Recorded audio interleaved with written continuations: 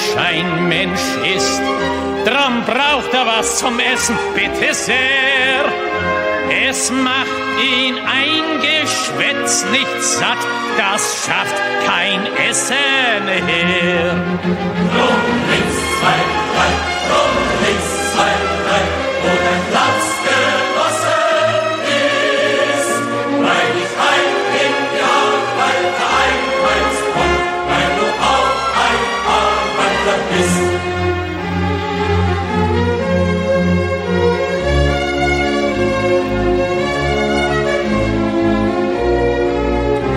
Und weil der Mensch ein Mensch ist, drum hat der Stiefel im Gesicht nicht gern.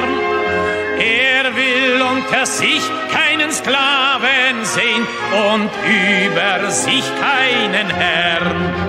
Drum links, zwei, drei, drum links, zwei, drei, wo dein Platz genossen ist, weil dich heim in die Arbeit einheimst und weil du auch ein Arbeiter bist.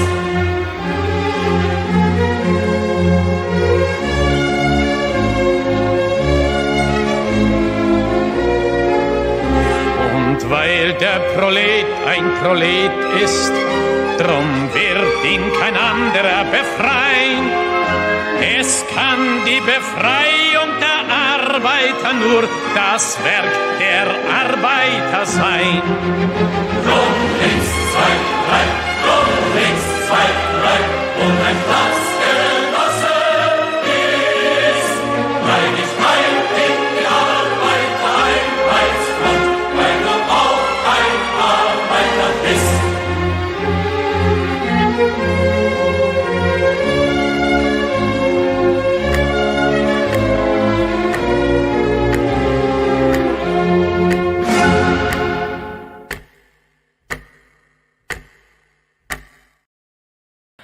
Здравствуйте, comrades. Welcome to Socialism Saturday, where Carlin is not quite set up yet with all of the things that she wanted to show in her tabs today, but that's okay. Okay, I am now.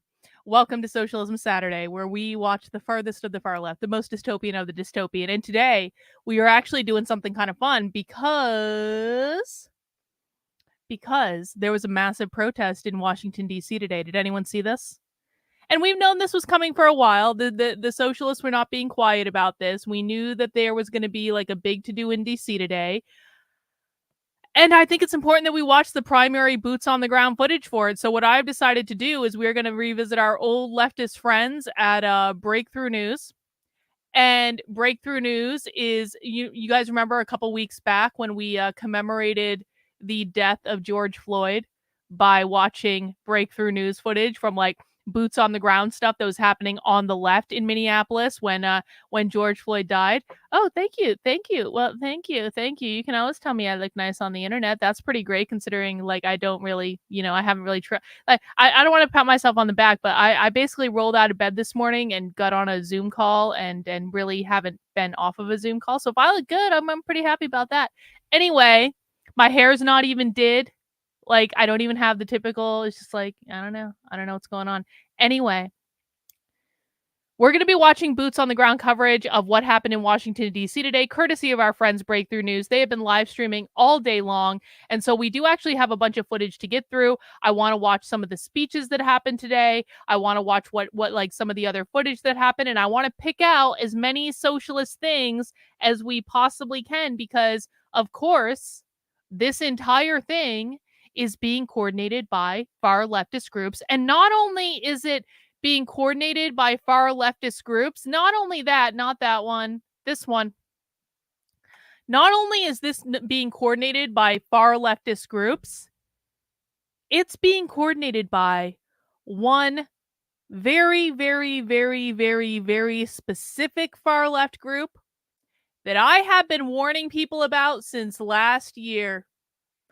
We started watching the Party for Socialism and Liberation last year. We started watching their videos. We started with a 6-hour socialism conference that they held in Atlanta. We watched that over 2 parts of Socialism Saturday. We watched an entire presentation they did about what the socialist utopia looks like after it's been reconstructed. They were the ones, I'm pretty sure, that put on the 3-part class about what it means to be a good comrade that we watched back in the day. This group specifically, and that's not to say there haven't been other groups involved, because there have been other groups involved, but the Party for Socialism and Liberation specifically has been involved in trying to coordinate these protests for a really long ass time. And they've been involved in it going way back I mean, they first started talking about this in 2022. So make no mistake, this isn't about Palestine. This isn't about anything to do with that. It just so happens that Palestinian liberation is one of the issues that they can latch onto and that they can use to advance a far left political ideology. But I can prove that it's not about that. Do you know how I can prove that it's not about that? Because back at the end of November, we watched this video from the Party of Socialism and Liberation talking about how they were going to recreate the riots of 2020 in 2024. Now, you might say, well, Carlin, if you watch that video in November, that seems to me to be after October 7th. So obviously they were still responding to October 7th, right? No. We watched this video in November of 2023. This video was recorded in November of 2022. This video was recorded a full 11 months before October 7th. And in this video, and you can find this on my channel, you can find this on my Twitter. I mean, we don't need to watch the whole thing. Maybe we could rewatch a minute of it or two, but like, this is a 9-minute clip. You can go watch it for yourself. In this video, the Party for Socialism and Liberation specifically and unequivocally states that they are going to create a pre-revolutionary crisis in the United States leading up to the 2024 election, and that they are going to redo the BLM riots of 2020 with greater frequency and at a larger scale. You can go watch the video for yourself if you don't believe me. That's exactly what it says. And if I need to play the video, I absolutely can. But it's a 9-minute video, and I don't want to spend time on that because a lot of people have already seen it. But what I'm saying is the Party for Socialism and Liberation specifically was saying this back in November of 2022, before October 7th happened, before they were latching on to this particular crisis. And so they were very clear about their intent. Now, some might ask, Carlin, why is this the first time we've ever heard about this if you found this in November? Well, I don't know, man, because I've been screaming about it ever since then. And in fact, let me give you one example specifically of that. The last DM that I ever sent James Lindsay, before James Lindsay blocked me for daring to disagree with him about queer theory not being a Gnostic sex cult, this is quite literally the last DM I ever sent him. On November 26th, I said, I don't usually bother you with these things, but this one seems kind of important, James. James Lindsay never did anything with it. James Lindsay wasn't the only influencers I sent this to. I sent this all over the place. Actually, you know what? I take that back. There was one conservative influencer who covered this months after I sent it to her, but she still covered it. Liz Wheeler. I take it back. There was actually one. Liz Wheeler actually did show an abbreviated version of this clip on her show. So she actually covered it. Maybe not the minute I wanted her to, but she did it nonetheless. And so we have to give her credit for that. But James Lindsay, who is supposed to be the god that's going to save the right, had on video that the Party for Socialism and Liberation was saying they were going to do this. He didn't do shit. Oh, yeah. I sent it to everyone, per usual. but none of them ever listened to me. And so no one ever knew about it, except for people who were watching Socialism Saturday, and except for people who were following my Twitter account, except for people who were following my Substack and listening to what I had to say about it. So I'm just saying, so Mel K, what I will, you know what? Yes, credit to Mel K as well. Credit to Mel K. I don't think Mel K specifically covered this clip, but Mel K absolutely had me on her show where I was talking about it. And so good, fair point well made, Dragon Balls. Mel K, another person people should follow. Mel K follows my content. She covers it. She does a great job. Her name had slipped my mind, but it shouldn't have, because she is actually one of the good ones. Jeff kicking us off with an awesome super chat. I appreciate this, Jeff.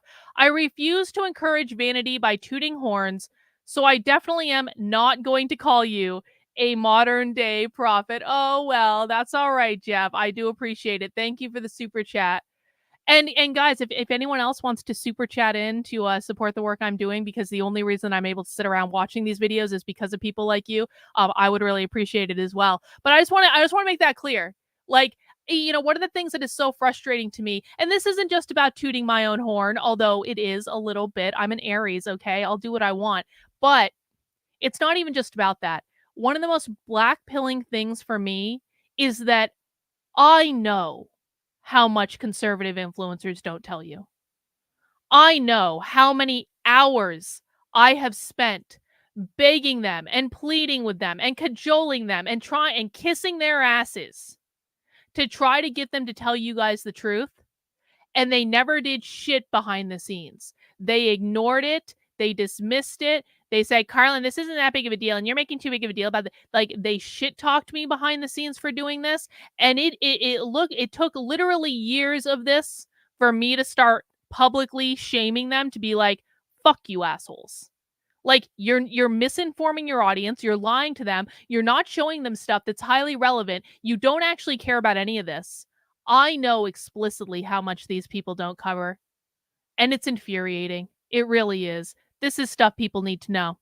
And we're seeing the ramifications of that stuff today, because we can look on Stu Studio's feed. Stu Studio, obviously, consummate professional. He's doing a great job. Stu Studio posted this video last night. Activists from the Boston Coalition for Palestine, Boston chapter of the Party for Socialism and Liberation, and a couple other groups are boarding multiple buses to surround the White House for the Gaza protests. They were busing people in from everywhere. There were buses coming down from Vermont, I saw. Obviously, there were buses coming from Boston. They bussed people in from all over the place. Okay? Let's see what else we've got today. We've got this. Oh, look. They're setting off smoke bombs right outside the White House. And you see this thing right here? You see this red line? Check this out. There are literally 75, well, according to the Party for Socialism and Liberation, 75,000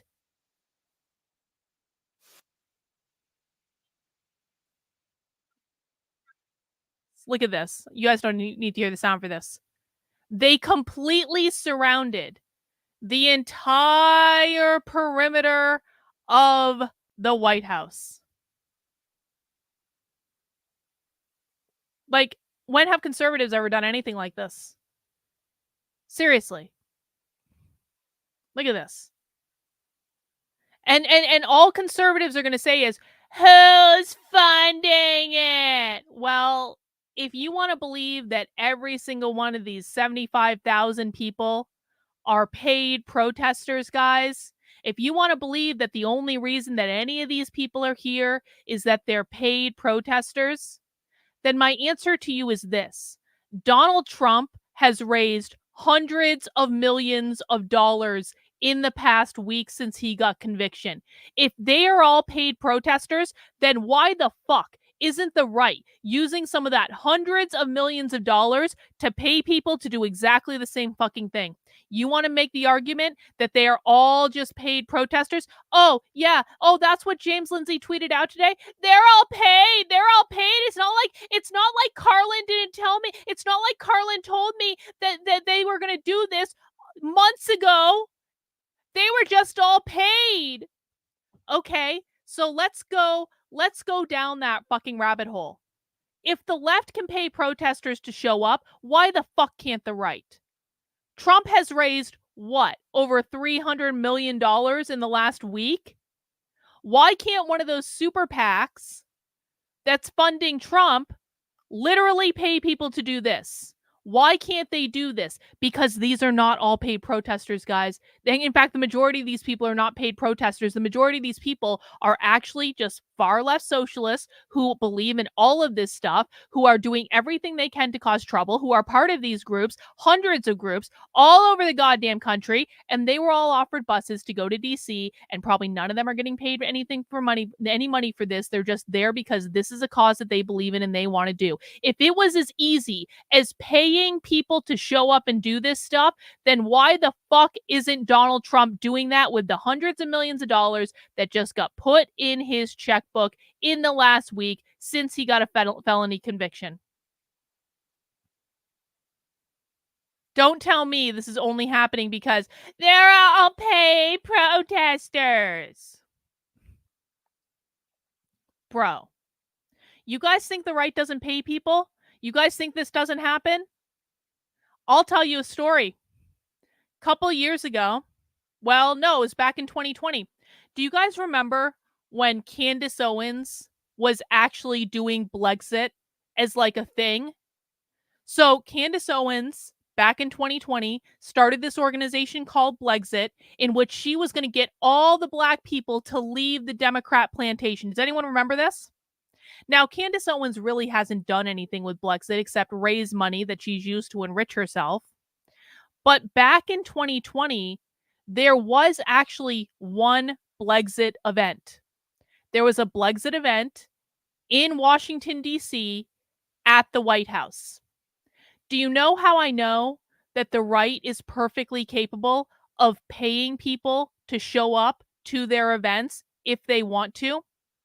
Because I know someone who was paid by them, by Blexit, to get flown into Washington, D.C., to all get a Blexit t-shirt, to show up at the White House, to do this staged event. They actually had to fly people fucking in for this. They couldn't just find like 70 like black people in the greater Washington, D.C. area that were trying to lead the Democratic Party. They paid to fly people in, put people up in hotels, got them all the same t-shirts, carted them out to the White House. Donald Trump comes out on the balcony and waves to all of them, and they're all cheering and all that. I know someone who was literally paid to do that. So don't tell me that the right can't pay people if they want to. If all this is just people being paid to do it, then the right should be doing exactly the same fucking thing, and yet they refuse because they can't get people to show up for it. Because the truth is that it's not just about paying someone to show up for something. They actually have to agree with it. Anyway, I got a couple super chats. The trucker convoy in Canada was largely conservative. Well, what happened to the trucker convoy in the United States? Because that never went anywhere. But it was largely conservative in Canada. Sure. Yeah, I agree with that. Why couldn't they replicate the same thing here? Because people wouldn't show up for it. Naruto Tim Pool is saying the left is destroying itself because pro-Palestine protesters clashed with a pride march. Tim Pool is a fucking retard, and no one should really listen to anything Tim Pool is saying because Tim Pool is nothing more than a beanie-wearing retard. So, that's what's going on in Washington, D.C. today, and what we are going to be doing is we are going to be watching some of the coverage from there we go. We're just going to watch the live coverage. I want to see the speeches. I want to see what they're doing. I want to see what people are saying. This might not be the most fun thing for everyone, but I think this is important, guys. We look at primary source evidence on this channel. You cannot fake primary source video evidence. Okay, I mean, I guess you could, but it would be really, really effing ridiculous. So we're just going to start watching some of the coverage, and we're going to see what we find. And I want to ask, Human Centipede, did you have different coverage you were watching earlier, or was it the breakthrough news coverage? Because I want to see some of the speeches that were made earlier. Because apparently people were telling me, and I didn't get a chance to look at it, but people were telling me that basically the speeches that were being given at this thing were like word for word socialist talking points over and over and over again. So we're going to get to hear that. And I think that's going to be really interesting. So that's what we're going to be doing, guys. So you were watching Breakthrough. Okay, cool. So this is the one we should be watching then. Good. I mean, they're leftish, yeah, but they actually do a really great job at it. Before we jump into that, we do have a couple orders of business. And I do want to know, is there anyone that is new here that has not watched Socialism with me before? And I want to say hi to people over on Rumble. Tiffanel, I see you over on Rumble. Will Willis is a conservative moron. Will Willis over on Rumble says Trump uses his monies for lawyers and to put up rallies, not to pay protesters. Okay, so what you're telling me, Will Willis over on Rumble, is that you want Trump to lose. Like, I'm gonna be really blunt. I cannot fucking wait for Trump to lose in November. I can't fucking wait. And it's not that I think that Joe Biden's great, and it's not that I want Joe Biden to be president or any of those things. But conservatives live in this world where they exist with such fucking hubris that they deserve to lose, and they deserve to lose badly. Will Willis over on Rumble saying, the left will destroy itself. It will, I swear, it will destroy itself. This is the conservative attitude, and this is why they deserve to lose. They don't take anything fucking seriously. They don't take anything seriously. They don't approach this like adults. They're a bunch of fucking whining, crying, goddamn toddlers that just run around all day saying, we're winning. No, you're not, guys. No, you're not. And now Will Willis over on Rumble thinks he's owning me because he said, Trump 2024 mega bitch. Yeah, okay. Yup. Trust the plan, bro. Trust the plan. Trump thinks he's a shoo-in, but I think even more people will hold their nose to vote Democrat rather than vote for Trump. I mean, we'll see. Again, I keep telling people, conservatives spent 4 years driving everyone who voted for Trump, who disaffected from the left, to vote for Trump in 2020 away. They spent 4 years shitting on all of the disaffected lefties. They spent 4 years shitting on the libertarians. They've been continuing to shit on the libertarians. Like, I mean, really aggressively and severely. Like, it's so stupid. It's so goddamn stupid. Oh, now Will Willis over on Rumble saying, cry louder. Well, Will Willis, you're now banned. That's how we deal with conservative retards, guys. I'm not going to have conservative retards doing conservative retarded shit in my chat. That's just not the way it rolls. As a reminder, people who might be new, I have 2 rules in my chat. Number 1, don't be a dick. I can do whatever I want. You're in my house right now. I'm not in your house. You're in my house. I can do whatever the fuck I want. You will exist by my rules. My rules are, you will not insult me. You will not insult other people in my audience. My second rule is no whining. I don't want to hear it. Oh, so now we've got G11B over on Rumble. So you don't allow free speech. Yep, you're right. Go away. I do not allow. I absolutely censor free speech from conservative retards. 100%. If you're a conservative retard and all you're going to do is show up in my chat and whine and complain and not listen and not pay attention because you don't actually care, because you think you know everything when in fact you know nothing, I will absolutely censor your speech in my house. And if you don't like it, you can run right over to the Daily Wire and kiss Ben Shapiro's ring and get told all your conservative talking points that you just can't wait to hear. You can absolutely do that. So, and Tiffanel, I don't want to hear any shit from you either. Because now we actually, Tiffanel, you're going to get a 5-minute timeout. Everyone on Rumble is now timed out.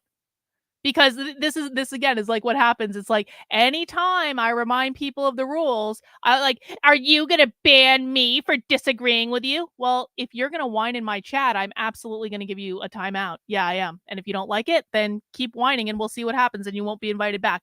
Just the way it goes, guys. Not in the mood. All right. Anyway, for people who, yes, this is not your fucking house, MAGA grifters. This is a fucking research group. Anyway, we are going to get to the live footage, guys, but I do want to know if anyone's new. Now, if anyone is new after that little rant, I'm sure that little rant was a shocking introduction. But what we actually do on this channel is a class. I take you through the most far left groups that we can find on the internet. I play their trainings for you. I play their talks. We talk about their language. We research what they're doing. This is not something you're going to see on Libs of TikTok. This is not something you're going to see on the Daily Wire or the Blaze or Fox News or any other conservative outlet. We are going right to the root source, and that is the far left activists that exist in our world today that you have never, ever, ever heard of if you're listening to Fox News and stuff like that. Naruto says, I think more people are committed to voting for Chase Oliver than Republicans are committed to voting for Trump. I mean, I don't know about that, Naruto. Let's not go that far. Chase Oliver is not going to get a huge percent of the vote. Then we should acknowledge that. But Chase Oliver will probably get enough of a percent of the vote to swing things in the swing states, and that's really all I care about. Chase Oliver probably will cause Donald Trump to lose Georgia. I mean, that's reality. And any conservative can come in and go, 3%. Well, Trump lost Georgia by less than 0.5% last time. So if Chase Oliver gets 3% in Georgia, that's actually more than 5 times the number of votes that Chase Oliver would have needed in order to cause Donald Trump to lose Georgia in 2020. So it is what it is. It is what it is. Lone Wolf says, I'm glad you're showing this, because by Monday, Tim Fool will spin something retarded up over this. Oh, won't he ever?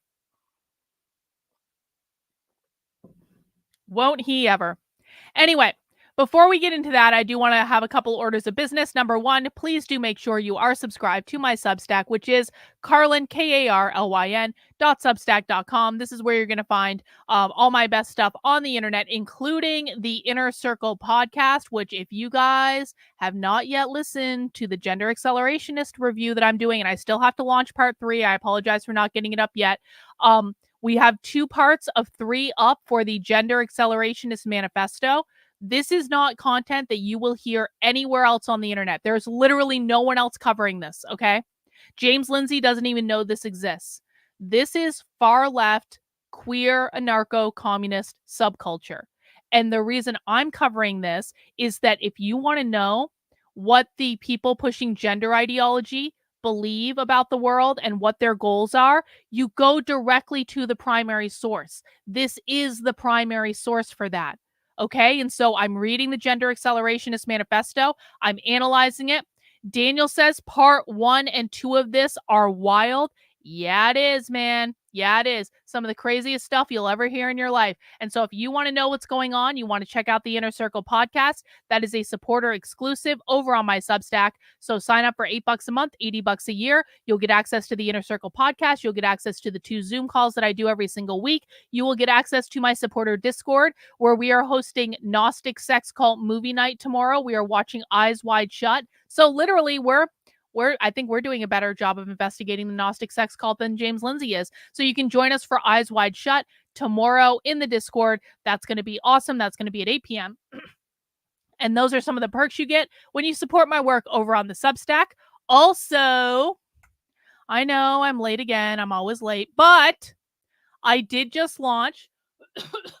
I haven't updated the Unwoke Wiki website yet, but the latest limited edition Unwoke Wiki Plague Doctor shirt is live in the Unwoke art store. And I'm going to be honest, this might be one of my favorites so far. It's a Plague Doctor made out of like a neon lino cut, and it looks so effing cool. And it's available in black, and it's also available in purple. There's the purple one.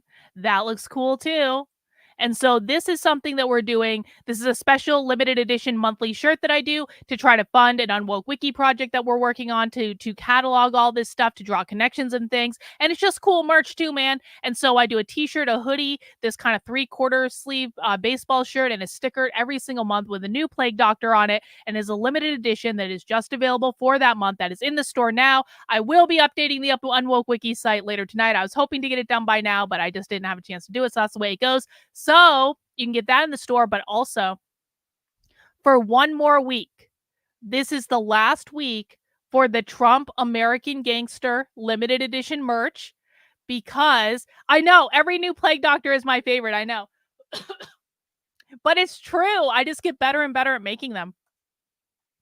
Can you get an anime style Plague Doctor someday? I guess we'll see. That's a good idea there, Jenny. But you also have one more week to pick up the American Gangster Trunk merch, because this is our special merch to commemorate Trump becoming a convicted felon. And so you can get the classic orange steel mugshot stuff on the t-shirt, the hoodie, and the black mug. But I brought back the very special Golden Trump mug. The Golden Trump mug is one of the best-selling things that I've ever had in my store. I launched it. Oh my God. Allergies. God, there's so much pollen outside. Anyway, when I originally launched the Golden Trump with a different design, it is one of the best-selling things that's ever been in my store. So in order to commemorate, there is just nothing better that we could have done to commemorate Trump becoming a convicted felon, but another Golden Trump mug, this time with American Gangster on it. All this is going to be available for one more week in the Unwoke art store. You can pick it up there. Will a plague doctor get a red Santa hat for Christmas? Maybe. We'll have to see, Julianne. We will have to see. Daniel says the t-shirts are super soft and comfy. Yes, there are larger sizes for all of the t-shirts that I have in the store, and they are super soft and comfy. So the t-shirts that I have they're like a jersey. They're super, super soft. You can get them up to 5XL. This comes in different colors, so you can get an orange one, you get a navy one, an oxblood black one. That actually looks pretty fucking cool. You can even get a lighter one, because Judy was pestering me and she said, Carlin, some of us have cats and we need lighter color shirts. I was like, all right, fine. So you can get all sorts of different colors. The t-shirts are great. Honestly, guys, and this is the God's honest truth. I'm not just saying that because I'm creating this merch. Most of the t-shirts that I wear just in my day-to-day life are the t-shirts from the store, because they're so effing comfortable. The things that you see me with, like the cut up shoulders and stuff, I do that myself because I'll do what I want with my shirts. But they come from my store, and the reason I wear them is they're legitimately comfortable. They're awesome. They're super soft. They look good. They even if you're like, I want a ladies cut shirt. No, you don't. No. The sizing on that stuff is all screwed up. You want this one. It's going to fit you nicely. It's going to look beautiful. I promise. All that stuff is available in the Unwoke art store. And of course, purchases from the store do go to support the work I'm doing, and I really appreciate it. Last thing I want to remind people of, not that one.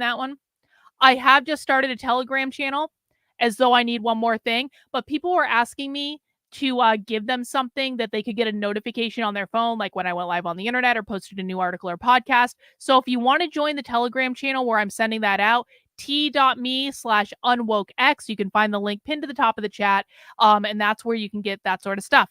All right, let's get into our stuff. Finally, I've timed out everyone in the Rumble chat.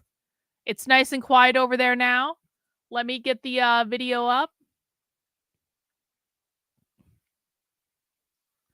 We are going to start with the first video. These are speeches that were done earlier in the day. Not sure if you caught my earlier post. Status Coop News also covered DC from the beginning, includes speeches. They're live right now in Los Angeles. Watch breakthrough for the People's Court. I didn't see that. Hang on. Let me see. Let me see if I can get them up. Thank you, Mustard Seed, for the suggestion. I do appreciate it. Status Coop News.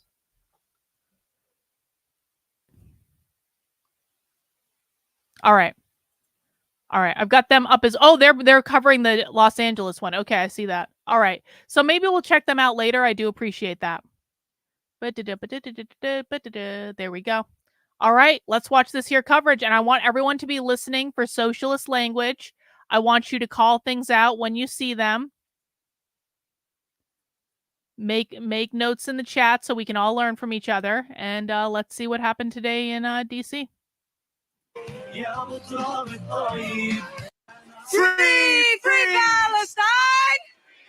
Free Palestine! Free Palestine! Free Palestine! Long live Palestine! Long live Palestine! Long live Palestine! Long live Palestine! Free Palestine! Free Palestine! Free Palestine! Free Palestine! Free Palestine! Free Palestine! Let them hear you in the White House! Free Palestine! Free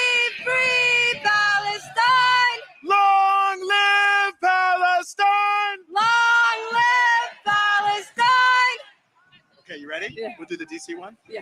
Okay, we got a good one for y'all. From DC to Palestine, DC to Palestine. we are the red line. We are the red line. From DC to Palestine, From DC to Palestine. we are the red line. We are the red line. Biden, Biden, you can't hide. Biden, Biden, you can't hide. Gaza is a red line. Gaza is a red line. Biden, Biden, you can't hide. Biden, Biden, you can't hide. Gaza is a red line. Gaza is a red line. So free, free Palestine. Free, free Palestine. Free, free, free Palestine. Free, free Palestine. Welcome, everyone. We are here today, and thousands more are pouring in as we speak. Yes. Coming in from Ohio, Yes. from Iowa, from Vermont, from Florida, from New York, and from right here in the DMV. Yes. Let's hear it one more time. Free, free Palestine. Free, free Palestine. Free, free, free Palestine. Free, free, free Palestine. We are pouring in from all over to bring the People's Red Line to the White House. Yes. The red line that they refuse to hold, but we, the people, can. The ruling class, they've shown us that they have no red line. Yes. They will bankroll the murder of 40,000 Palestinians. Yep. They will provide cover for the wholesale destruction of the entire Gaza Strip. They'll provide the blueprint for the mass displacement of over 1 million Palestinians and then send bombs to rain down on people in their tents of refuge. Oh, shame. They've shown that they have no red line. They have funded the massacre of Rafah over the past few weeks, the genocide in Gaza over the past 8 months. I didn't see and this. so many other instances Fascinating. of death and plunder. Thanks for letting me all know. in the name of empire and bloody profit. But we are here today to honor those martyrs, to honor our 40,000 and counting Palestinian martyrs. We are here to carry the struggle forward. Yes. We are here in honor of those martyrs, Yes. but also to fight for the living That's right. and the liberation of the living. That's right. That's right. Come on. We are here to carry that struggle forward, and we are here to say, Biden, we are your red line. Yes.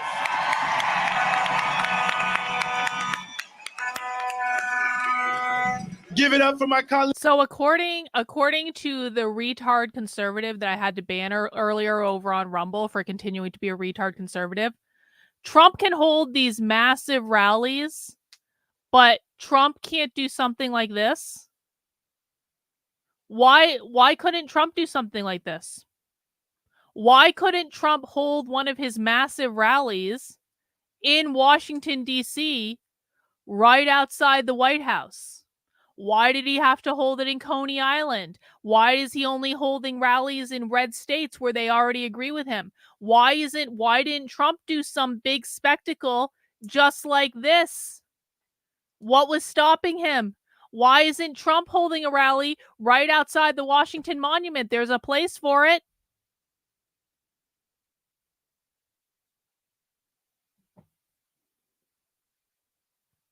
I mean, they'd prove a point, though, wouldn't they? It would prove a point. Are conservatives willing to sacrifice something for what they believe in? Or because they scream all the time, Civil War, 1776, Civil War, 1776. You're telling me they're not willing to get arrested? The left is willing to get arrested. Not only is the left willing to get arrested, the left actually trains people for what to do when you get arrested.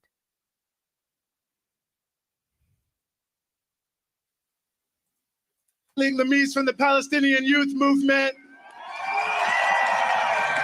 I am Eugene Puryear from the Answer Coalition.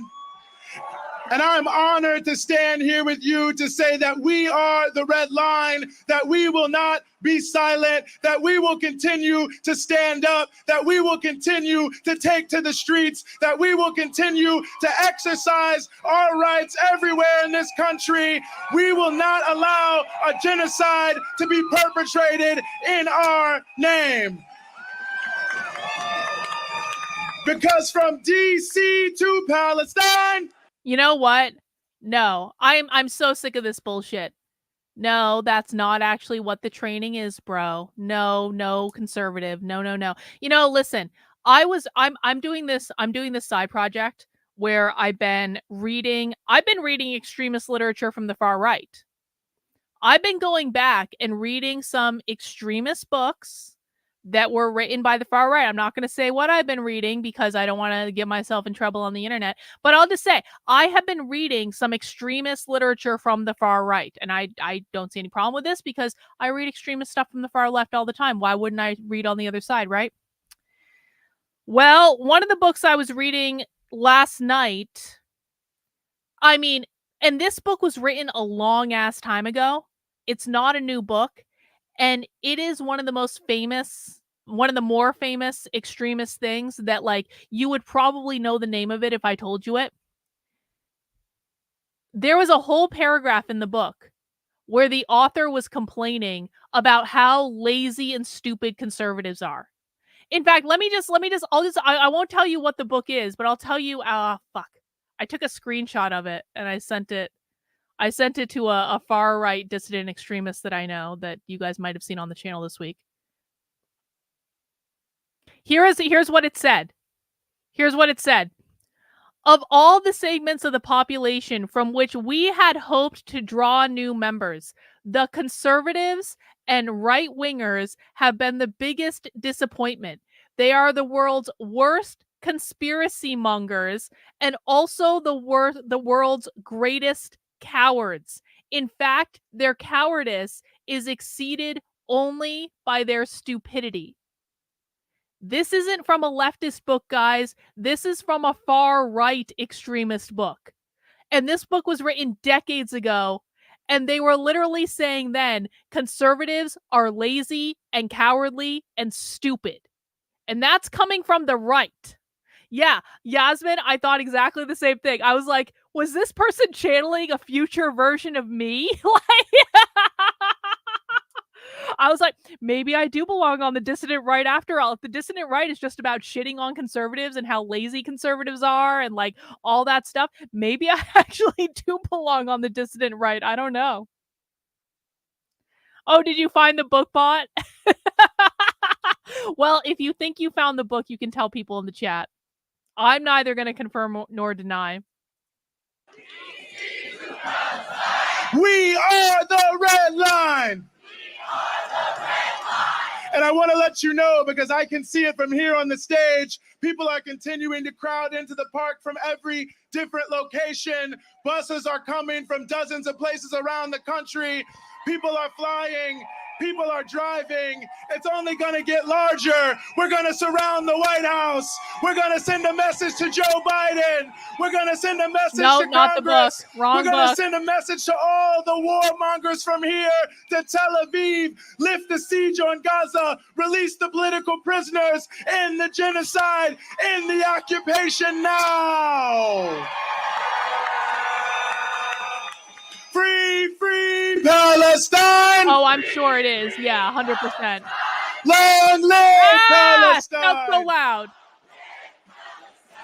And before we bring up our first speaker, I also want to let you know that we are not the only people taking to the streets today around the world. In fact, already, as we were gathering, tens, if not hundreds of thousands of people have flooded the streets of London in solidarity with the people of Palestine. No, in Ghana, Mein in Kampf, Accra, not Mein they are Kampf, flooding no. the streets for Palestine. We have to continue to be very loud, to be inspirational, because tomorrow in Sao Paulo in Brazil, they will be flooding the streets in solidarity with Palestine. Free, free Palestine! Long live Palestine! Now, to start us off here today, I want to bring up a representative of one of the cornerstone organizations of this entire... Hang on, I missed this chat from two ladies, but yes, we should absolutely do this. We should do a shout out to Finley. Finley is a member of my community. He lives out in Montana. And Finley this past week gave a great speech to people in Montana about how to speak socialist. And he's out there teaching socialist language. And he's applying everything that he got to learn by watching streams just like this. And he's out there teaching people. And he posted a video of it on Twitter. I retweeted it. And so shout out to Finley. He's doing the work and he's actually applying this knowledge, because that's really what I want people to do. I'm not just doing all this for my health. What I want to have happen is for people to learn about the far left, the real far left, the hinged into reality far left, learn about the language they're using, learn about how to teach it to people, learn this is why I drill the talking points in over and over and over again, so you guys can take those talking points and use them to teach normal people. And I want you to take it and go out into the world and teach people in your community. So we've got Finley doing that. He did a great job. Shout out to Finley. Movement. Welcome to the stage, Mohammed from the Palestinian Youth Movement.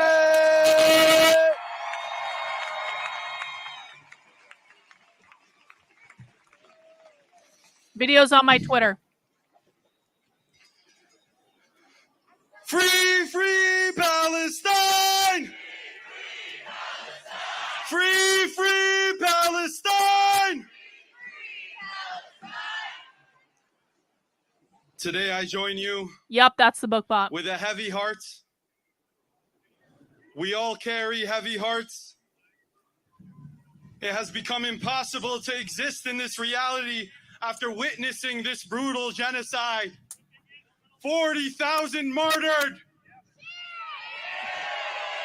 40,000 martyred. 150 just this morning. 15,000 children, my cousins, found in bits and pieces.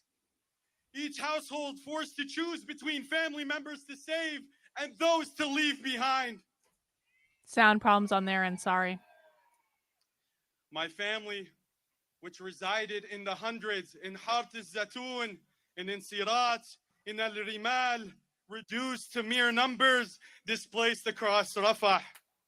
My homeland, decimated, our homeland. I'm turning my mic soaked down. In the blood of our martyrs every day. So you can turn your volume up. And every day it becomes increasingly difficult to find the energy to move forward. I don't say this to dishearten us, but to validate our feelings currently. We are tired. We are exhausted of this genocide. Victory seems like an eternity away, but we have to remember who, through the tears and the pains, who we do this all for. It is not for us. It is for the people in Gaza who exist as our compass. There it goes. There it is. It's back. Sound whom is have back. been unwavering to the cause since good. the first night of the bloody campaign. I remember the first night like it was yesterday. They told me, we go to sleep knowing we might not wake up in the morning. The sun rises and we hope Gaza is still there.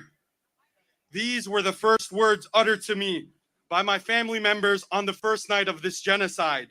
The worst night of their lives as they describe it. No internet, no connection to the outside world, just bombs raining down on them from every angle. And the Gaza they knew, for all they knew, was no longer. For all they knew, they were the sole survivors. But when the morning came and the dust cleared, it became apparent to my family that this time was different. To the people of Gaza, that this time was different.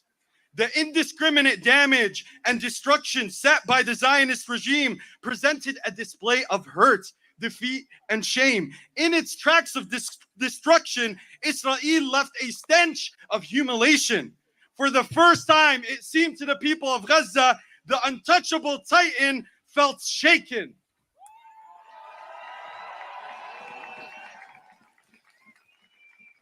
My family and I were drenched in tears of anticipation of what's to come, worried over our family in Gaza underneath the bombs. Yet it was them who came to comfort us. Oh, the people of Gaza. Wait, still guys, in- we have a conservative retard in the chat.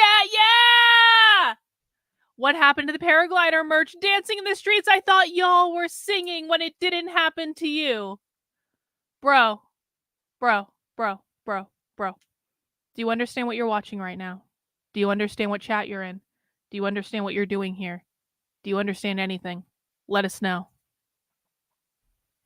The blood of the first martyrs. The people of Gaza swore to themselves an oath of Sumud. The resilience is a reminder of the enormous pride we should feel as the children of Gaza, the children of Palestine. He's owning the libs. I wish I was able to show you what Gaza was. Gaza has always represented a glimpse of what a free Palestine could look like. Even as Israel attempted for years to choke out the air from Gaza, our people continue to breathe life. Their existence was resistance, and that is why the hatred of Israel to Gaza runs deep, as it represents their failed colonial project. The people of Gaza, the popular cradle, exist as the mark by where we should always measure ourselves. And for that reason, we cannot allow ourselves to succumb to despair, to succumb to defeatism. I know measuring our gains in the last 8 months can seem marginal, but we have to understand that we merely exist as one front of many. The efforts of the last 8 months have not been for naught. I want you to understand that. We have shut down streets. We have shut down bridges, airports, train stations. Look, the Orthodox Jews are there. The non-Zionist Jews are there, representing with their big hats. Think about it. This has never happened in the history of empire for a very long time. Day in and out. We organize to clog the arteries of imperialism here within the belly of the beast. And yet they continuously say, the old will die and the young will forget. Well, I have a message to the world and to the Biden administration. By being here today, we announce with the utmost pride that the old live on, and we will never, ever forget. All right, I got a nice super chat from Dragon Balls. He used to be Dragon Tail, but now he's Dragon Balls. FYI, new stream up on the United Church of Christ YouTube. Lutheran author discussing her new book, Raising Kids Beyond the Binaries. Holy shit. Celebrating God's trans and diverse children, and conservative cons think they're safe. Yeah. Let me take a screenshot of this Dragon Balls. I will look into that later. Thank you for letting me know. I appreciate it.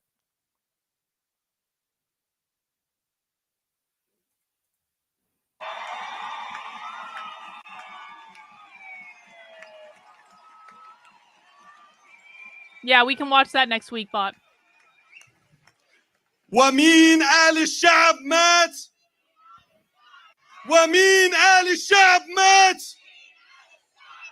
هينا بنهتف بالشتات. هينا بنهتف بالشتات. 8 months of genocide, 8 months of bloodshed, and all week we've heard red lines. Biden said Rafah was a red line. Hundreds more dead. Bro, and it's you clear literally to us don't that the even know what ruling you're class watching red right now, lines so I would are take as a real seat and as fucking listen Zionist if I was claims you. over the land of Palestine, as real as the state of Israel.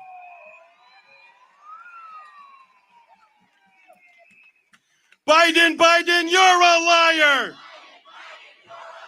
We demand a ceasefire. Biden, you're a liar. Lies. That's all the ruling class has had to offer to us. Our so-called political representatives represent no one but their own self-interest, the interests of war profiteers and corporate oligarchs. There were people on Twitter earlier who were trying to tell me, they were like, look, Carlin, this protest is proof that the left are infighting with each other. They're infighting. Just let them destroy each other. And I was like, bro, these are socialists. Socialists have literally never liked Democrats. There has never been a reality in which socialists and Democrats were on the same team. There's never been a reality in which progressives and socialists are on the same team. And conservatives are convinced that this is the issue that has the left fighting each other. They're all so retarded. They have no idea what they're looking at all. Yeah, like the conservatives really can't see. This is the radical revolutionary socialist left. These are not Democrats. These are not liberals. These are not progressives. This is the radical revolutionary socialist left. The conservatives think the Democrats are infighting with each other. Yeah. And like you try to tell them that and they're like, well, you don't have any proof. I'm like, I do actually have proof. I have like thousands of hours of free content. And then they go, well, are you going to show me something that doesn't require me to watch thousands of hours of content? And I'm like, no. It's all free. You can go do your own homework or you can pay me money and I'll show you, but I'm not showing it to you for free out of the goodness of my heart when it's all available to you at any time. Well, yeah, and this is why it's so stupid for conservatives to call Biden a communist. Biden's not a communist. It's so stupid of conservatives to say, we already live in a socialist United States. No, you don't. No, you don't. You can still own a home. You can still own land. You still have parental rights. You still have individual liberties. You still have all these things. You do not live in a socialist country. Stop saying you do. Because they're lazy. Exactly. Companies like Boeing and Lockheed Martin, which would sacrifice our souls, the souls of the working class, just to maintain economic hegemony. Shame! Shame! Shame! This is why we must attack imperialism wherever it's at. Imperialism means capitalism. It's most vulnerable. At its arteries. You hear me? We got to attack them where? At its arteries. So what does that mean? Well, my guy. I am proud to announce the Palestinian Youth Movement have launched a campaign against Maersk, the largest logistics and transportation company in the world. Oh, I am shocked that they are launching a campaign against a capitalist giant corporation that is funding Israel. I am shocked at this revelation.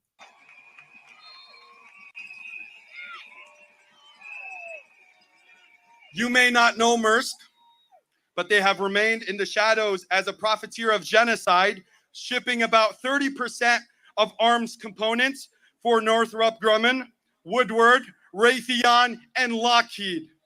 Hey, at least the anti-war left is coming back. I'll give them that. And I'll give you an example. The F-35 fighters that have decimated Gaza, their wings are produced by Leonardo's in Italy. The plane transmitters are produced by BAE Systems in Britain. They take those pieces, bring them to America, to the weapons manufacturers, build the weapons, send them to Israel to continue to genocide our people. And that is why they are our focus today.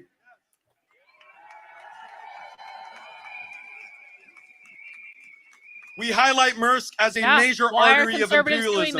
And through shutting down these war profiteers, we will sever a major supply chain of weapons and transport that has continued continuously murdered our people. Logistic companies have long gone untouched, but that changes today with us. So I ask you, the good-faced people of the world that have shown up today, will you join us? This is going to be our typical conservative argument. James thinks that he's really owned the libs today. James is feeling pretty good about his contribution today. This is the conservative counter to 75,000 protesters showing up and literally encircling the entire White House. They're stupid and they smell bad. James, you're losing to these people. So what does that say about you? How much do you suck that you are losing to these people who you say have the intellect of a toddler and they probably smell really bad? Well, they're kicking your ass, bro. So what does that say about you? In this next era, as we knock down titans one by one, starting with Maersk. Yes, you not are. A nickel, don't not a dime. Lie. Yes, you are. No more money for Israel's crimes. No more money for Israel's crimes. No more money for Israel's crimes.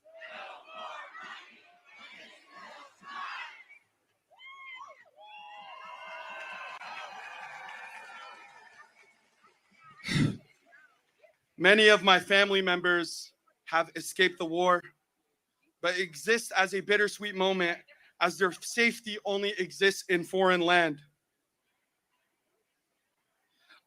And after speaking with them, they have all echoed a common sentiment. They ask me,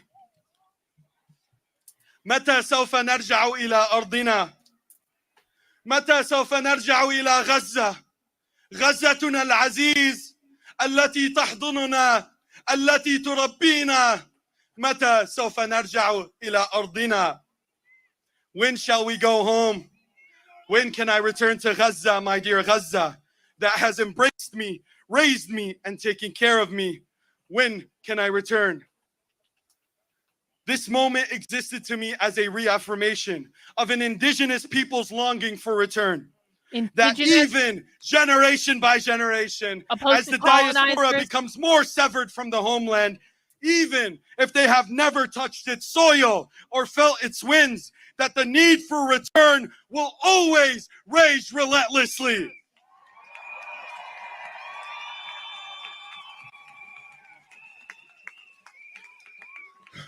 This curse within our genes exists as an affirmation of a future where we have won. There is a version of us, days, decades, years from now, enjoying the fruits of our struggle today.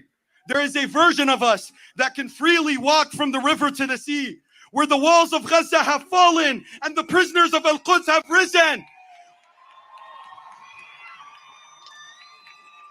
Where the flag of liberation waves in Yafa, where the Zaghruta echoes in Haifa, where the young and old pray side by side in Al-Aqsa, where the resistance, the struggle becomes nothing but folklore told to the children of the new era, children who only know of the stories of darkness, never experiencing them. A reality that exists in a checkpoint-free Ramallah, a bomb-free Gaza, a prisoner-free Al-Aqsa, and a Zionist-free Palestine.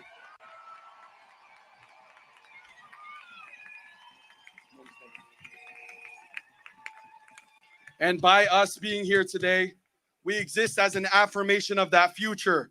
Us, the masses of the world, the organizers and intellectuals, the youth and students, the working class and working poor, we are the true moral compass of the present and future. We will continue to draw the lines through our organizing.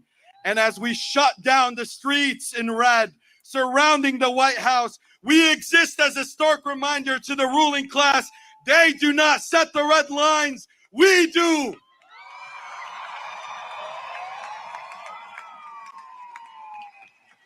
From the river to the sea, Palestine will be free. From the sea to the river, Palestine will live forever. Palestine will live forever. That is the sworn truth of us, the diaspora. Thank you.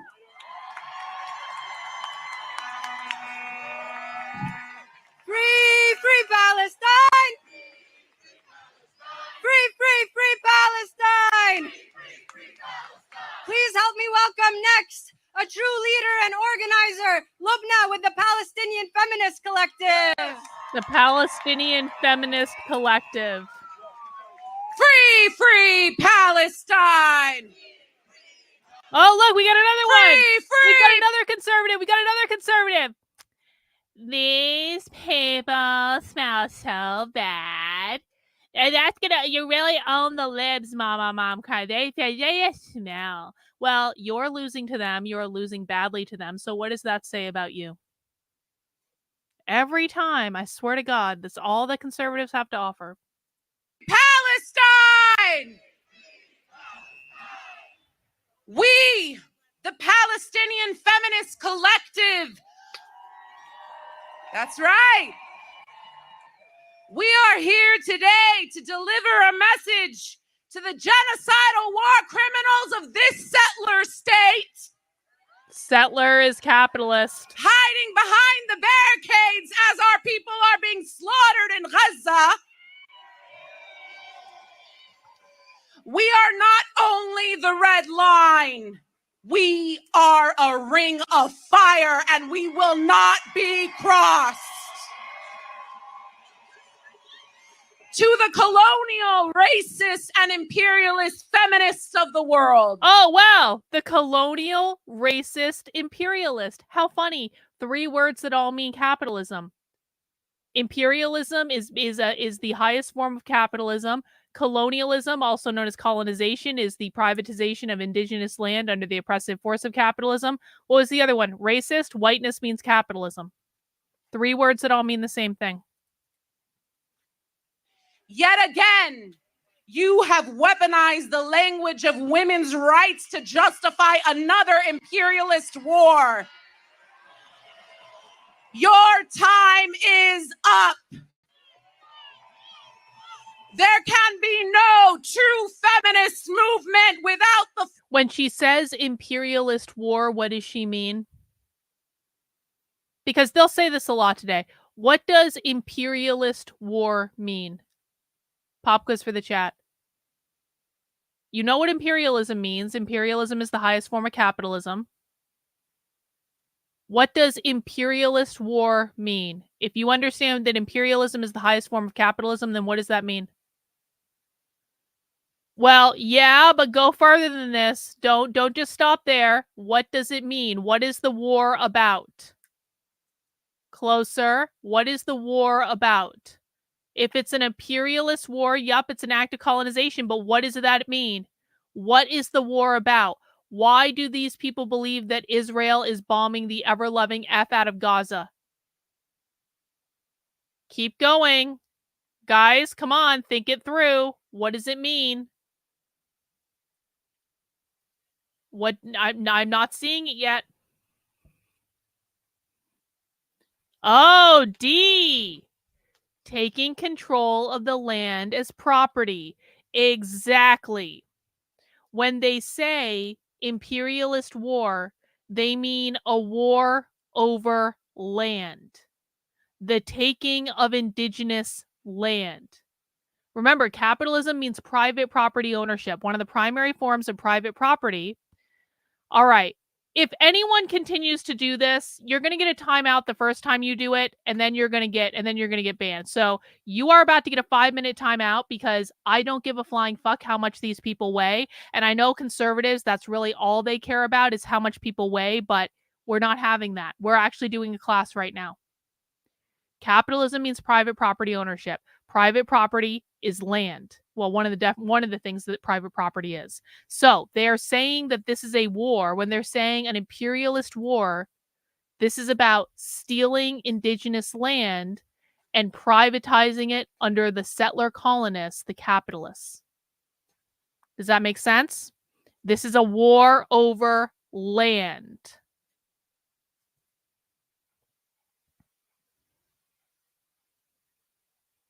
Well, no, Sin, you didn't say that. You said a war against capitalism, and that wasn't correct.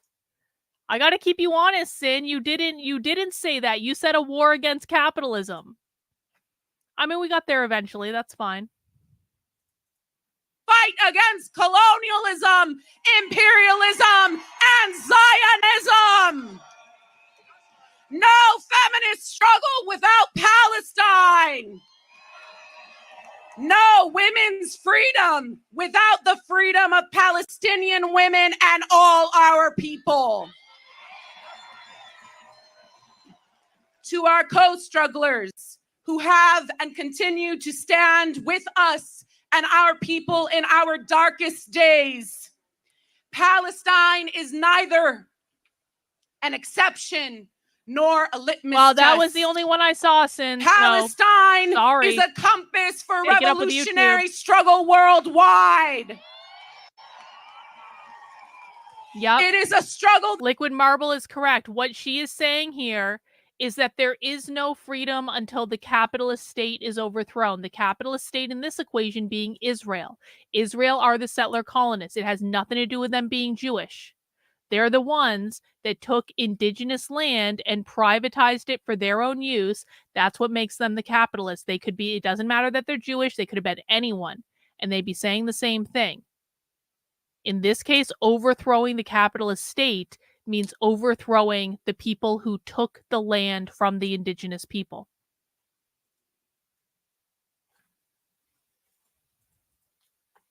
That belongs to every lover of freedom everywhere. Let this compass guide us toward a liberated future for us all. Hang on, Andrew asks, is it a correct assumption that they view Israel as the United States? Well, they believe that Israel is being supported by the United States, and so they don't view them as the same thing, but they do believe that Israel is being supported by the United States, which they also want to overthrow the United States capitalist government too. So it's not really, they kind of view them as like one and the same. So I mean, like yeah, they do view them as kind of like one and the same. You're right. To our steadfast people in Gaza, thank you for teaching us what sumud and defiance and courage and fidelity to freedom looks like in practice. To the Palestinian women of Gaza, thank you for embodying a devotion to life in the most unlivable conditions on this planet. We in the Palestinian Shatat pledge to stand with you and struggle alongside you until this genocide ends, until the siege is lifted and this colonial regime is brought to its knees. From Rafah to Khan Yunis, Deir al-Balah to Al-Quds, Jenin, Al-Khalil, Masafir, Yatta, Nablus, to the refugee camps across the region. No, they come in different colors. It's about the pattern, not the color. Everywhere. We promise that we will not rest until all of Palestine is free. And last, our message to the colonizer.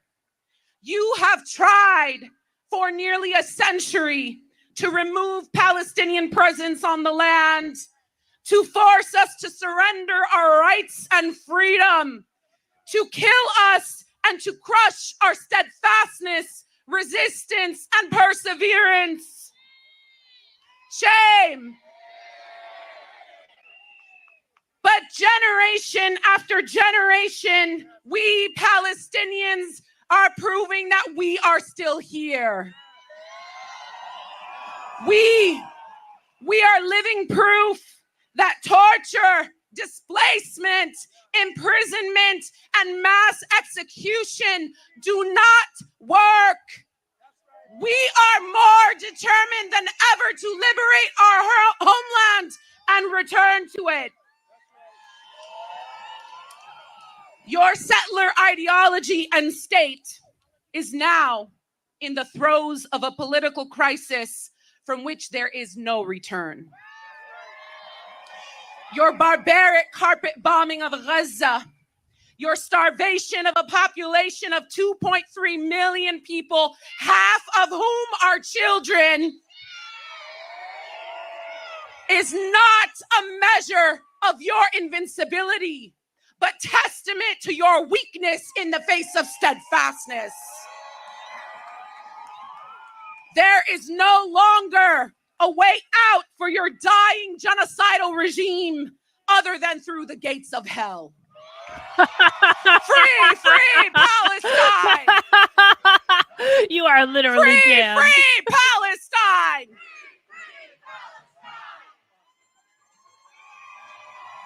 Give it up for Lebanon, the Palestinian Feminist Collective one more time. Biden, Biden, you will see. Palestine will be free. Hang on. No, it does not mean white people. It means capitalist. It means the private property owner. Anyone can be, it has nothing.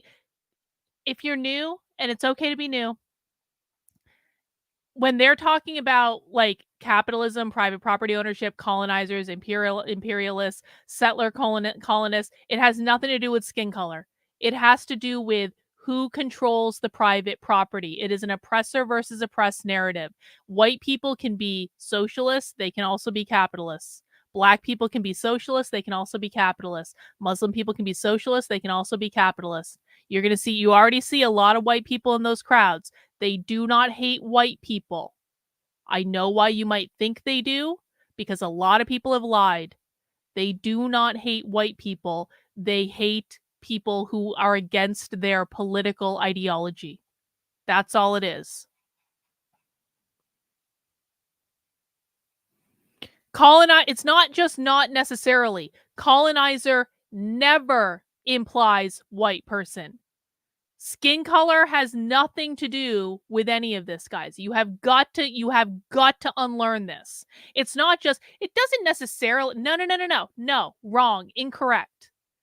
Whether or not you are a colonizer has nothing to do with your skin color. It has nothing to do with being Jewish either.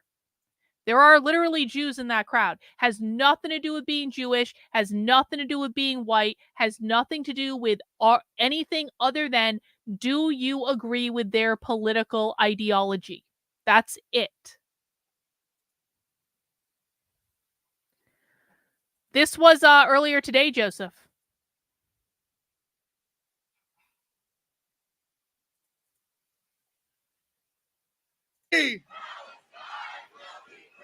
Biden, Biden, you will see. Exactly. Palestine will be free. Before we bring up our next speaker, I just want you to note, we already mentioned a number of cities from London to Accra, Ghana. I want to add Manchester, England, where thousands are joining us in the streets demanding an end to genocide. And I also want to tell you, inside of 48 Palestine, Nope, wrong. Nope. You're the one who doesn't understand, bro. You're the one who doesn't understand. Now, if you weren't new to this channel and coming in and you're trying to swing your dick around like you've got a big one, even though we all know it's probably like this. But anyway, you're trying to act like the big swinging dick right now when you're not. If you had spent the last 3.5 years watching these people, like I've spent the last 3.5 years watching these people almost every single day of my life, you would know that they never refer to Western civilization. And I know where you're getting this from. And it's not correct. I know exactly where you're getting this from. It has nothing to do with these people at all. This is right-wing bullshit propaganda. So no, I'm not the one that's half correct. You're the one that has not ever watched the left. You've only listened to the right-wing interpretation of the left. So if you want to stay here, you're going to shut your mouth, you're going to open your ears, and you're going to listen. And I promise you, you're not going to hear them say the word Western at all today, because they very rarely do it. Every once in a blue moon, they say Western. Do you know what they do say, though? Capitalism. Over and over and over and over and over and over and over and over and over again. So no, Western civilization does not represent all the values they are vehemently opposed to. That is a bullshit right-wing talking point. Call Central Israel in a small village, forgive my pronunciation, I believe it's Taiba. They are also demonstrating on June 8th, demanding an end to the genocide. From 48 Palestine to Washington, D.C., we are the red line. We are saying the genocide must end, and it must end now. And on that note, I want you to give a huge welcome to a man they haven't come up from yet, the U.S. campaign but they for will. Palestinian rights.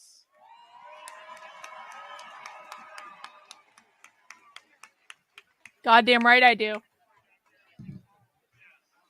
My name is Iman, and I am the Director of Advocacy at the U.S. Campaign for Palestinian Rights and a member of the Palestinian Feminist Collective.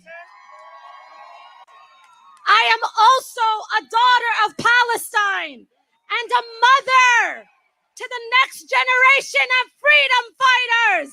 Probably a lot. Today marks 8 months of the ongoing genocide in Gaza. 8 months of brutality that no one should ever bear witness to. Shame! We have gathered here together from across the country in DC to make it known to Genocide Joe that his complicity in this genocide has not been forgotten.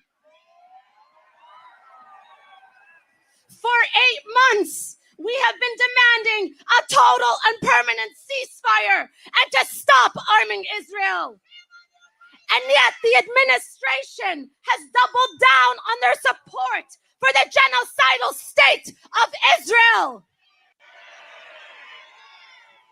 President Biden, you failed the people months ago. Hang on, I've got a comment over on Rumble from, again, a conservative retard, so let's just treat them with the lack of respect which they obviously deserve. Mickey over on Rumble says, say an example when the commies sided with a white oppressed against a dark capitalist. I'll give you an example. When Larry Elder was named the blackface of white supremacy by the Los Angeles Times, motherfucker. That's when they were cited. They were specifically going against someone who is black, and there are a lot of fucking white socialists. And there was probably a white socialist who wrote that article. I'll give you another example. When they called Kanye West a white supremacist, when they said that Enrique Tarrio was the black face of white supremacy. Or excuse me, no, that was Larry Elder. They called Enrique Tarrio. They said Enrique Tarrio was guilty of multiracial whiteness. All of these people are black. None of them are white. And they were siding with white socialists over black entrepreneurs. Jay-Z, they called Jay-Z a white supremacist. Why do they do that? So yeah, conservative retard, I can list tons of examples of when they side with white people who are on their side over black people who are avowed fucking capitalists. How about when they go after Clarence Thomas all of the goddamn time? How about when the white liberals go directly against the blackest person on the Supreme Court? How about that? Conservative retards never know anything. They really don't. Oh, and you have failed the people now.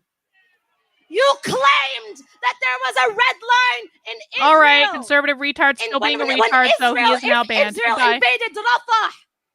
And even when Israel bombed Palestinians in displaced tents on May 27th, burning people alive and killing over 50 Palestinians. The White House responded by saying it did not cross the red line. And again, as Nusrat They're refugee literally, camp, you're like for everyone who thinks that they like, they're literally fucking. I mean, you can look into this crowd and see how many white people there are in this crowd. I cannot even stand it. was bombed this morning, killing over 200 Palestinians. Yes, according to them, he is. And as Yes. Khan Yunis was bombed, and all the hospitals were bombed. It never crossed a red line because there has never been, in fact, a red line. But today, we are the red line, and we will hold that line. This is a genocide committed by Israel and the United States. A genocide that could have been stopped and saved tens of thousands of people's lives if Israel were held accountable for its war crimes. But yet we stand here today as yet another reminder in this moment of our movement that we will not wait around for the administration to make a change, but that we will instead be the ones to force the change. Our people in Palestine need us. Our people in Palestine are depending on us. We have shown up and will continue to show up for all our martyrs, from the babies killed in their mother's womb to the elders who were born in the tents of the first Nakba. We will honor all our people. For those who had to pick up their mothers and fathers piece by piece. We have made it a point today to stand together again, and we will not stop until our people are free.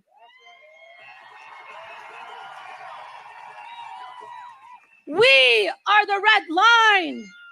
We will hold the line, and we are at the front line of the heart of the empire.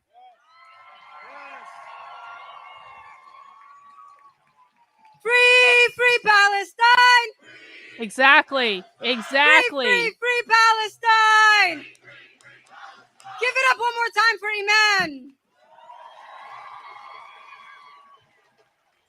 Do we have any students here? We've seen over the past couple months the students reignite the movement for Palestine. Why would they protest that? They believe that Israel are the evil settler colonists that are colonizing Gaza and committing a genocide. So why on earth would they protest that, bro? Sit and learn.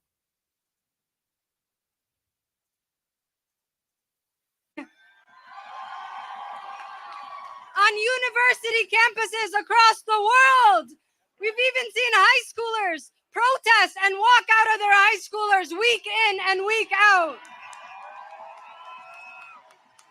So it's my pleasure to welcome next from DMV SJP. Please help me welcome Students for Justice in Lana. Palestine. DMV is Delaware, Maryland, Virginia. Good afternoon, everyone. I am a student representative speaking on behalf of the DMV White. Coalition of Students for Justice in Palestine. Look how white she is. We are students from George Washington University, Oh.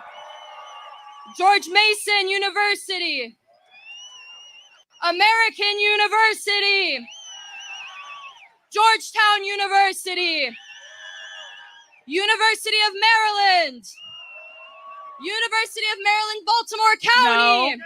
Delaware. Howard University, and Gallaudet Delaware has University, a giant-ass bridge connecting united them, for bro. the liberation of Palestine. On May 26th, the murderous Zionist entity armed and supplied Hang on.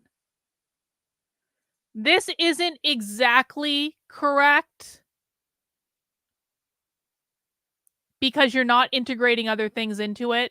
So this isn't exact. I would so what you're talking about here is an extremely low level understanding. I'm not trying to shit on you or anything. This is not a personal attack, but you're new here. And so I just want to I want to welcome you to watching this stuff with us. But what I need you to know is DEI is an extremely low level thing. Okay. So that's not something I'm gonna co-sign on.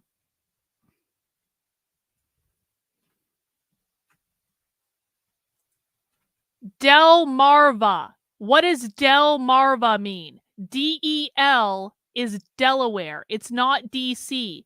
Delmarva. DMV. That's what it means. My parents live in fucking Maryland, bro. I know. I've been down there too. DMV. What do you think Delmarva means? DMV. Bro. Okay. This is a fucking stupid argument. It's also something that's easily wrong. US-made bombs, the murderous Zionist entity armed and supplied with US-made bombs unleashed a storm of terror on the people of Rafah, slaughtering our people and burning the tents that they have been forced to seek shelter in. Shame. Just a few months ago, the world erupted in rage over fabricated lies of Israeli beheaded babies. Yet when Palestinian babies like Ahmed al-Najjar are murdered by the ruthless hands of the Zionist and American regimes, the world is silent. These bombs and weapons that are used to destroy our land and our people are supplied by the US and paid for by our universities. Campuses have become cesspools of complicity in the perpetuation of violence and genocide of the Palestinian people. To acknowledge this complicity and hand in the genocide is not enough. The time for empty statements, barely acknowledging the Palestinian. All right, we're moving on from that debate now because I don't want anyone. Okay, is everyone paying attention? Is everyone paying attention to what's going on in the video? I'm going to wait a moment for everyone to work out their feelings, and then perhaps we can all pay attention to what the video says. Are we good? We ready to pay attention? All right. Palestinian people is over.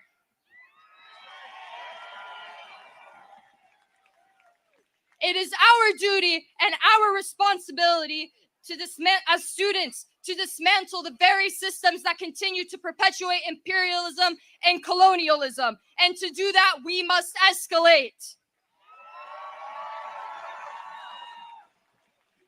Our universities shamelessly invest in companies and programs. The next person who chats in something that has nothing to do with the video that we're watching is going to get a 5-minute timeout.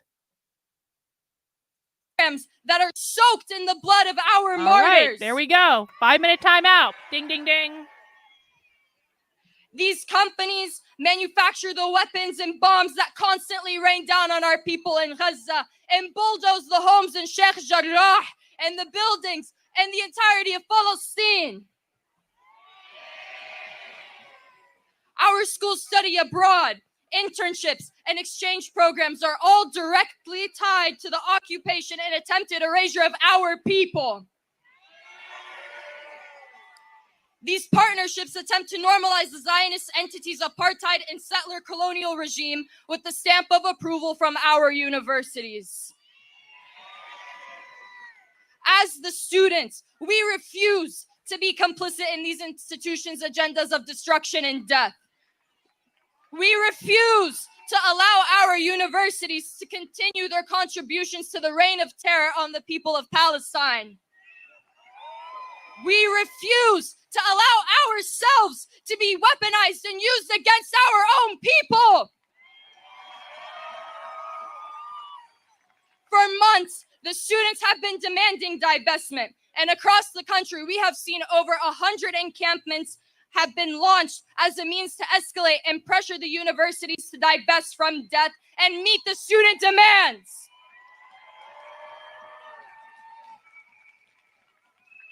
These liberation zones have shown the world what our universities should look like. Communities that look after each other and keep each other safe. That are centered around the liberation of all people and that seek revolutionary learning. The students built the reality of the world that we want to live in. Our liberated zones gave us a small taste of what a liberated Palestine will look like, and our commitment to achieve this is unwavering. Gaza is the heart and compass of our struggle. When Gaza calls, we answer.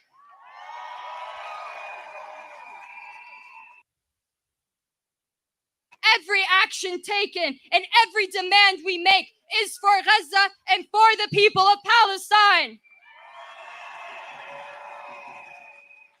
We are all here today for Gaza. For Gaza, we must fight. Students of the world, unite. For Gaza, we must fight. Students of the world, unite. Thank you. Give it up for DMV SJP one more time. Give it up for the students all around this country. Give it up for the students all around the world. And just to keep giving you updates, I want to let you know that we have in fact been joined by thousands of people in the streets of Paris and Madrid. All around the world. And let's not forget the millions who we saw yesterday in Yemen. We are united across the globe against genocide. Next, I want to bring to the stage the national coordinator of the Answer Coalition, Brian Becker.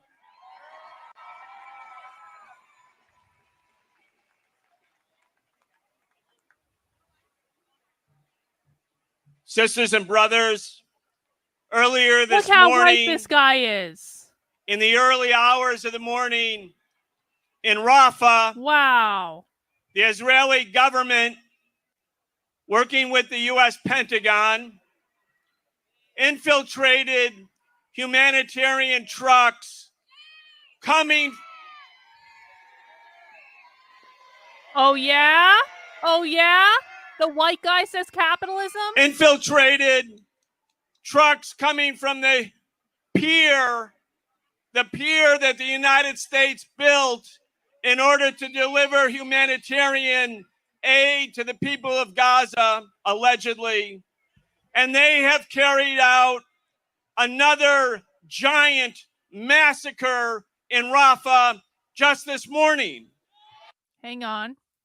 So if people paint trans flags on roads or put up trans ribbons around telephone poles or any non-American flag for that matter in the US, what is the best course of action? Leave it or take it down? Are you the one policing what other people are allowed to say or think? If you believe in an authoritarian world where people are only allowed to have the ideas that you say they can have, then sure, go ahead and try to take it down. But just understand that if you do that, you are not on the side of individual liberty and freedom. You're an authoritarian who's trying to push your view of the world on other people. What I would say is that you need to advocate for your values. So if you instead of being against trans people, let me be brass tacks, Aaron. Instead of hating trans people, why don't you instead create a positive vision for the world you want to create and advocate for that? Why don't you start painting American flags on the streets? Why don't you start hanging up American flags everywhere? Like, why don't you do that? That would be how I would handle it.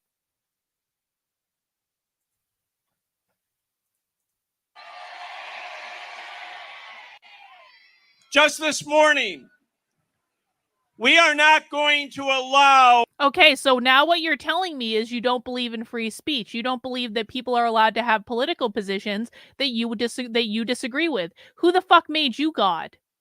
Why do you get to dictate to other people what speech they can and cannot have? Why can't you create a positive, proactive vision of the world you want and advocate for that vision? Because that's what they're doing. Stop being reactionary. Yeah, well, I wouldn't do that because this has nothing to do with white skin color. So why on earth would you make it about white skin color when it has nothing? We're literally listening to a white person right now. Are you retards so fucking retarded that you can't see what we're looking at and see this has nothing to do with skin color at all? So no, I wouldn't do that because that's fucking retarded. That is fighting an issue that has nothing to do with what we're talking about. Swear to God. Genocide to become normalized, to be able to be repeated day in and day out without the government that supports, promotes, finances, and provides the weapons for genocide, knowing that we, the people of the United States, say resoundingly, Joe Biden, you may speak in our name, but not with our consent. We charge you with genocide.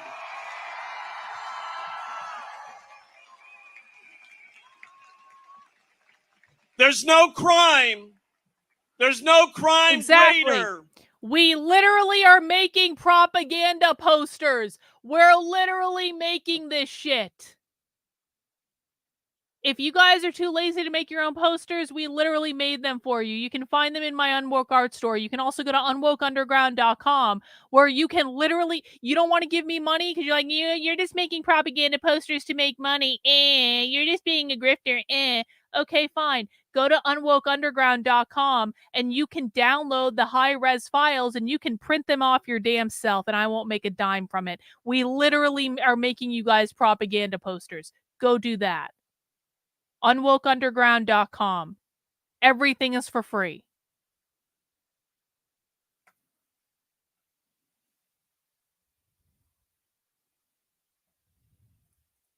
Than the crime of genocide.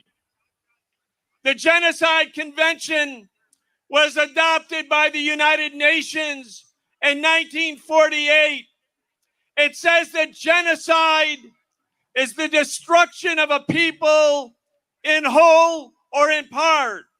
Not because of what they've done. Yeah, exactly. But because of who they are. Exactly. Thank you for that. The 45,000 Palestinian people who have been murdered in Gaza were killed not because of what they did, but because of who they are. Because they are Palestinians. Guys, if you're getting the propaganda designs, and again, you can buy them directly from the Unwoke art store. I have a whole bunch of sticker packs that you can do exactly what Dia is doing here, which is I made a whole bunch of sticker packs that you can buy from the store and have them pre-made for you, or you can go on unwokeunderground.com and download the templates and you can make your own. Whatever you want to do is fine. But if you're going to go out and put the stickers up places, make sure you take a picture of them with your phone and send it to me because we want to start documenting like when people actually use the propaganda in the real world, and we're already getting some images from it. I want to do a whole leafing campaign on college campuses this summer where we're all just going to pick a weekend and we're going to go out to a college campus near us and like we're going to hang up like, you know, like the zines and the propaganda and the stickers and stuff like that on all of the billboards and places where people hang that stuff, but always take a picture. Put it in coffee shops, take a picture, put it in weed dispensaries, bookstores, music stores, whatever. Take a picture and then send that into us so we can start collecting this stuff. Because I think it's a cool thing. Thank you, Bocephus, for the super chat. What is your favorite resource that lays out the arguments for capitalism and private property? I love private property. How much do I want to articulate it to others? I mean, I would just say, do you want to be able to buy a home? Do you want to be able to buy land? Do you want to be able to open a business if you want to? Do you want to have parental rights over your children? Do you want to have the right to say whatever you want to say and practice whatever religion you want to practice? Because all of those things are considered to be private property under the left's definition of what they mean when they say private property. So if you want to be able to do any of those things, buy a home, buy land, have parental rights, speak your mind, practice whatever faith you want to, open a business, all of those things will be abolished if the left wins. That's what I would say. What is my opinion on the border crisis? It is a giant ass distraction that you guys are not going to be able to fix. My opinion on the border crisis is that it is a giant distraction that the right uses to raise money while not actually doing anything to solve the problem. So I will never talk about the border crisis because I think it's a giant ass distraction. That's what I think.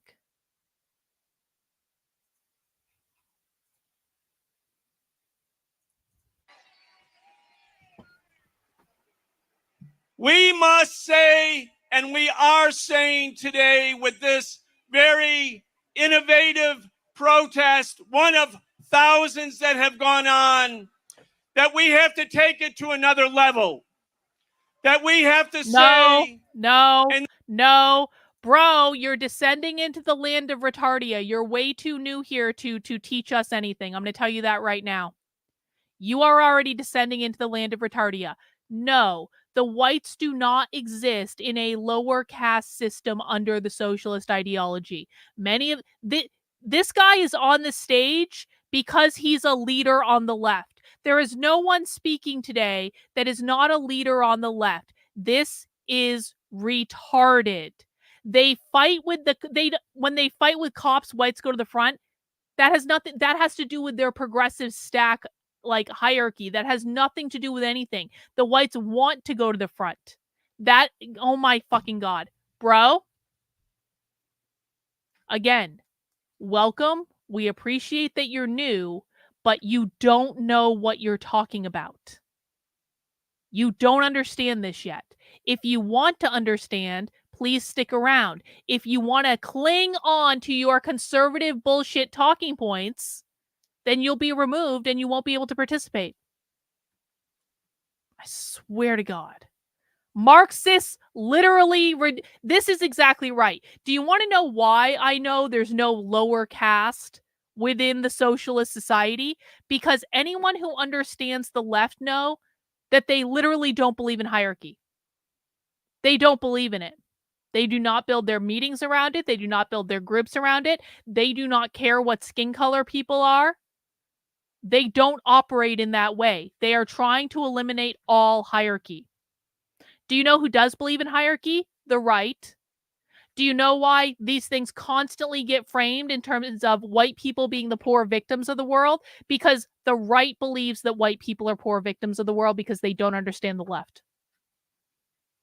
So again, this has nothing to do with race. If you think this has to do with race, then my suggestion for you is you sit back and you listen and you ask questions. But if you come in my chat trying to teach us all what this has to do with race, we are going to loudly tell you that you are wrong and you don't know what the fuck you're talking about. The whites want to go in front in solidarity with their comrades who have been historically oppressed by the police state of capitalism. Janet, that is an excellent way to put it. By going to the front, they believe they are eliminating the hierarchy. It is not about white people being lesser than. It is something they are voluntarily doing in order to eliminate the hierarchy. Really well put. Most all influencers on the right have zero idea what they're talking about. They're all just entertainers. Exactly. The most clear language that if Joe Biden's red line really was good a fiction, seriously, that it was a lie, yeah, a 5-star, that it was an act of deception, really good, that it was designed to make us. And I just want to point something out because I've been haranguing you guys about getting outside of my talking points. What Janet did here, this is not a talking point that I've given, but it's really good. I'm going to use it from now on. What Janet did here was synthesize all the information that we know about how the left operates and came up with an explanation for why whites go to the front when it comes to like the police raiding buildings and things like that. And she's 100% correct. They're trying to flatten the hierarchy. I just hadn't thought to put it in those terms. But this is just really well done. Everyone needs to be like Janet.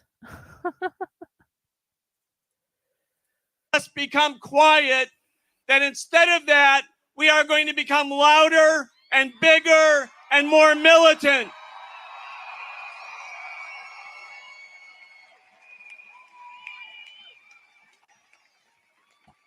Only the people can be the red line, not the Democrats, not the Republicans, not Wall Street, not the White House, not the Pentagon, not the entire capitalist system.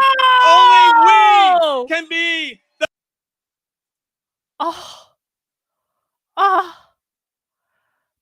You aren't my teacher. I've been studying neo-Marxism for 20 years. Then you've learned nothing, bro. Then you've learned nothing. And if I'm not your teacher, you have no problem getting banned in my chat. Goodbye. You want to whine in my chat when I'm trying to tell you the truth because you think you fucking know everything? You don't have to be here anymore. Goodbye. Like, imagine being a conservative retard like the guy I just banned and literally seeing a white guy yell about the evil capitalists, and the first thing he says is, "You don't know anything, I know everything, and it's all about white people, and even though I haven't figured out it's about hierarchy yet because I'm a retarded conservative, you don't know anything and you're not my teacher." Okay, I'm not your teacher, get the fuck out. That guy had 20 years of failing under his belt, and he really thinks he's the smartest person in the room. Anyway, let's just rewind and enjoy that part again, because everyone who actually knows what they're talking about will enjoy, like, watching that again. Try to reason with people, and they just don't get it. They don't shut the fuck up and listen. Only the people can be the red line. Not the Democrats, not the Republicans, not Wall Street, not the White House, not the Pentagon, not the entire capitalist system. Only we can be the red line against genocide, and that's what we're going to do today. Free Palestine! The entire capitalist system! Free Palestine! Free Palestine!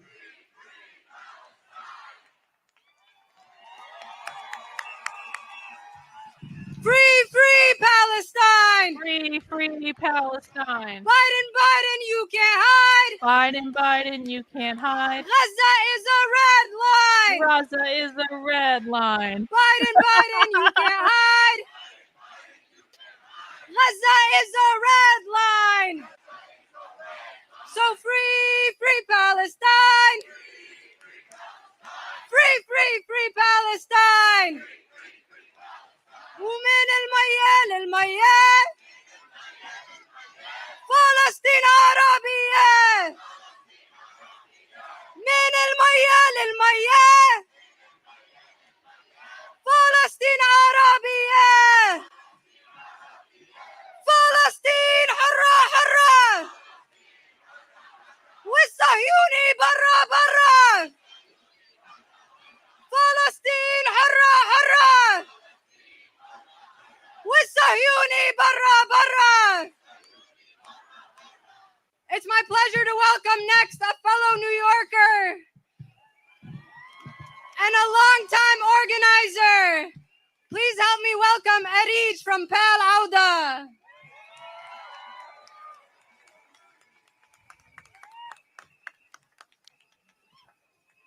Assalamu alaikum, comrades. I come to you on behalf of the Palestinian Assembly for Liberation and Pal Auda, New York. I almost spit when I saw she was wearing a mask. We stand here today maybe I should in bring the back wake of one of the most gruesome massacres Gaza has seen till date. Over 210 Palestinians assassinated at Nusrat refugee camp shame! With reports suggesting that American troops were amongst the soldiers who fired at multiple times displaced. What? Is that real? Are there actually reports suggesting that the American troops are in Gaza and they're executing Palestinians? Can someone please just look that up real quick? Because we don't want to take we don't want to take their word for it, because socialists always lie. So the chances are that she's lying. But can we just do a fact check on that really quick? Refugees. These troops came in by way of a false pier in central Gaza and dummy humanitarian aid trucks. Shame! They used the floating pier to do it? In the words of the founder and director of the PAL Law Commission on War Crimes, Justice, Reparations, and Return. What the fuck? What the fuck? This is real? They admitted U.S. troops on the ground helping Israel today. Great. That's just great.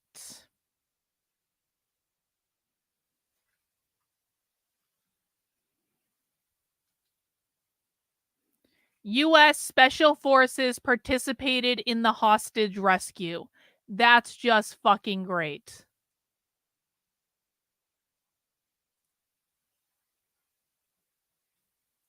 Let me speak.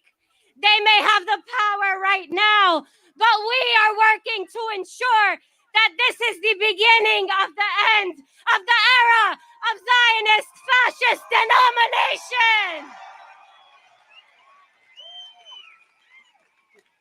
In solidarity with the Palestinian resistance and the people of Gaza and Palestine, who have been steadfast on the front lines of the struggle for decolonization and anti-imperialism, we will be the red line. Decolonization and anti-imperialism, that's what they believe the Gazans are doing, is removing the oppressive force of capitalism from the indigenous land. Hey, Human Centipede, we just learned that apparently U.S. Special Forces were on the ground in Gaza today and are assisting the Israelis in their so-called hostage rescue. And that they're actually they're not just building a pier, they're actually firing weapons at the Palestinians. So, we're pretty much at war now. That's really great. Yeah, they killed 50 fucking Palestinians. Jesus fucking Christ.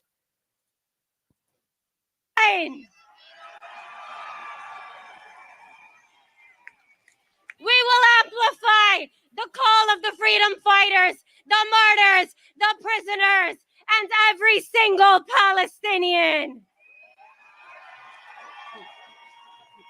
Not only will we continue protesting in the streets and boycotting and calling for divestment and sanctions, including that of Citibank and Chevron and any and every institution that profits off of the blood of the people in Gaza and Palestine, we will escalate the calls to action by sending delegations to Palestine to record crimes against Palestinians.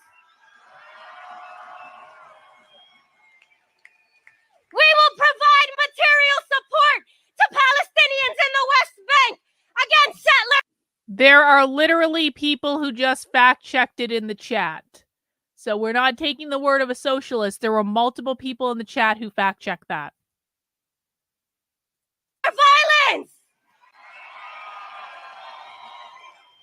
We will arm them through our PAL Shield initiative with helmets, vests, and other means of self-defense. Corporate America needs to pay a financial and economic price for benefiting off of the genocide and making it possible. The evil capitalists, i.e. corporate America, are benefiting off of the genocide. That's what she just said. To the country and to the White House, for which everything is about money and profit and gain. We stand here and say that for us, everything is about Palestinian liberation. Liberation and from capitalism. Everything is about justice until the hour of liberation and until every moment after liberation. We will honor the memories of the freedom fighters, martyrs, prisoners, every person, every child of Palestine. And we will do so by remaining steadfast in our solidarity for the Palestinian resistance. By causing widespread disruption to the systems of oppression, by taking the Destabilization. streets and ushering a new era of liberation led by the Palestinian resistance. Oh, great. And no one else. We will secure the right to return, safety and security for all Palestinians. So let us continue to urge our national and international communities to stand with Palestine, to demand an end to the occupation, and to work towards liberation, self-determination for the Palestinian people, as they have been for the last 100 plus years. Thank you. Free, free Palestine! Free, free Gaza! Gaza, Gaza, don't you cry! Palestine will never die! Thank you.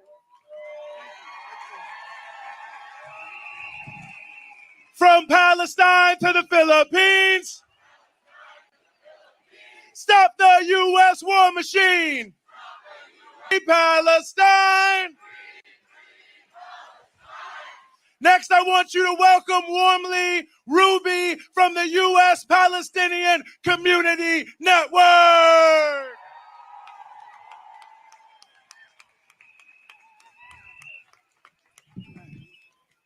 All right. My name is Ruby. I'm with the U.S. Palestine Communities Network. I just want to start with free Palestine! Free Palestine. Free Palestine! Free Palestine. All right.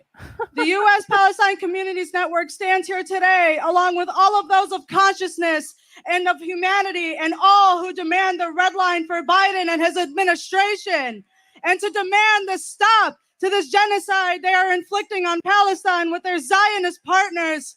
And we hold responsible for the genocide in Gaza. We are here to reaffirm that we stand with our siblings in Palestine. And we. Well, she is in Washington, D.C., speaking in front of thousands of people who are all clapping for her and repeating the words that she's saying and genuinely love everything they hear coming out of her mouth, while you are sitting behind an anonymous account on YouTube complaining about her. So which person do you think is doing more inspiring today? Is she doing more inspiring in front of the thousands of people who are listening to everything she says and cheering for her and are feeling pretty good about what they're hearing and they're chanting back to her? Is she more inspiring, or is the person sitting behind the anonymous account on YouTube complaining more inspiring?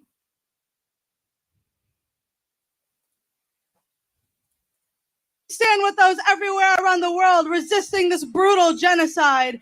We are clear, the contradictions are sharpened, that there is only one side to this liberation of Palestine, and we will not settle for anything less.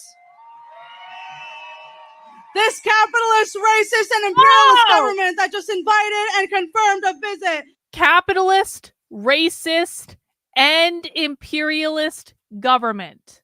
How funny. 3 words that all mean the same thing. Again. Settle for anything less. This capitalist, racist, and imperialist government that just invited and confirmed a visit by no other than one of the biggest war criminals of our time and their partner Netanyahu for the visit next month. Let's be clear, this desperate move by the ruling class is not only to shun the movement that we have built for the last 75 years, but this desperate move to try to crush us, to crush our spirits, and to crush our work, and they will fail. They will fail. We only become stronger, bigger, and more steadfast than ever. And Genocide Joe, we will use all means to hold you and your administration accountable. And in addition to today's People Court for Justice that will take place later on today, this Monday, June 10th in San Francisco, at the San Francisco Federal Court and Court of Appeals, plaintiffs, including our own USPCN members, will once again sue this government for genocide. Genocide Joe, we are taking your house today in the East Coast and taking you to the court in the West Coast on Monday. Also, Genocide Joe, Killer Kamala, and the entire Democratic Party cabal that is responsible for this Israeli genocide against our people are going to be in Chicago for this summer for the Democratic National Convention. Oh! And USPCN is one of the leaders of the coalition to march to the DNC. You don't say. Come to Chicago on August 19th for the largest protest for Palestinian rights in the history of Chicago. And stay till the end of the DNC on the 22nd. I kind of want to go. I'm not joking. I kind of want to go to Chicago for that. I think it's probably a really bad idea. I'd have to wear a disguise, but I kind of want to go. As we say, no business as usual to the complicit Democrats, and as we demand that Genocide Joe stop arming Israel and end all U.S. aid to Israel. Join us in Chicago and free Palestine! Thank you. If anyone wants to put me up in Chicago, let me know. Free Palestine! Long live Palestine! Now, we know it's a lot of people here today from the DMV area, and we salute you for being the cornerstone of this mobilization. And I would like to bring up our good brother Muhammad, who is a key organizer here in the DMV. Give it up for him right now. Free Palestine! Free Palestine! I begin in the name of Allah, like the most gracious, the 75,000 merciful, the avenger of the oppressed.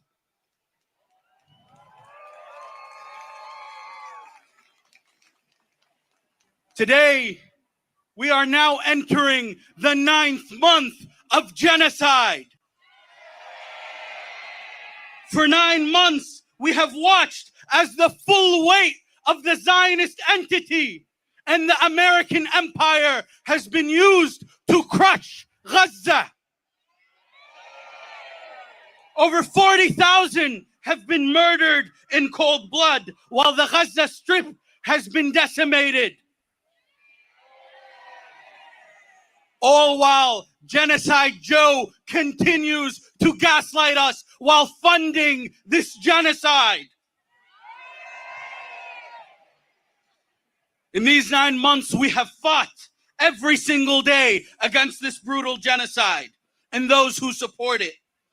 And in response, what have they done to us? We have been beaten and arrested. On campuses, our students are targeted. They are suspended and expelled. And our organizations are targeted by the most deranged genocide supporters with lawfare tactics and discrimination. For over 8 months, we have seen the full force of the Zionist entity used in Palestine and used here in the United States. Yo. The struggle is real. When you're in the middle of DC and there's a big protest, like everything closes and you can't find a bathroom anywhere. This has been my experience at several DC protests. It's a big ass problem. And it's a serious issue if you're going to go protest in DC. Yeah, this summer is going to be crazy. Fall's going to be crazy too. I've really been thinking about that idea that I had of like pitching college presidents for like basically what I'm going to do is I'm going to get a massive list of like college presidents, and I'm just going to like email all of them, be like, listen, I know that you don't understand. I'm going to wordsmith it better than this. I know that you don't understand what you're dealing with your students on campus, but if you want to know what you're dealing with and how to handle it when student protesters come onto your campus so that you don't end up testifying in front of Congress or losing your job, hire me and I will tell you what's going on and I will advise you on how to handle the situation. I really feel like this is going to be a good business venture for me. And also kind of fun, to be honest. They have used every arsenal, every weapon in their arsenal against us. We see in these past couple of months, just this week, we see the media come up with new terms, legally targeted children, legally targeted civilians. There is nothing legal about that. We see Netanyahu come out and speak against our students, against American college students. And we see the Zionist entity funding campaigns here in the United States on what Twitter is or whatever they call it nowadays. I remember, I'm old enough to remember when we didn't like it when foreign nations participated in our elections. But despite all their efforts, we are winning. Despite all their power, everything that they have invested, we are winning, and they cannot get a single victory. At every level, we have made them pay. At every level, we have made them pay. And not a single member of this genocidal regime, of this genocidal administration, can leave their homes without being confronted. Hang on. Highlander, you're new here. I don't recognize you, so I'm going to entertain this question. Isn't intersectionality a type of hierarchy in which the oppressed are given more social credit than the oppressors? No! That's not what intersectionality is. Now, I understand why you might think that, because that is the conservative interpretation of what intersectionality means, but that is not actually what intersectionality is. Doesn't that influence why young white girls are vulnerable to be claiming to be trans? No! Because it is not just young white girls who are being transed by the schools. White boys are being transed by the schools. Black girls are being transed by the schools. Black boys are being transed by the schools. Latino girls are being transed by the schools. Latino boys are being transed by the schools. The number one indicator of whether or not your child is going to be transed by the schools has nothing to do with their skin color. It has to do with whether or not they're autistic. It's the autistic kids. It's not the white autistic kids. It's all of the autistic kids. It's not the female autistic kids. It's all the autistic kids. So no, this is not correct. I understand why you might think that, but this is a conservative right-wing interpretation of it. It's not actually what's happening. I come here today to announce proudly to you all that Zionism has lost. Israel has lost. وَلَوْ كَرِهَ الْمُجْرِمُونَ, even to the dismay of the oppressors. History will remember this moment, and Gaza will torment all those who allowed this genocide for the rest of time. Well, okay, so this isn't exactly correct. This is not exactly correct. What you're saying, Nisa, is that the idea of intersectionality lets you know where you have capitalist privilege. You know what I'm saying? It's like the real goal of intersectionality is about creating more oppressed proletarians with with that victim mindset. Because in order for the left to have their workers of the world unite thing, they need to convince as many people as possible that they're oppressed. They need to convince people to rebel against the hierarchy. The hierarchy being identified in intersectionality is not something that the left ascribes to. It's something that they say the capitalist society, the capitalist system ascribes to.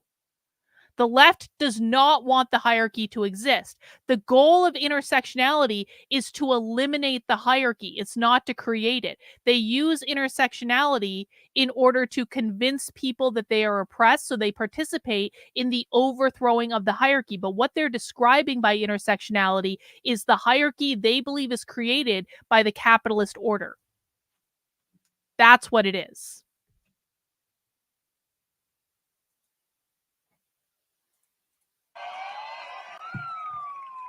They can harm, prosecute, arrest whoever they want, but at the end of the day, history will remember that Genocide Joe failed.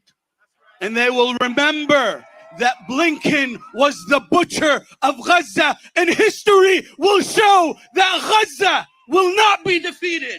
History will show that victory is for the Palestinians. History will show that Palestine will be free from the river to the sea. And let's show the people in this house why we are here today. Gaza, Gaza, Gaza, Gaza, Gaza, Gaza, Gaza.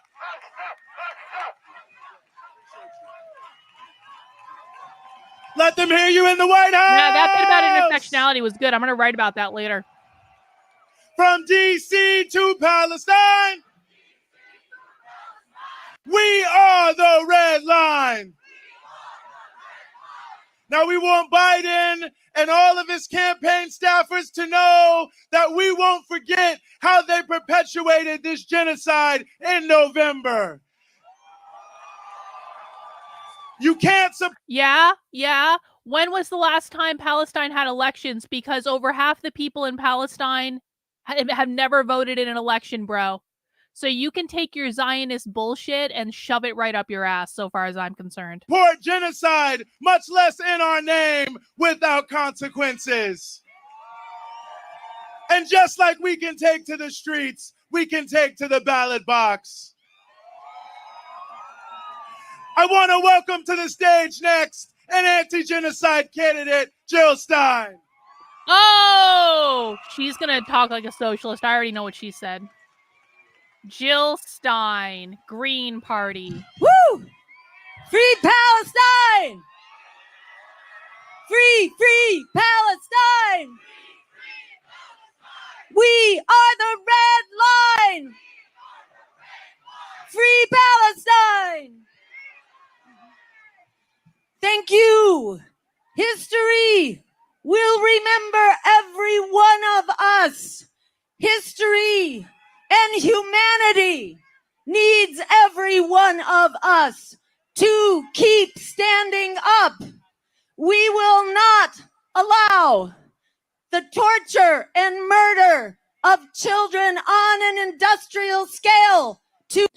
That's not the answer to the question that I asked. I asked you, in what year were there elections? And if you do anything, if you chat in again and you do not answer the question I asked because you're pushing conservative Zionist bullshit propaganda, I'm going to permanently ban you from my chat. You have one more chance. The next thing I see you chat in will be the answer to this question. What year was the last year in which elections were held in Palestine? And if you do not know the answer, you can fucking Google it. And if I see you chat in anything that is not the answer to the question that I just asked you because you're trying to deflect, then I'm going to permanently ban you from my chat because you are not engaging in an intellectually honest manner. So the next thing I want to hear from you is the year that the elections were last held in Palestine. And if you don't know the answer, you can shut the fuck up. Oh, 2006. So remind me, how many years ago was that? Do a little game called Fun with Math. And while you're doing this game called Fun with Math, keep in mind that over half of the people living in Gaza are under the age of 18. And then you can use that for your excuse for the murder of 40,000 people to satisfy your fucking bloodlust. People like you are the reason this is happening. You want to know why I'm yelling at you? People like you are the reason this is happening.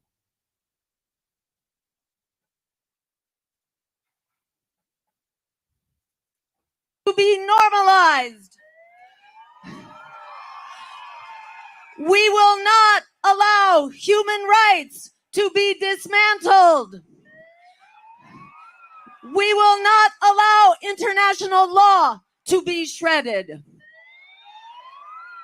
And we will not be silenced. We will not be intimidated. We will stand up and stand together until Palestine is free. As Fannie Lou Hamer said, none of us are free until all of us are free. And as Martin Luther King said, silence is complicity. We will not be complicit.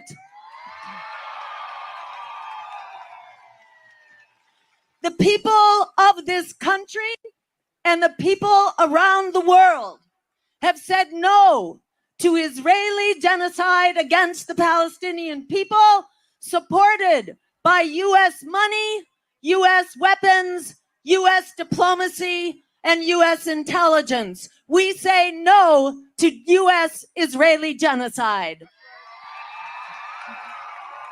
I've just made the decision that just from now on, I'm just going to be banning all Zionist shills on my channel. I don't really care who you support politically, but if you come into my chat and you're shilling fucking Israeli talking points that I know are propaganda, then I just don't want you here. I honestly just don't want you here. You're welcome to support Israel if you want to. You're welcome to ask questions. You're welcome to point out inconsistencies. All that's fine. But if I'm just sick of it. This has been going on for months. If you are so fucking retarded that all you're doing is parroting the talking points of Israel without any critical thought whatsoever, I just don't want to be around you. That's kind of my position. The International Court of Justice, the International Criminal Court, the United Nations General Assembly, the United Nations Security Council, and above all, the students in this nation and around the world. They are leading the charge to say this genocide must stop now. But Israel and the U.S. are not listening. Surprise. Exactly. In fact, they are doubling down on the genocide and the war expanding around that genocide. U.S. and Israel are now bombing some 5 countries in the Middle East, and Israel is attempting to bring Iran into the war and drag the United States into Israel's war against Iran. This is nuts. This is like World War I before it blew up with nuclear weapons thrown into the mix. We will not allow it. As Ronald Reagan's Secretary of Defense, Caspar Weinberger, said back in the 1980s, Israel is the unsinkable battleship for the United States in the Middle East, whereby Israel and the United States control much of the world's oil supply. Well, we say no. We say no to Israel as the unsinkable battleship. And in fact, we say no to U.S. empire. As Martin Luther King said, My country is the greatest purveyor of violence in the world today. We pay an incredible price for that all over the world as people are murdered by millions all across the world by the US empire and its many wars. In fact, according to the Brown University Cost of War Project, the US currently has so-called anti-terror special operations in 85 countries around the world. This costs us half of our budget. Half of our tax resources are used for this endless war machine that makes the world a more dangerous place and which destroys our healthcare, our housing, our need for jobs and education here at home. The last thing I want to leave you with is what Alice Walker said, that the biggest way people give up power is by not knowing we have it to start with. Aha! Remember, 68% of the American public, according to a Reuters poll, oppose this genocide, want an immediate ceasefire and a diplomatic solution. That is 68%. That's Add actually that significant. to the 44 million young people in unpayable student debt who are locked into debt servitude for their lives because of the lousy economy and the lousy jobs provided by the economy of empire. I'm going to get a beer. Anyone else want a beer? 63% of Americans are living paycheck to paycheck. Half of all people who rent their housing cannot afford it and are one paycheck away from being evicted from their homes. We have the highest rates of eviction and homelessness ever in this country. You put us together. We are an unstoppable coalition together. We are Joe Biden's red line. We will stop genocide and empire and oligarchy and fascism together. Free Palestine. Free all of us.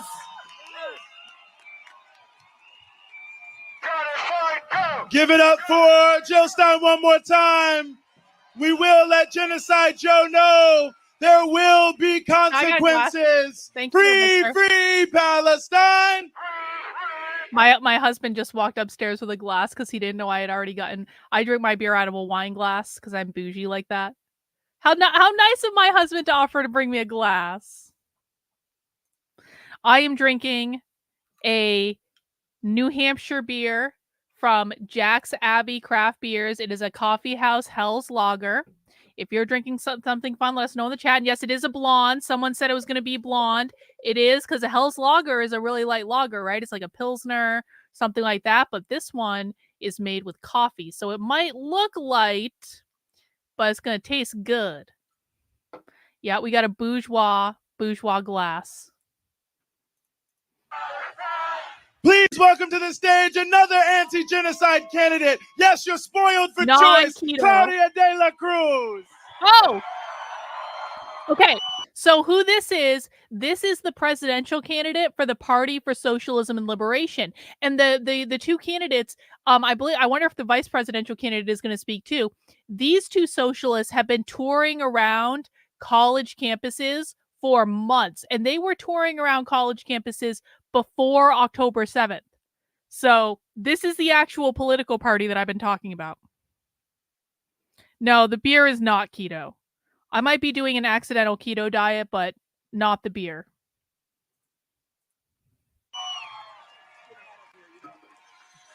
Biden, you can hate! Cheers, everyone. We charge you with genocide! Biden, you can hide! We charge you with genocide! Comrades, we are here to affirm that Biden is not only an enabler. Biden is not only complicit.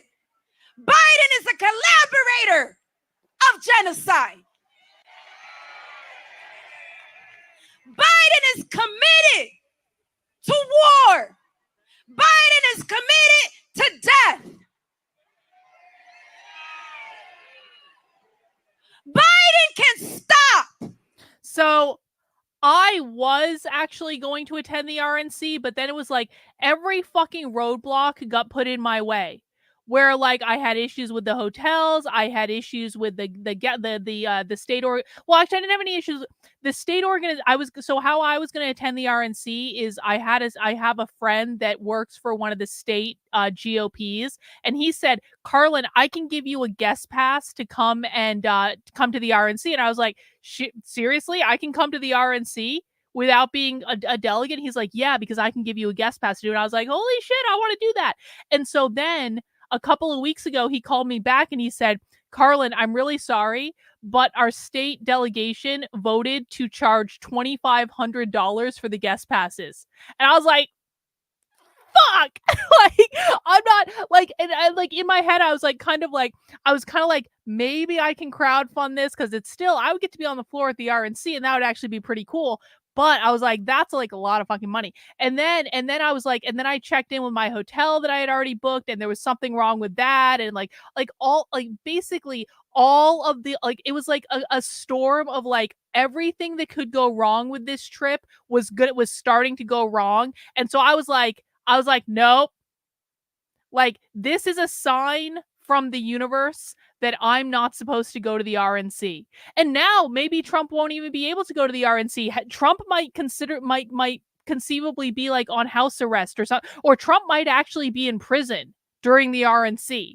So exactly, like, the universe will send us signs about things. And sometimes those signs say, don't go. And I feel like this is one of those times when it was just so clear to me. The universe said, no, you are not supposed to go to Milwaukee for this. And so I was like, all right, that's fine. The genocide that is currently happening in Gaza, he could stop it.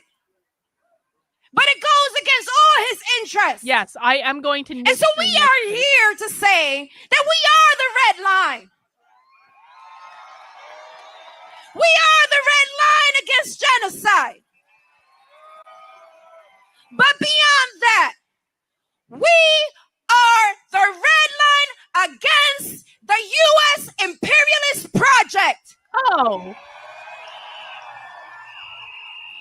We are the red line against colonialism. Capitalism. And we are the red line against the capitalist state that births terror. I'm sorry, what? What?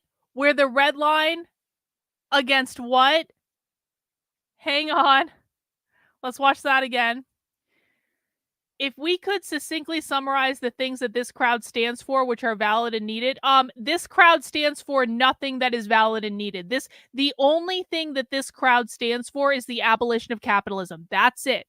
And by capitalism, they mean private property ownership. That is all that they stand for. This has nothing to do with Palestine. They only stand for the abolition of capitalism. In this case, Israel represents the evil capitalists, the settler colonists, and Palestine represents the oppressed proletariat. That's why they're doing this. It has none of these people actually care about this issue. They're just using this issue to advance their ideology.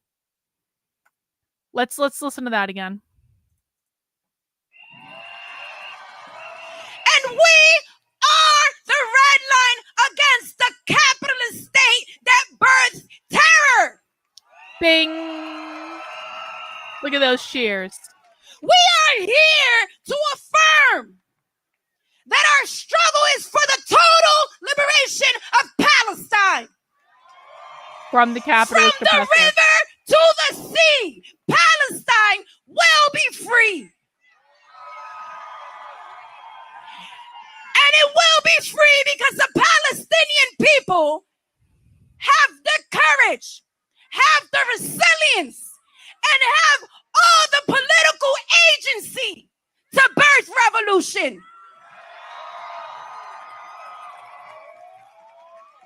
As the people in the United States, we say we have a responsibility, that is a historic responsibility.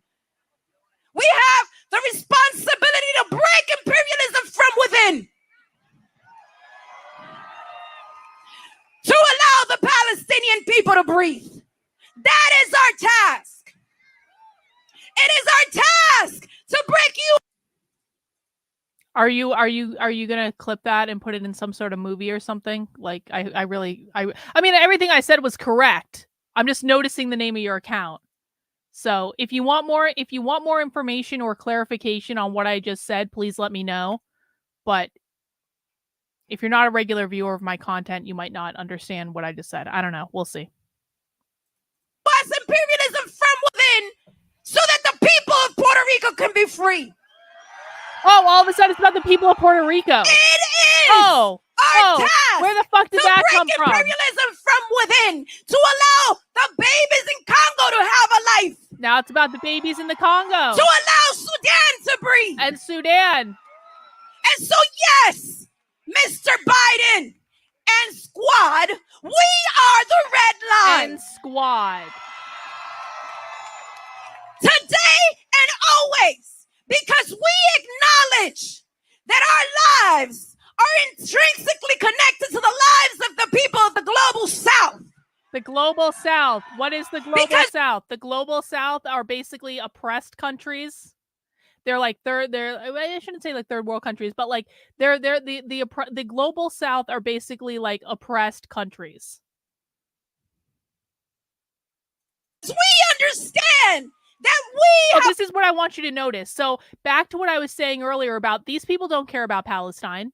This is not specifically about the Palestinians. The radical revolutionary far left co-opted the Palestinian rights movement. So it's not to say that like there's no one that specifically cares about Palestine, but how many other countries has she brought up? It's not just about Palestine. It's about the Congo. It's about the Sudan. It's about Puerto Rico. It's about the global South. How many other places is this about? more in common with every community in struggle than with the so-called leaders of this country. We make the connections that those police officers causing havoc in our communities have been trained by the same terrorist forces that are in the occupied territory of Palestine. Occupied territory. We understand that the reason we are suffering. No. Wrong. They are not unfocused at all. The only way that you might believe they're unfocused is if you're not listening to what they're saying and you're not listening to my explanations of it. I have told you repeatedly this has nothing to do with Palestine, that they co-opted the Palestinian freedom movement. They're not the ones that are unfocused. You're the one that is not listening and not understanding their language. If you understand their language, you understand that they are completely focused on the things that they care about. A housing crisis, that we cannot access health care, that we cannot access education, that our migrants are being attacked, is for the same reasons the United States imperialists launch war against poor people every day. And it is those connections, it is that deep understanding of what our task is that will free us as the people in the United States and will help the rest of the world breathe without the shackles and the terror of U.S. imperialism. We are here because we are committed to fight genocide, regardless of who the tenant of the White House is.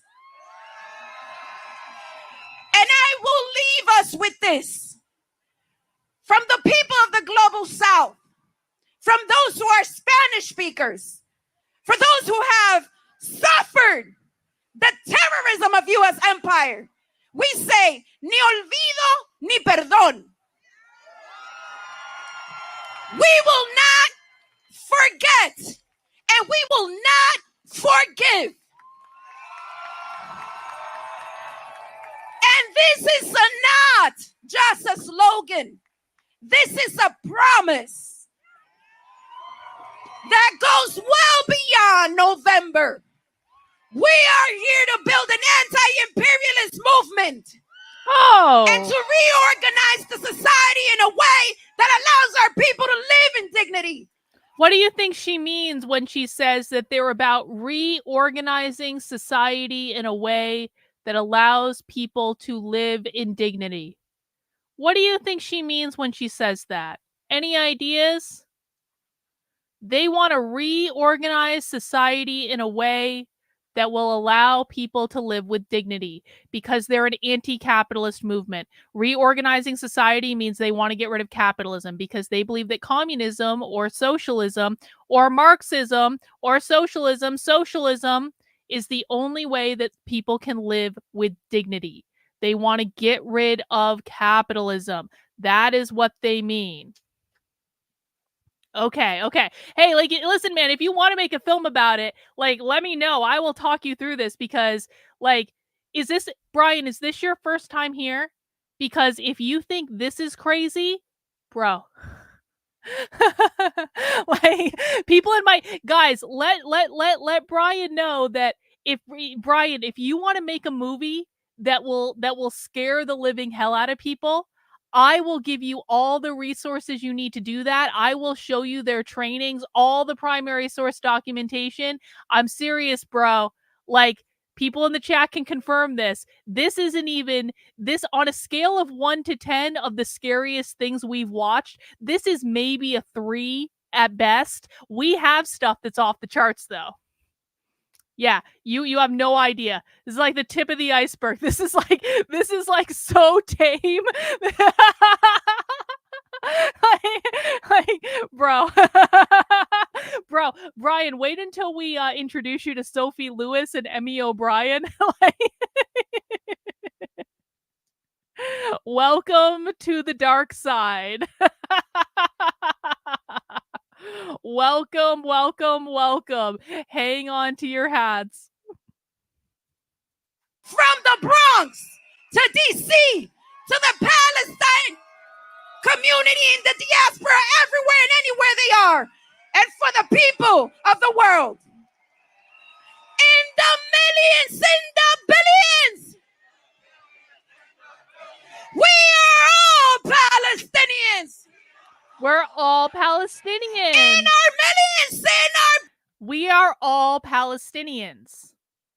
Why would they be chanting, we are all Palestinians? And here's a hint. The reason they're saying we're all Palestinians is the same reason that Queers for Palestine is a thing.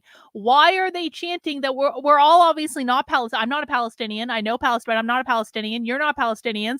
Most of the people in that crowd aren't Palestinians. Why are they chanting we are all Palestinians?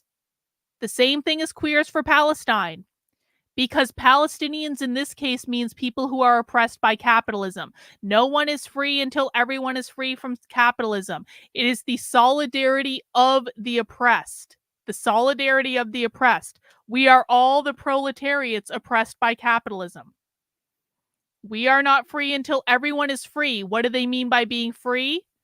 They mean we are all oppressed by capitalism. And as long as we are all oppressed by capitalism, then no one is free. No one is free from capitalism until everyone is free from capitalism. As a reminder, capitalism means private property ownership.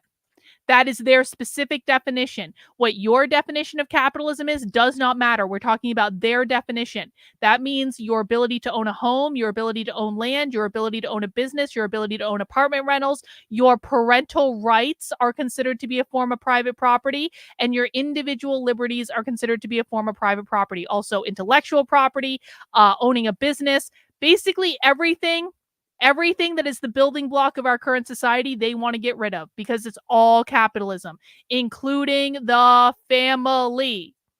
Thank you, Shelly, for the super chat. I do appreciate it. I appreciate all the kind welcoming from the chat. It is frightening to consider that they're willing to dress their agenda up in a Palestinian flag as a sacrifice. So, Brian, we actually have Angela Davis recorded, and this was a couple days after October 7th, but we have her on video talking about how the far left social justice. Angela Davis is one of their goddess activists. She was in the Weather Underground and all that. We have her recorded from a presentation she did with Haymarket Books, which is a socialist book publisher, where she said explicitly the far left, the far radical revolutionary left had co-opted the Free Palestine movement, which is its own thing, but they co-opted the movement and brought it under their umbrella. So they're well aware of like what they're doing.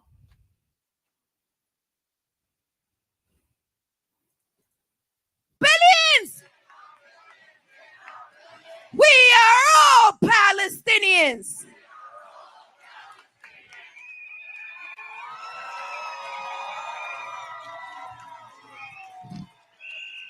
From where I stand, all I see is Palestine. And there are hundreds and thousands more still pouring into the park from every direction. And we are getting ready to form a red line around the White House.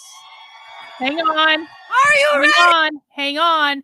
Bro, I don't know how many times I have to correct you before you open your ears and you start listening. This is not actually true. First of all, luxury cars are not considered to be private property under their ideology. Fur coats are not considered to be private property. They don't care if you have a luxury car. They don't care if you have a fur coat. They don't care if you have a really expensive iPhone. They don't care if you have a really expensive computer. That's not what we're talking about. Additionally, the vast majority of far left activists, the people who you are claiming are going to be owning the big homes, they don't actually own homes. They rent homes. You're thinking about two very specific corrupt BLM activists, and then you're applying that to all of them, which isn't the truth. The vast majority of far left activists do not own homes. They don't believe in private property ownership. And I really wish, if you're going to keep coming back to my chat, that eventually you're going to open your ears and start listening to what I'm telling you. Because this isn't the first time this has happened. You're not owning the libs, bro. You're not doing anything except talking to hear yourself talk and advancing talking points that are incorrect. Hey! We're going to keep this going all day. We're going to have speakers throughout the day, and we're going to take it to the White House and form our red line. Right now, Dhuhr just came in, so we are going to listen to the adhan, which means the call to prayer.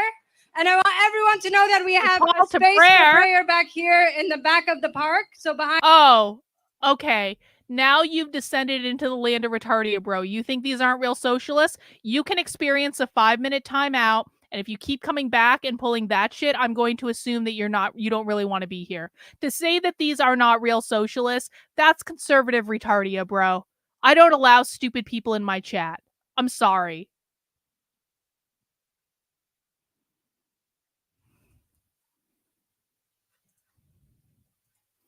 Yeah, Brian, we're watching Breakthrough News right now. Breakthrough News is a really good organization to follow. They do a lot of boots on the ground coverage from the left's perspective. So that's what we're watching at the moment. Behind me. So if you need to make your way over there, please do. And now I'd like to pass it over to Hatem from Tampa, Florida, to share the adhan with us. Assalamu alaikum wa rahmatullahi wa barakatuh. Thank you, everyone, for coming to show your solidarity with Palestine and Gaza. Exactly. Inshallah, we will make the prayer call and do the prayer right after behind the stage, inshallah. The program will continue. We're not going to stop the program. So for the ones who wants to join us in prayer, they can do so after the prayer call. Thank you.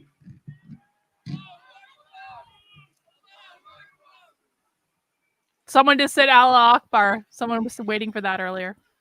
Allahu Akbar, Allahu Akbar. Wow. Allahu Akbar, Allahu Akbar. Ashhadu an la ilaha illallah. Ashhadu an la ilaha illallah. Ashhadu anna Muhammadan Rasul. Yo. This is... Wait until we get into the abolish the family. Go back and watch some of my abolish the family stuff. Go back and watch some of the queer Marxist stuff. Yeah, you think your jaw's on the floor now? Just wait till we play you videos about socialists talking about eliminating parental rights, eliminating your private kitchen, having all birth being done through surrogacy. So no, I mean, like, this is why I do, like, okay, so for people who are new, and regardless of who you might see me yelling at in the chat, I do actually like new people. I just don't like retards. I like curious new people who want to see what's going on. So I do this basically 6 days a week, Monday through Friday at 5 p.m. We watch leftist content on this channel. We watch their trainings, their classes, their book launches, stuff like that. We know all the major activists. We know all the major organizations. On Saturdays, we do Socialism Saturday at 6 p.m. where we watch like the farthest left stuff. I've been doing this for years. I have a massive archive of this stuff on my channel. So my goal is to teach people what the real far left is doing, the boots on the ground stuff. So we analyze their language. We listen to their language. We listen to their propaganda. We find stuff that no one else on the internet is looking at because they don't actually listen to the real far left. They just watch libs of TikTok. And so that's what we do here. The purpose of this is to learn their language and to learn how to spot socialism when it shows up in the real world. And when you learn to speak their language, because they're speaking a completely different language than you, when you learn to speak their language, you realize how pervasive this really is. And yeah, you think your jaw's on the floor now? Stick around a while. And I know it's scary for people who are new, for people like Brian who are new. Believe me, I am well aware that this is terrifying. We will help you come to grips with it. But the fact is that this is the truth. Like, this is primary source evidence. I'm not making this stuff up. I didn't create any of this. They put out there what they're doing. You just need to know where to look for it. And so we will help you through the cognitive dissonance you're going to go through. But just keep listening. Keep your ears open. Keep listening. Ask good questions. And you're going to find out that things are way worse than you think they are.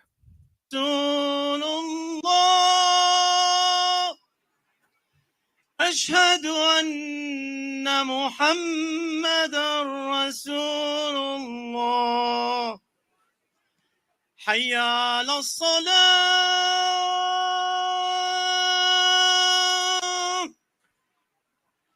حي على الصلاة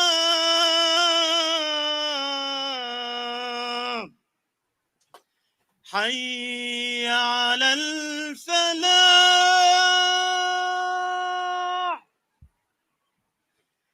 حي على الفلاح.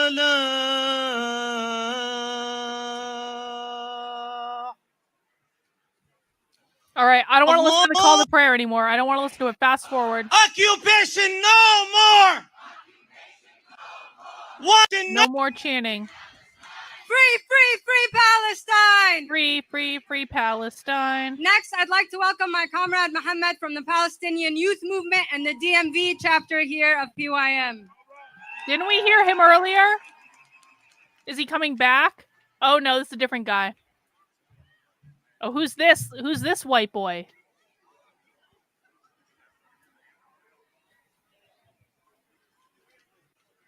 Assalamu alaikum. Oh, maybe he's not white after all. His voice doesn't sound white.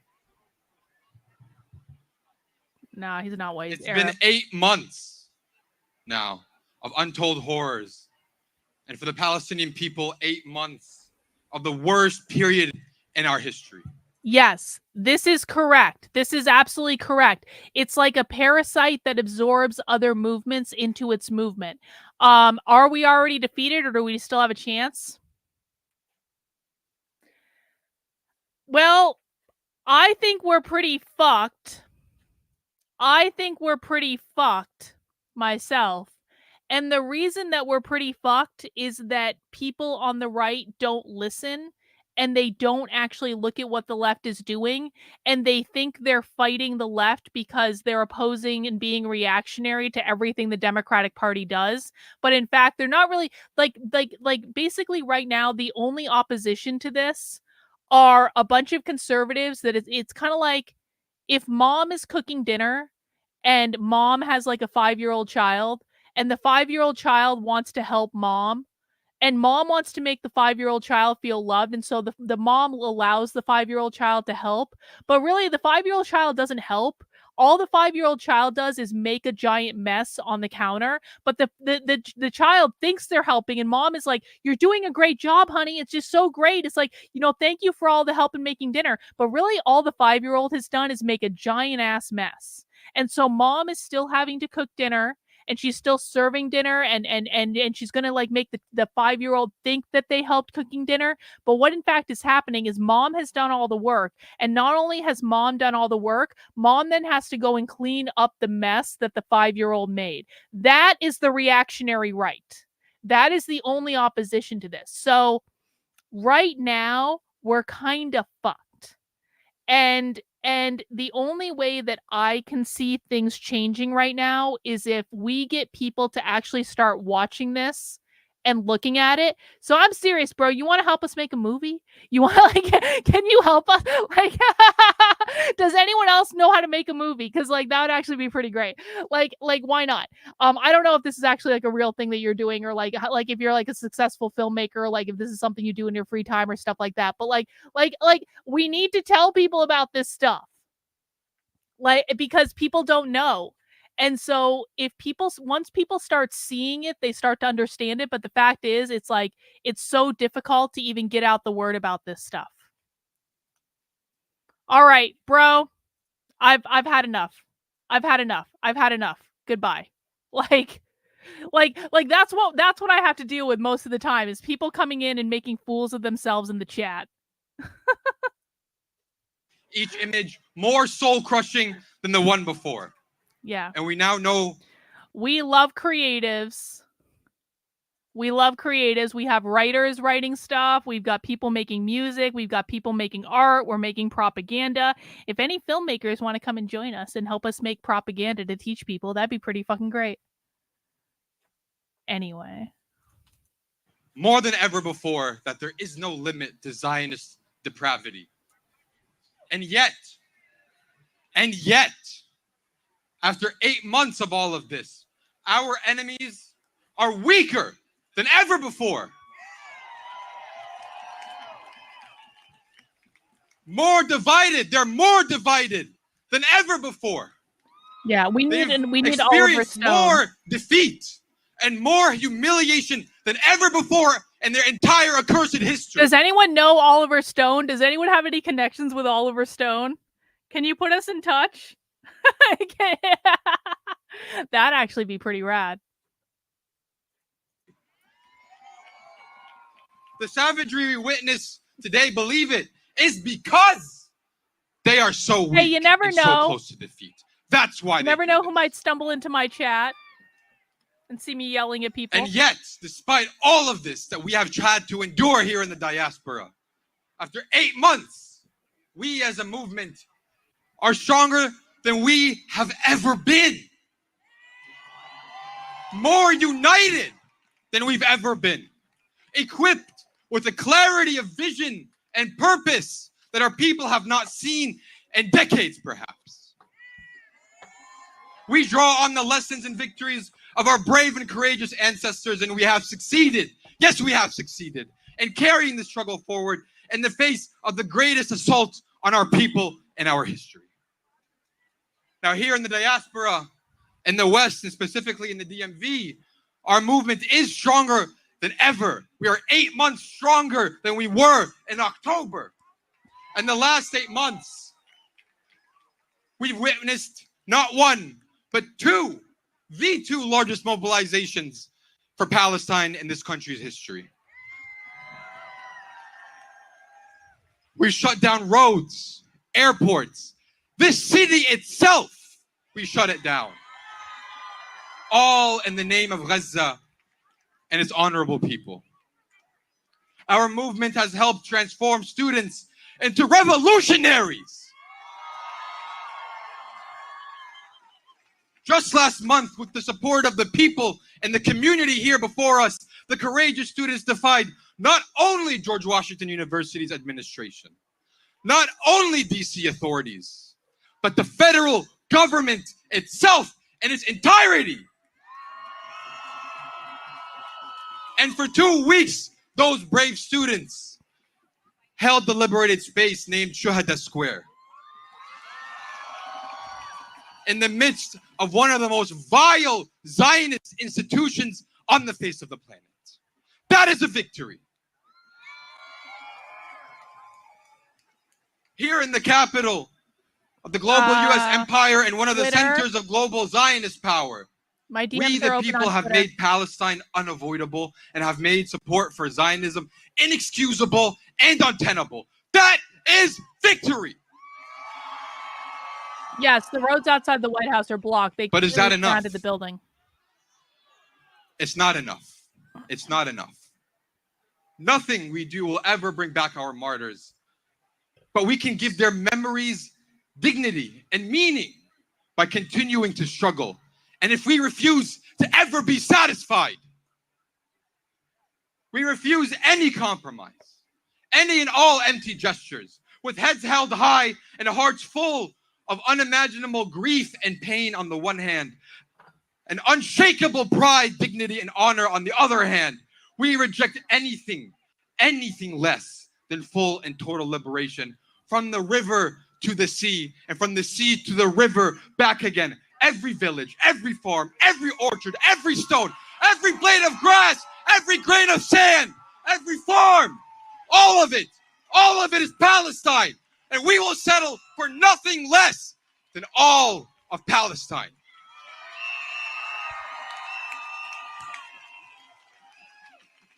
That is our promise to you, to our people back home, our people in Gaza, our people in the camps in Lebanon, Syria, and Jordan.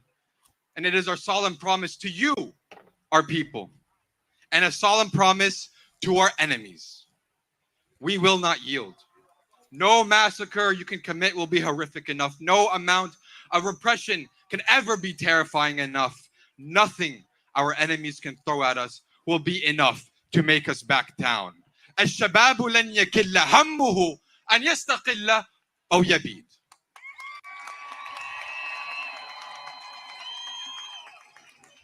We inherit with pride this responsibility from our ancestors, very much. And one day we know we will bestow this responsibility to our children, not with mere hope, but with ironclad conviction that liberation is coming, that our liberation is inevitable, generation after generation, until total and full liberation. We know our victory is inevitable. It's on the horizon. Each of us here can see it.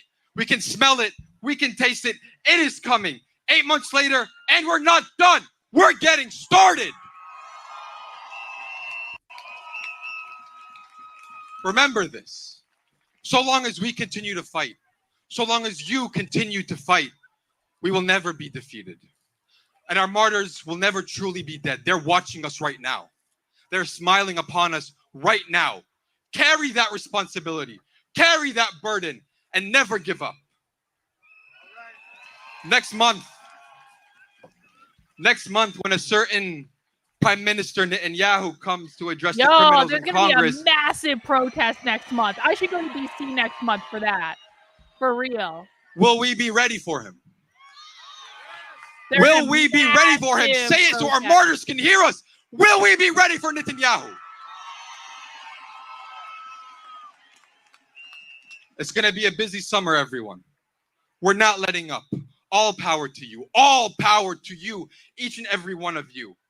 Victory is coming. We know it's coming because history teaches us something. History teaches us that the people united have never been defeated. United will the people united have never been defeated. The people united have never been defeated. Peace and love to you all, comrades.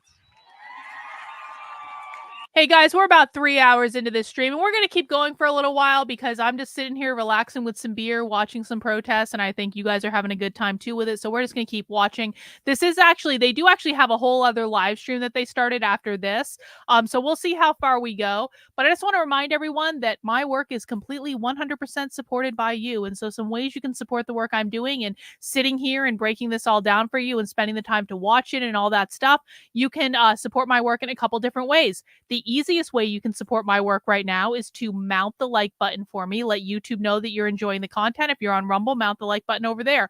Also, make sure you are subscribed on whatever platform you might be watching on right now, whether that be YouTube, X, or Rumble. I really do appreciate it. If you want to support my work monetarily, then you can head over to my Substack, carlin.substack.com. Subscribe for $8 a month or $80 a year. That helps fund everything I'm doing, to include podcasts, to include written content, to include other stuff that I do off site, breaking down the ideology for you.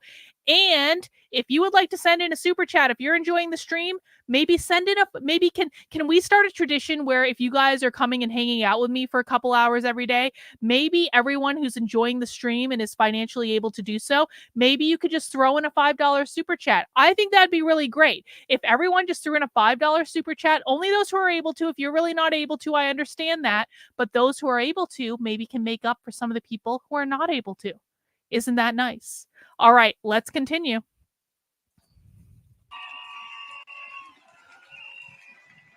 The people united will never be defeated. The people united will never be defeated.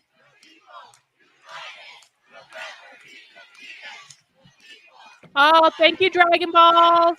Thank you. Appreciate it. Free, free Palestine. Free, free Palestine. Free, free, free Palestine. Free, free, free Palestine. And what do we want? When do we want it? What do we want? Justice. When do we want it? Now. If we don't get it, burn it down. If we don't get it, burn it down. If we don't get it, burn it down. If Gaza doesn't get it, if Palestine doesn't get it, shut it down. Shut it down. Louder. What? Louder.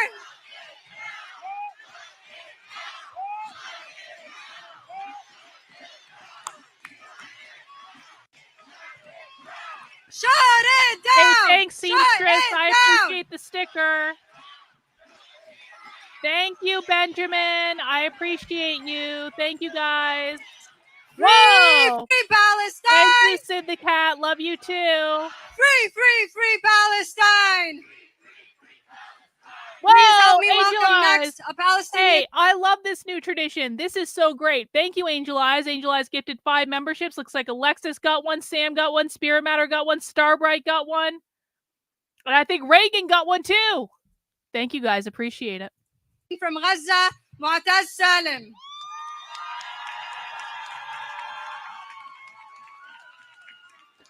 Only a literal retard would ask this, Vicky. Bismillah ar-Rahman ar-Rahim. Hello, everyone. Thank you for being out here. I'm going to keep this pretty brief. We know the statistics. We know the horrible, horrible crimes they've been committing every day. Massacre after massacre after massacre, including 200 plus killed this morning as part of a quote-unquote rescue operation. That's how depraved they are. That's how depraved the people we're working against are. It's been over 8 months now of this genocide. I've lost exactly 161 members of my family in Gaza to this genocide, to the depraved Zionist entity that is currently massacring our people, supported. Oh, I'm crazy. Actually, I won't use the word banned. supported. Goodbye. Directly Bye, Vicky. in association with this government here. Because this government, we're not even going to say they're complicit anymore. They are directly responsible for the murder of Palestinians in Gaza. They are committing the genocide. It's not just Zionism. It's not just the Zionists. It's this empire here. It's this country here. We know that what we've done so far has been historic. I never thought in my lifetime that I would see a Palestinian movement this strong, but we still need to do more.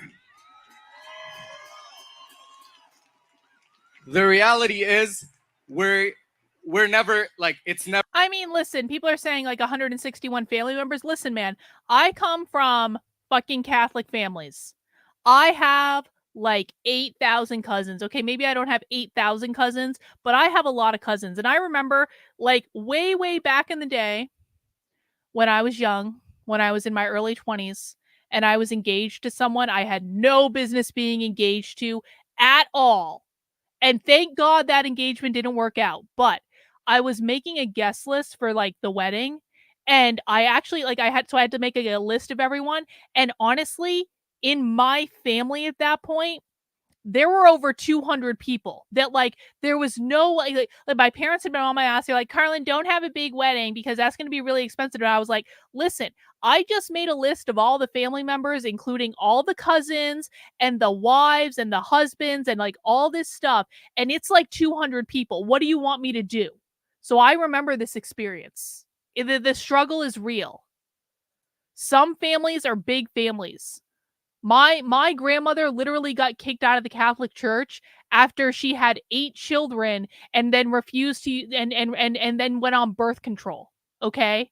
So I have one of those families. I understand. Mormons do that too, exactly. Thank you, Jane. Hey, I appreciate it. Brian, in with the super sticker. Thank you, Brian. I appreciate it. Welcome aboard. We're about to indoctrinate Brian into our cult. It's going to be great. Never going to be enough to honor our martyrs, because that is just how great they are to us. That is how great our martyrs are. All glory be to them.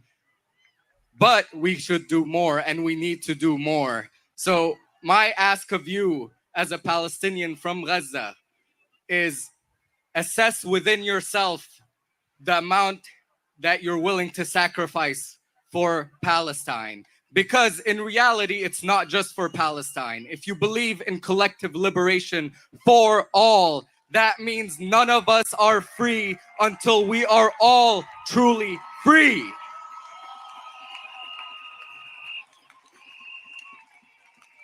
I personally really wanted to believe that the system did have some justice within it, that if you engaged with it, that's kind of what we're told growing up in the Middle East. America's the golden icon of freedom and justice. It's all a lie. It's all a lie. I can't tell you how much of a sick lie it is. And they use it to justify murdering our people in mass. I say all that to say we've heard from Gaza. We heed Gaza's call. Gaza tells us to escalate for it. That can mean so many different things, but what I will tell you is we need to start sacrificing, truly sacrificing. Think to yourself, how much are you willing to sacrifice for the people of Palestine, for Gaza, who are being bombarded, massacred every single day? Because I personally, I'm willing to risk it all. Because what point is my life and my existence on this earth if they can massacre my cousins, my aunts, my uncles, as if they don't even exist? They dehumanize them to a degree where they can just murder them en masse. Shame. Shame. On July 24th, we know that the Prime Minister of the Zionist entity is going to... Hang on. Thank you for the super chat, Matthew. Appreciate it. Oh, Carlin, take it from a combat vet. Nothing is ever as good as it seems, and nothing is ever as bad as it seems. Matthew, the problem is that most people have no idea most of this stuff is going on right now. So, yeah, I think it's actually even worse than most people believe. But if you want to think that, that's fine. I do appreciate the money. Come here, and we need to really mobilize about in regards to that. We truly truly shut things down in every meaning of the word, because it has gone way too far. Way too far. Thank you, Bill. I appreciate it. I don't have the words to say anymore. I've given speeches before, and we need to really look at ourselves that's not my as people of a conscience, as people, as part of this movement, and really, really think about how much we need to do to actually fight the empire and bring down imperialism from within. Because that's what we got to do.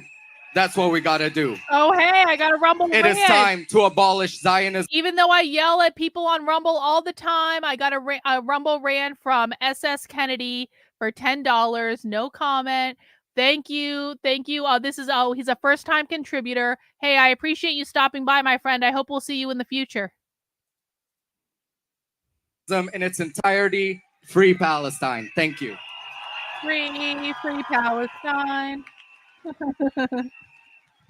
From the belly of the beast.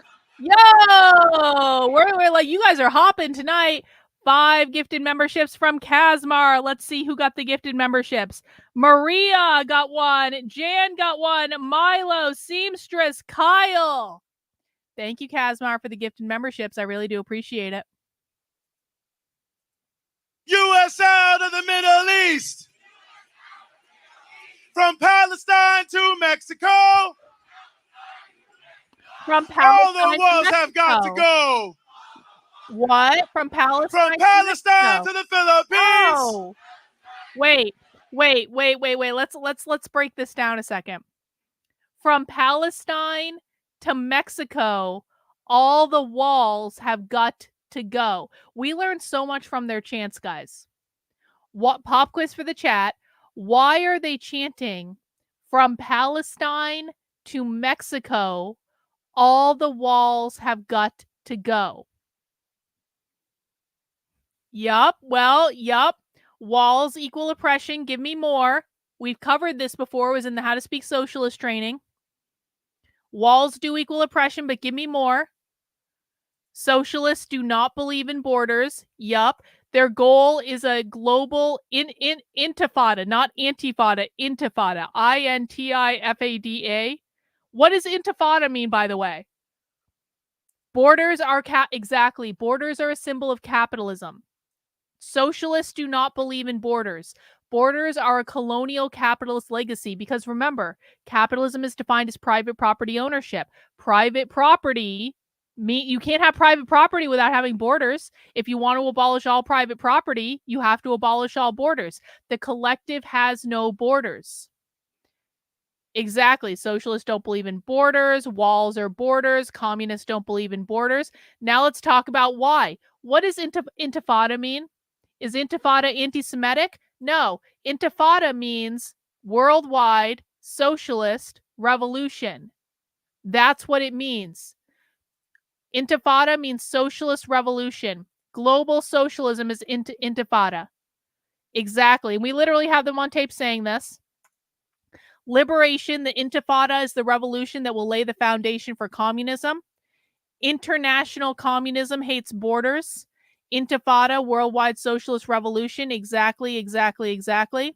Now, socialists believe that they cannot just have like one socialist country. That's not going to be successful. They have to turn the entire world socialist in order for it to work. That's why intifada means worldwide socialist revolution. Okay? So they want to start with the United States. And that's not to say they haven't done it in other places. Like socialists will tell you that socialism will never work in Venezuela because Venezuela was not a fully developed country. You have to have a fully developed country in order. Actually, the Party for Socialism and Liberation says this specifically. They say that socialism won't work in underdeveloped countries. It has to start in a place like the United States. United States is the first domino. They think that if they get the United States, that will trigger all the other countries to go socialist because their ultimate goal is a globalist socialist world. Do not confuse this with the WEF. This is not the same as the WEF. That's fascism. It's also globalist. But the WEF and the socialists are going to fight at some point. They both want the same thing. They're not working together. They're just going to fight at some point.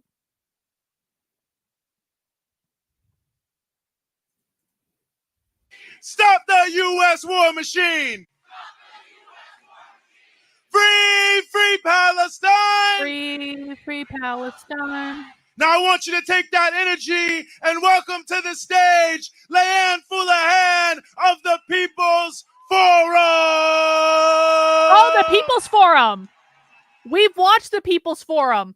We've watched the People's Forum a couple times on Socialism Saturday. The People's Forum is out of New York City. They're not, the People's Forum, I wouldn't say they're hardcore radical revolutionary socialists. Some of the people in the People's Forum are more like, it's like socialism light. It's like democratic socialism. So they're not the hardest of the hardcore, but we have seen them before. They were talking about abolish the family in one of the sessions we watched. We watched another one last year, like right before Christmas. So we have seen them before. This sea of red will give everyone in the White House nightmares until they stop the genocide. This sea of red is now extending all across the avenue here, a sea of red ready to surround the White House. Just a month ago, Biden got on national television and he said that the invasion of Rafah was a red line. This morning, we woke up to the news of hundreds of martyrs from Nusrat refugee camp. Murdered not only by U.S. bombs, but by U.S. military personnel who entered Gaza via an aid convoy. Biden is a liar.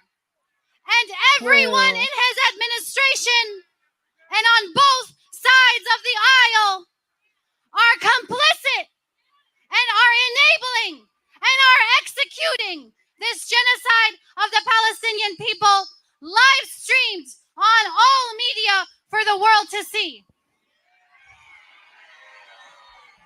Biden says that he wants a permanent ceasefire.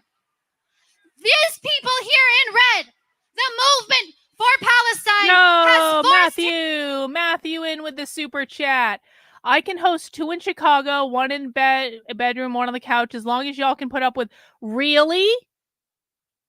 Matthew, don't tease me with a good time. I'll come to Chicago for the DNC. I'm not even joking. Matthew, how can I get in touch with you? What, can you send me a DM on Twitter or something? That'd be pretty great. I will go. I will go to Chicago to go to the protest. I'm not even joking. We might have to crowdfund a plane ticket, but like we can do that. It'll be fine. Yo, this has just got exciting. I might go to a protest. I haven't been to a protest in a long time. And I like, those are the big cats, right? Those are the giant cats. I could get you're right, Milo. I could get a press pass. But I don't want to go to the convention. I just want to go to the protest. Yeah, this is going to happen. Okay, everyone needs to manifest. We're going to put on our manifesting hat for a second. Manifest Carlin going to the protests outside the DNC. Manifest Carlin going to the protests and being completely safe and not getting beaten up by Antifa. And manifest Carlin getting a hidden camera that she can run around and film shit. Everyone needs to send positive vibes. We're going to make this happen. Yeah, exactly. You all have to imagine that I'm safe and that I don't get beaten up and that I come home and I'm fine. Protests are so fun, though. Has forced him to admit that as the president of the United States, he has no other option but to say that he wants a ceasefire. Yeah, I'll get one of those scarves. It'll be fine. I'll wear it over my head. We forced him to say the word ceasefire. I'm gonna disguise myself as a Muslim. I'm gonna go tanning. I'm gonna get super fucking tan because I'm like pasty white girl right now, but you guys haven't seen me super fucking tan. I can get super fucking tan if I want to, okay? I'm gonna get one of those Muslim scarves, one of the Palestinian scarves. It'll be fine. Yeah, everyone's like, you might want to disguise. Well, you know, I'll work on it. There. On October 8th, we were on the streets in the thousands. On November 4, we were here over 500,000. And in between every national action, we have been in every city and every town of this country, building the movement for Palestine, learning new skills, building different kinds of actions, bringing our entire community on the right side of the red line with us. Today, we are going to draw the line between right and wrong because it is the people who decide what is right and wrong. We are the ones who decide what is right and wrong. And we knew in 1948, and we know in 2024, that the occupation of Palestine and the genocide of the Palestinian people executed by both the United States and Israel is wrong. Oh, yo, I wish I could. I love afros. I think they're so sexy. Biden refuses to draw the line. Afro. So we are going to draw the line. And I want to tell you now how we're going to do it. We have people of conscience in the tens of thousands already lined up along Constitution Avenue in front of the White House. Let's shout for them to hear us.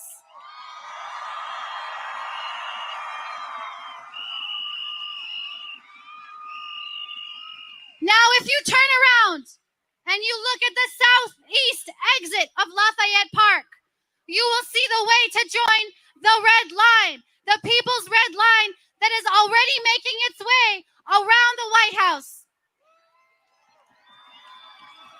So while the speakers keep going, while the program keeps going, I'm going to ask every one of you to help us build the people's red line and to surround the white line, the red line, against the true perpetrator of terrorism and violence in today's world, the White House. We are telling the world that we have picked a side. We have picked the side of humanity, and we are drawing the line. Anyone who wants to be on the right side, so pick up a banner if you can. We want to show the world. We want to show the White House, and we want to show our people in Palestine that we will not give. Their end, not my end. And then I ask every one of you, when you go back home, we are going to multiply the red line in every city and every town until every single institution that is building this genocide has to withdraw. And the genocide ends. All aid to Israel is cut. The siege on Gaza is lifted. And we are one step closer to liberation. See? Look at that. It's not that ending the war in Gaza will achieve liberation, because it won't. It's just one step closer, because this is not just about the war in Gaza. This is about being liberated from the oppressive system of capitalism. So say it loud and say it clear. Liberation is near. Say it loud and say it clear. Liberation is near. Thank you.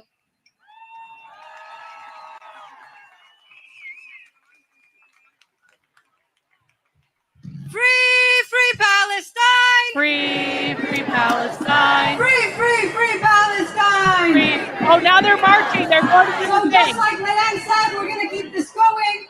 We have a lot more speakers, and we have. So now they all look like they're marching away to go do the red line thing. So we'll see where this goes. This is about to end the first live stream, but I want to keep watching the second one.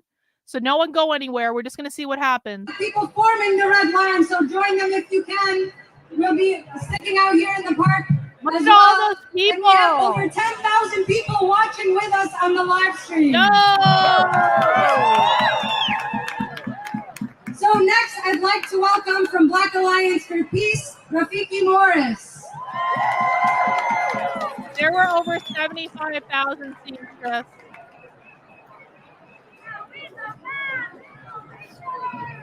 $10,000 on the live stream. My name is Rafiki Morris. 75,000 there. And I'm the organizer for the Black Alliance for Peace and the All African People's Revolutionary Party. This young man standing beside me, his name is Zion. And he insisted on coming up here because he has a message that he wants me to deliver to you. And that is that Zion, which is his name, is good.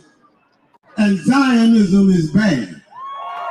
Zion is good. Zionism is bad.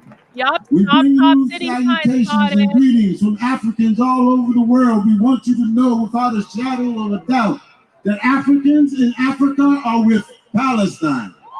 Africans in Europe are with... Look at this sign.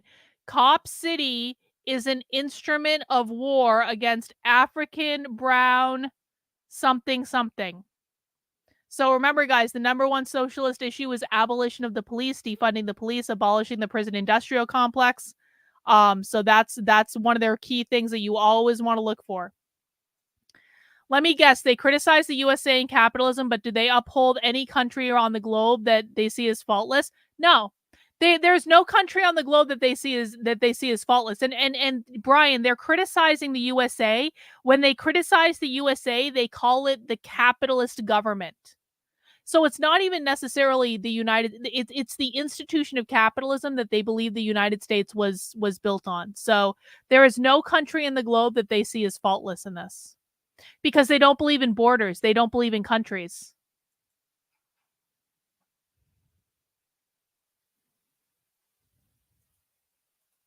Palestine. Africans in Canada are with Palestine. Africans in the U.S. are with Palestine. Africans in Asia are with Palestine. Africans in the Caribbean are with Palestine. Africans in South America are with Palestine. It is one struggle because the occupation of Palestine is a settler colonial project, and we stand against settler colonialism in Gaza, in the United States, in Australia, and everywhere in the world. Our Native American brothers want to remind you that you are standing on occupied land. See, look, Africa, with the fist. And we want to remind you that the Democrats and the Republicans are not your friends. They are not your friends. Democrats and Republicans, not your friends. They are active participants in the struggle to destroy the Palestinian people. They are the enemies of humanity. They occupy that house, and it is... Hang on. Brian's asking some great questions. Does everyone in the crowd understand what they're participating in? Most of them do, yes. It's basically, it's conservative propaganda to believe that they don't understand what they're participating in. And I know that, Brian, because I go inside their private trainings and I ask them, and they all know. They all know this is about abolishing capitalism. Like, we just did a spy stream just the other day where we went inside a taxpayer-funded training in Massachusetts about LGBTQ youth. And the training was pretty lackluster. So at the end, I asked the trainer, and she was paid for by the state of Massachusetts, like, what does capitalism have to do with supporting LGBTQ youth? And she hadn't mentioned capitalism in the whole thing, but I wanted to see what she would say. And she went on a whole fucking rant about capitalism and how capitalism is the problem and capitalism is the thing that's causing all the problems. They say this in many of their trainings. They all know what they're there for. In regards to these types of protests specifically, the college encampments, the same people organizing this protest were the ones that were organizing on the college encampments. They all had lists of demands. They all knew what the demands were. If you see videos of people saying, I don't even know why we're here, That is the exception. That's not the rule. Sadly, those videos are the things that get the most clicks on the conservative right. And then the conservatives run around saying, no one even knows what they're protesting, when most of them do know what they're protesting. These are mass protests. You're always going to have onesies and twosies. But this is not something where these people are blindly going in. Most of the people there are true believers. Most of the people there literally got on a bus and rode for hours on a bus just to be able to go there. You don't do that if you don't know what you're protesting. But it's a good question, and I understand why you're asking him. It's not your house, and it is not my house, and it is not my government. This is the government of the patriarchs. This is the government of the created by colonialists. capitalism. This is the government of the neo-colonialists. This is the government of the settler colonialists. This is the government of the Zionists. This is the government of imperialism, and imperialism must be destroyed. Everything he just said relates back to capitalism. Imperialism is the highest form of capitalism. Colonialization is taking the land as private property. The patriarchy was created by capitalism to put men in the workplace, women in the home, etc., etc., etc. Every single thing he just said was capitalism.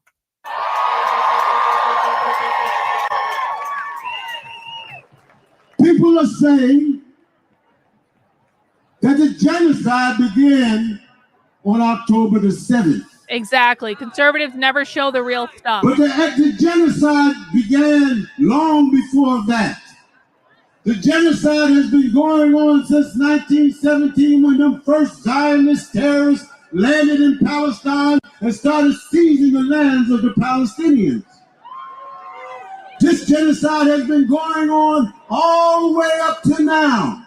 And October 7th wasn't the beginning of the genocide. October 7th was the beginning of the end of genocide. October 7th was the exclamation point at the end of genocide. So, Brian, I do actually have an article about this on my Substack, carlin.substack.com. And I explain it in detail there. But so if they are able to dismantle capitalism, what would the world look like? No one would own private homes. The government would own all the homes. The government assigns the homes to the people. No one would own land. The government owns all the land. No one would own private businesses. The government controls all the production, and you get assigned a job and you don't have any say over that job. There is no intellectual property. There is no no parental rights. This is a big one that people don't understand. They believe that parental rights are a form of private property. So parents no longer own their kids. The kids are owned by the government. The government decides how to raise the kids. The government controls all education. The government controls all healthcare. The government controls all energy. That means the government controls whether or not you are allowed to heat your home during the winter, if you're allowed to have gasoline to drive a car, if you're allowed to travel, stuff like that. The government controls the entire food supply. So the government decides who's eating. In fact, they don't even want people to have private kitchens in their homes. They want all food to be distributed in a community. They've actually said this. They want all food to be distributed in a canteen area that's within the community, where you go and you get your 2,000 calories a day of rations, and you don't eat in your private kitchen with your family. The nuclear family also doesn't exist, by the way. That's a whole other thing. There are no more nuclear families because the community is your family. That's why you go to the communal kitchen to eat, and why they want to get rid of all private kitchens. Because parental rights exist, the nuclear family doesn't exist. Also, the gender binary doesn't exist. So the gender binary is men and women. They want to get rid of the gender binary entirely, make everyone non-binary. Again, we have them on video saying everything. This is not coming from me. This is all coming from them. What else did I miss, guys? No individual liberties. They consider individual liberties, your freedom of speech, your freedom of religion, to be a form of private property, and they want to get rid of all of those. Oh, yeah, no law enforcement. There'll be no cops. They believe that once they create a world based on equity, then there will be no more crime because people will have access to everything they need. There'll also be no more money. So they believe that we won't need money anymore if everyone has access to everything they need. No intellectual property. What else did I miss? Did I miss anything else? No jails. They're abolishing the entire prison industrial complex.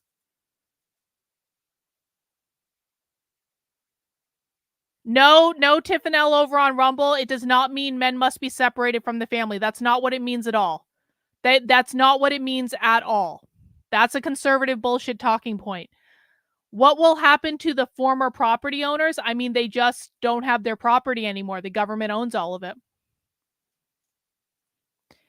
If the picture you've painted is what they want to create, all power to the government, all control to the government, nothing to the individual. Yes.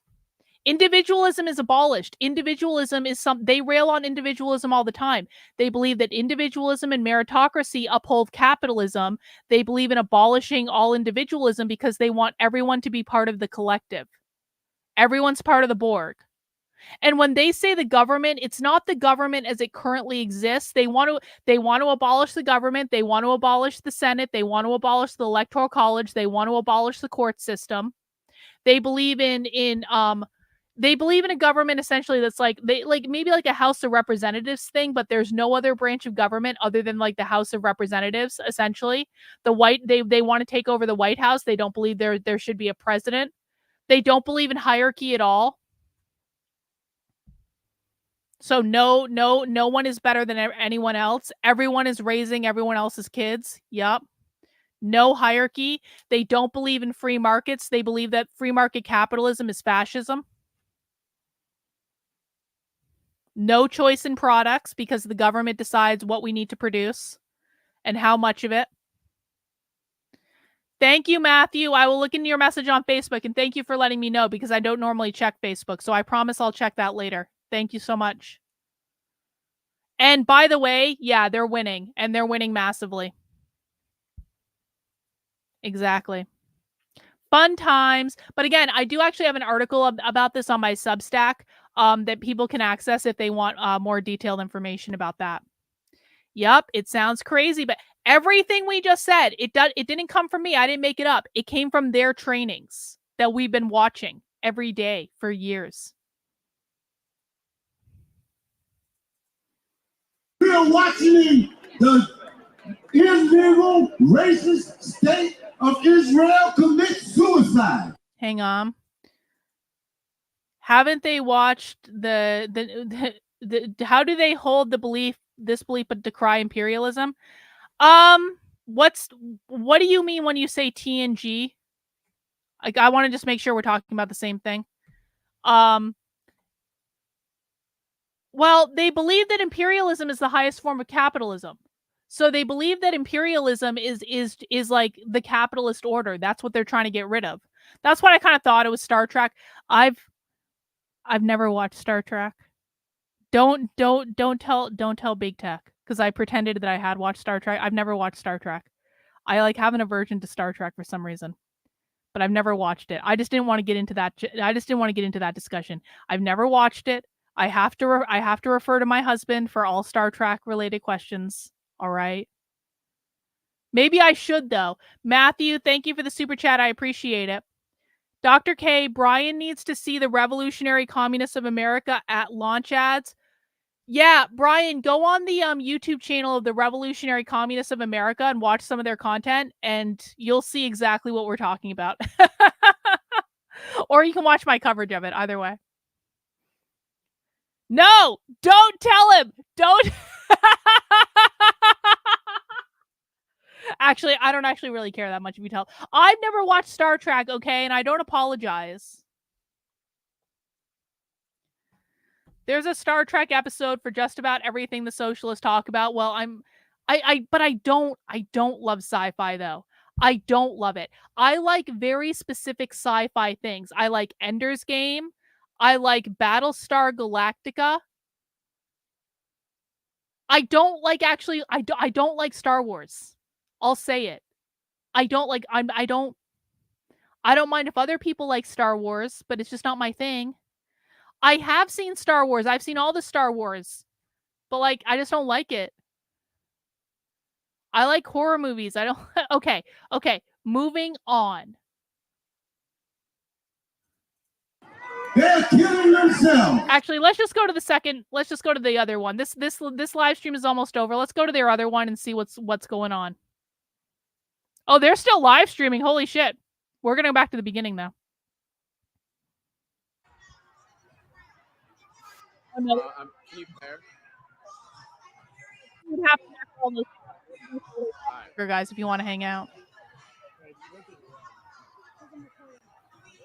Yeah, the Matrix is good.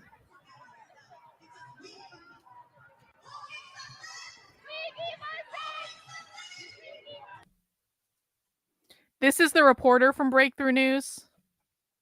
He was in the Columbia encampments as well. Let's fast forward a little bit until they figure out their sound. Sometimes Breakthrough News isn't great at technology.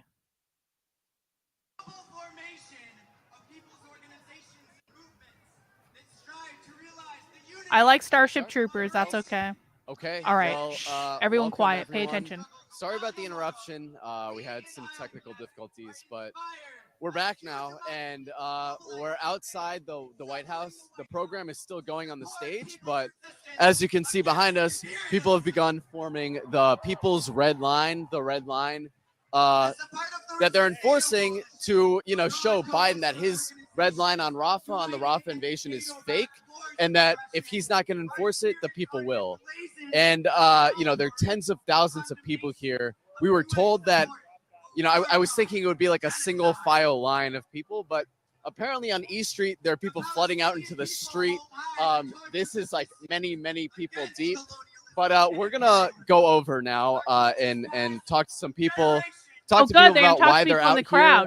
Good. So yeah, without further ado, this is actually perfect because they're gonna go interview people. So you guys are gonna get. You don't have to take my word for it. You're gonna get to see directly. Like, do people understand why they're there? Let's find out.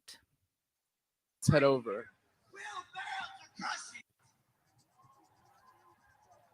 Because he's just walking into the crowd. He doesn't know who he's talking to.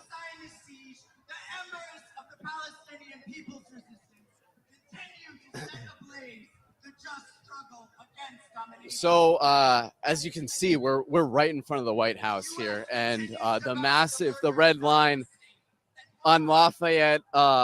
This is Lafayette Square on Pennsylvania Avenue over there. It takes up the whole street, and it goes all the way down. Maybe Steph, if you could pan over.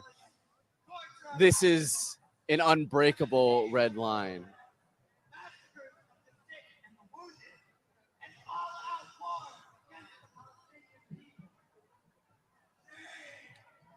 And the call for this demo really started with that's crazy. It was declared at the People's Conference for Palestine. We put out a package about it, and maybe you saw, but while that conference was convening, Israel bombed a refugee camp in Rafah. They bombed a tent. They massacred, I think, 50 people. And Biden, said a month ago in an interview that an Israeli invasion of Rafah would be a red line for him, that he would stop sending weapons to Israel, that he'd cut them off. And since then, we saw that massacre that took place on May 26th. We've seen 4 massacres since then, the latest being yesterday. Yeah, or I think Killer this Clowns morning, is actually, the best. Everyone needs to watch it. When 200 people were killed by Israel. So the people here have gathered to say, what happened to your red line? Israel is invading Rafah. It's been underway for over a month now, and the Biden administration hasn't done anything. In fact, they said we're holding up a weapons shipment. They've sent hundreds of millions of dollars of bombs, of 2,000-pound bombs, bunker buster bombs to Israel since then. So Biden is lying, and people here have gathered to call his bluff. So we're going to keep moving forward. No, these guys usually just walk into the crowd. There's a group of veterans we want to talk to here. He kind of knows we were maybe some of the chatting with groups, earlier. but... It's a GI's contingent. They call themselves the Military and Veterans Task Force. But they're here as veterans in solidarity with Palestine. And let me try to pull some of them. Hey, what's up? How's it going? Doing well. How are you? Can we gather under this banner?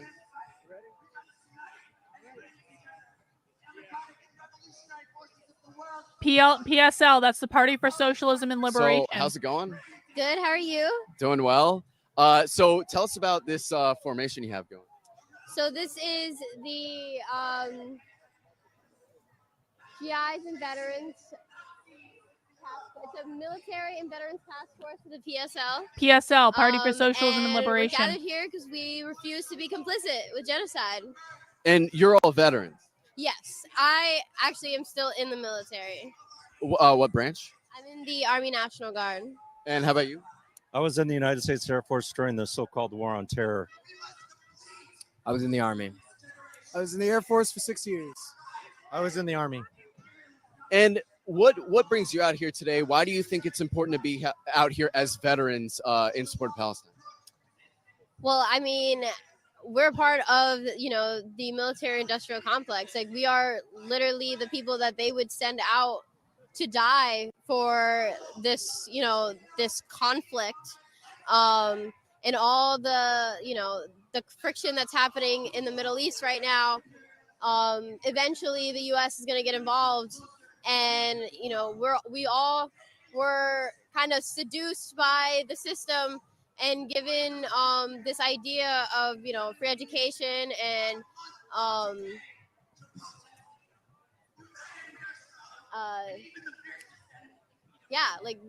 a way out of poverty, a way out of the system. So we're just as complicit as any of us here, and it's important for us to be here to show that we don't want to be complicit in this. So yeah.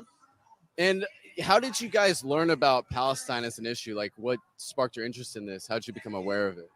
So actually, I had no idea what was going on before October 7th, and I learned a lot of what I know now from social media and through like third-party news, because I wasn't getting any of it from mainstream media. So yeah, that's how I learned about it, and I learned a lot of my information from the PSL, and yeah, just everything circulating through the internet. I guess, like, what was it like for you all as veterans, sort of waking up to? It doesn't matter at all that they're holding this protest. I'll turn down my mic because I know it's really loud. It doesn't actually matter at all that they're holding the protest when Biden is out of town, because this is not about Biden at all. This is about creating an iconic symbol. I do need glasses like that. You're right. The workings of the imperialist system, or the true nature of the U.S. military, because they say, oh well, the military fights for freedom, they fight for democracy. How did you sort of like begin to question that? Well, honestly, really, when I would watch the videos of the genocide in Palestine, it's really different from what they teach us like in the military. Like, they teach us that these people are our enemy. Like, we have anti-terrorism briefs every year, and the pictures and the motifs are all, Arabic people, all Middle Easterners, and it just doesn't match up. They're telling us that these people are our enemy and that they're dangerous and they hate us. But then you see the videos of like babies and children and like, people that haven't even like fully gone through puberty yet, dying and fighting for their lives, and mothers and fathers and people that are just like us. And it's just this like really stark difference between what they are showing us, what they're telling us is evil and, hateful and are terrorists, and then seeing people that are just like you and me. So that's, for me at least, how I kind of was like, it doesn't add up. Like, this is that they're lying to us. And I mean, I think the thing that really is so powerful about this is the U.S., war makers, the warmongers in the Pentagon. They can say, oh, well, we want to, support Israel. They can say that all they want. They can say, oh, we want to go to war with China. They can say all these things. But at the end of the day, it comes down to you all making the conscious decision to fight or not fight. Can you talk about that a little bit? I mean, yeah. I mean, imagine if every soldier, every sailor, wingman, decided to go the conscientious objector route. Like, they can't stop us. They'd have no army. They'd have no fleet. So, I definitely urge a lot of the people who are still in, like I am, to kind of... By the way, I'm looking at Stu Studios Twitter right now. So obviously it's nighttime in DC. It's almost 10 p.m.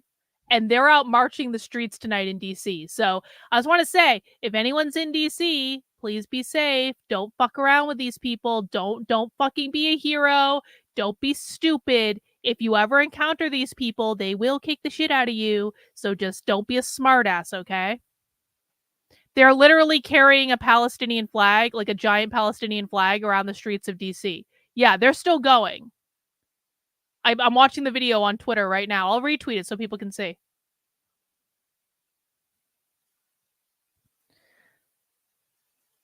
Think their position in the military, because we could really, we could really make a difference if we just decide like we don't want to be a part of this. Do any of you have a message you want to share with other people who are currently in the service? Yeah. Yes, I'm an they Iraq really. War veteran. Hang on. Do they honestly believe that this will all be a paradise? And no, yes, they really do believe that. That is a sincerely held belief. They're not just saying that. Brian, they believe that capitalism creates all problems. So they believe that if they just get rid of capitalism, then all the problems will go away. At some point, I came to realize that everything about that war was just CIA lies so that we can invade another country, take their resource, and continue our foothold in the Middle East, which is very similar to what the whole point of Israel is. And just that whole experience, realizing that everything that our government says about what we do in other countries, why we go to war, is just a bunch of lies for corporate profits, for Raytheon's bottom line, for the defense industry's bottom line. It's opened up my eyes to all of the other things. 2 days ago, we were remembering the anniversary of D-Day. And all I can think about is how after World War II, they stabbed all those veterans in the back by hiring a bunch of Nazis all throughout the government, including the CIA, which is nothing but a terrorist organization itself. I'm proud as somebody who served in the U.S. military to declare that the United States are the terrorists. And I mean, the Iraq War, the war propaganda was so palatable. What was it like for you when you were first going? What were you thinking, like, going in when you were being deployed, and what sort of changed your mind about the nature of the war? Yeah, so I was a senior in high school when 9/11 happened. So I was right around when everybody was in hysteria, and I had just joined the Army a few months before that. And, my initial thought was like everybody else's. I thought we were attacked. I wanted to defend the United States. But then came Iraq, and then things started becoming more sus. But, Saddam Hussein was an evil person, right? They said. But then I got deployed there in 2005. So Saddam Hussein had already been taken out. The anti-war people so are even when I was correct, in Iraq, so. even amongst us troops, I can remember us being like, why are we here? And to think that 20 years later, we are still there. I mean, it couldn't be any more clear to me that, Iraq had no connection to 9/11. I don't even believe their story about 9/11. And, there's just nothing more than stealing their resources. They believe that they will. So remember, they're talking about eliminating the government as we currently think of it and reconstituting a different government that they say is democratic and by and for the people. They really think that when they control things, they're like everything is going to be fair. Well, they believe that they are, though. They believe that if they have like a council of people that have been like elected directly, like direct democracy, not like the electoral college, they believe that everything is going to be different. Brian, like the thing that I would recommend is like come back for future Socialism Saturdays, because this might be something that, listen, bro. Again, I like you're new to this. You just found us, and it's awesome that you found us. You've already taken in a ton of information today. And I know you're already kind of feeling a little overwhelmed by it. And the reason I say this, I'm not trying to like talk down to you or anything. This happens to everyone when they first find my content, where you get overwhelmed and you just want to know everything all at once. My recommendation is just start pondering the stuff you already know. Start just letting this simmer a little bit and come back and watch other trainings with us and other far left stuff with us.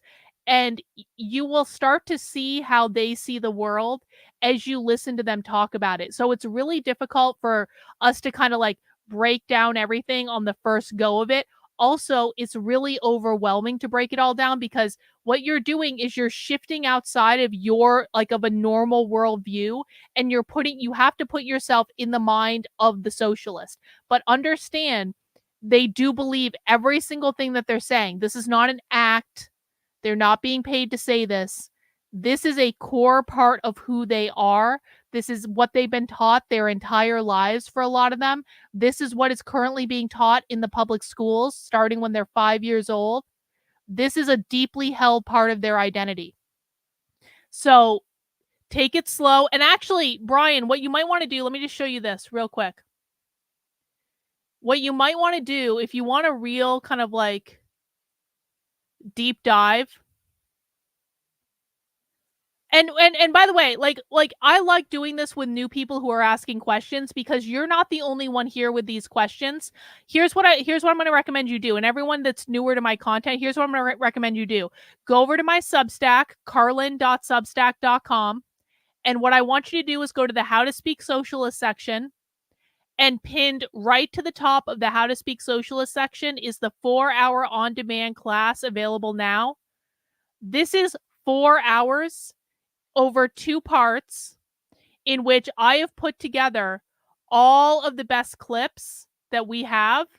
I've got level 1 and then level 2.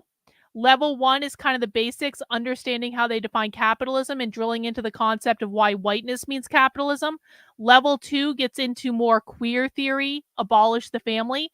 And these trainings combined are all of the best clips from all of the trainings that we've done over the last couple of years, kind of put together in a way that makes it really cohesive. This is the crash course. And I know it's 4 hours long, and that's a lot, but we've already been streaming for 4 hours today, so maybe people have that time after all. Go watch this. As soon as you sit down and you watch these 2 parts of the training, stuff is going to start to become a lot more clear. So that would be my recommendation for everyone. And we love people here who sincerely want to learn. Is it faith? No, it's not. Now, they do operate like a cult, though. But again, it's kind of you have to just spend a little bit. You're going to see this is not like a religion. These are actually more deeply held beliefs than a lot of people who are religious have. This is part of who they are. Every part of their life is built around this. But it's not like an article of faith or anything. All right, let's go back to our stream.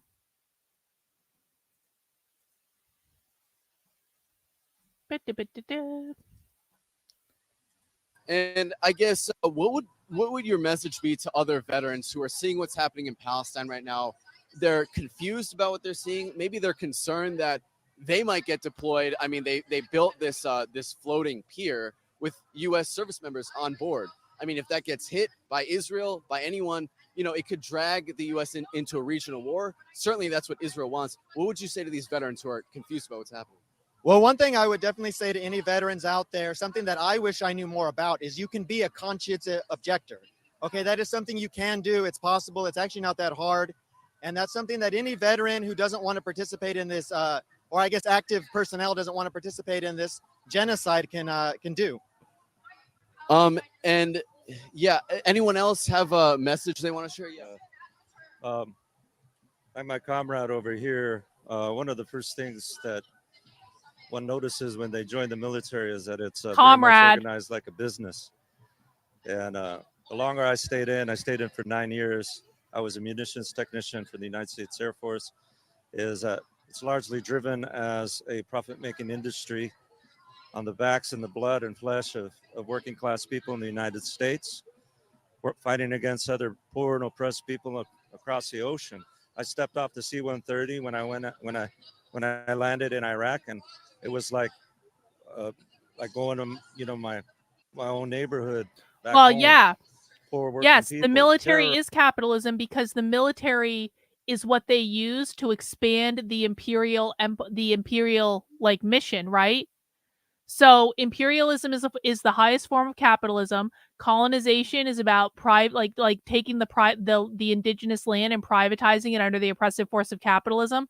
The left believes that the military industrial complex upholds and supports imperialism, essentially.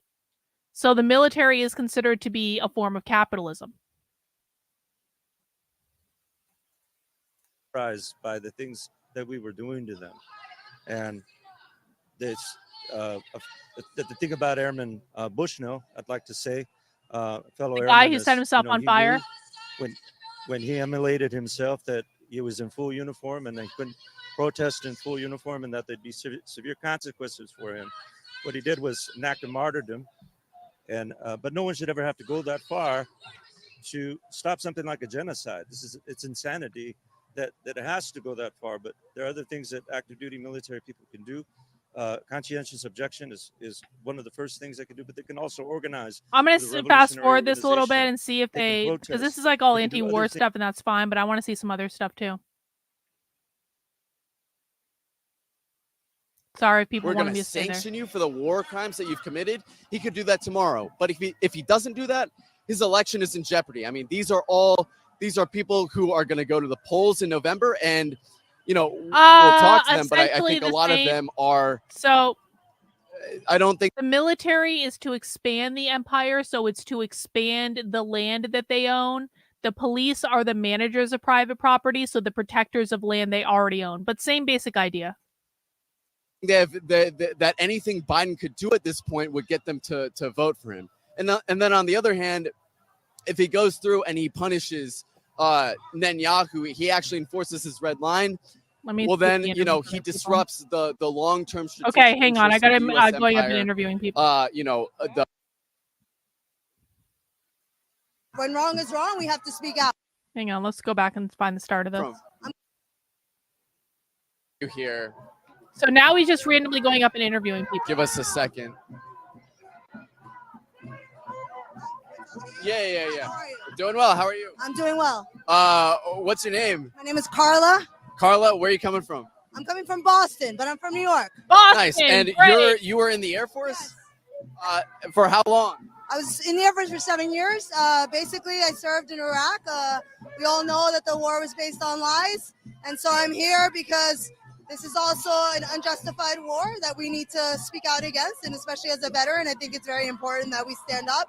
And when wrong is wrong, we have to speak out. So there were actually some veterans over there that we were talking to. And I was asking them, how did you first learn that the war was based on lies? What was your process of, because you're here now supporting Palestine, how did you first become aware of the fact that these wars are based on lies? Well, even while I was serving, I definitely was not a fan of our President Bush at the time. But obviously everything that's come out since then has only verified, it's confirmed that many service members, many of whom are Black and brown people, poor people that serve oftentimes out of need and certainly out of patriotism. Many immigrants serve. I'm an immigrant myself, serving to give back to our adopted country. And, you go in thinking one thing and you come out realizing that you've participated in the atrocities of war and you've harmed others. And, you try to reconcile what you've done. And whenever you can, you speak out against what you know is wrong. And so that's why we're here. Just like these Jewish people are speaking out against Israel and what they're doing. So. And, what would you say to people who are in the service right now who might be seeing what's happening in Palestine? They see Biden sending bombs, hundreds of millions of dollars of bombs. They feel uneasy. They feel like, this isn't that we're not supporting freedom or democracy, what veterans are told, but that this is actually a genocide. What would your message be to them? Honestly, I feel for you. I'm sorry that this is what our country is doing. I'm sorry that we're on the wrong side of history.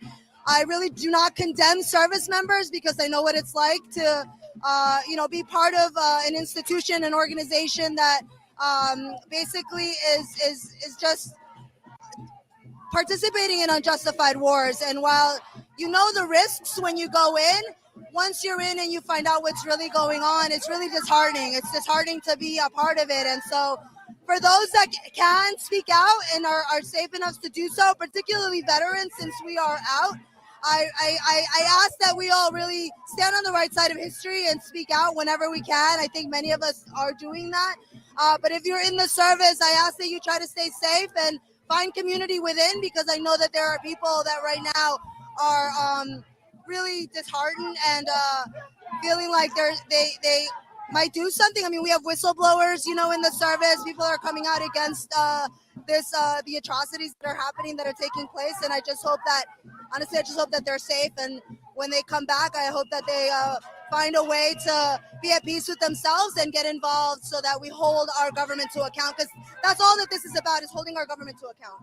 One last question. Biden loves to thank the troops. He says, God bless the troops at the end of many of his speeches. What is your message to Biden? I mean, honestly, I think he's heard from us. I think, unfortunately, he's a self-proclaimed proud Zionist. So I don't know if there's anything that I could say to him that's going to change his mind.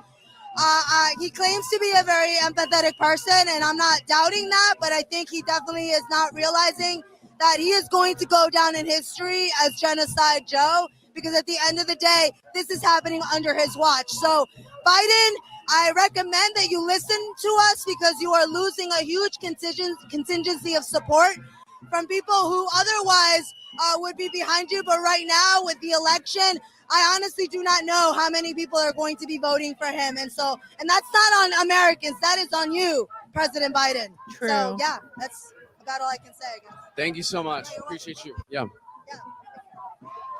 Okay, so we're going to continue going down the line. We want to show you guys this whole thing. But you can see behind us, they put up these fences. These were up on November 4th at the first National March for Palestine. And, you know, for those who are in D.C., or for those who aren't in D.C., it used to be that you could protest all the way up to the wall, the gates there. But they've moved these back when the first National Palestine March happened. And, you know, it's clear that they're afraid. It's clear that Joe Biden is afraid of losing Arab voters, Muslim voters, but also black voters.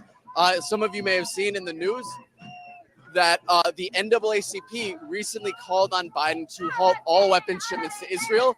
So I'm going to find more and more interviews. These critical groups that Biden loves to say support him, black voters, Arab voters, immigrants, are increasingly drifting away from him. And the cost of this will be his election. So Biden, the message here.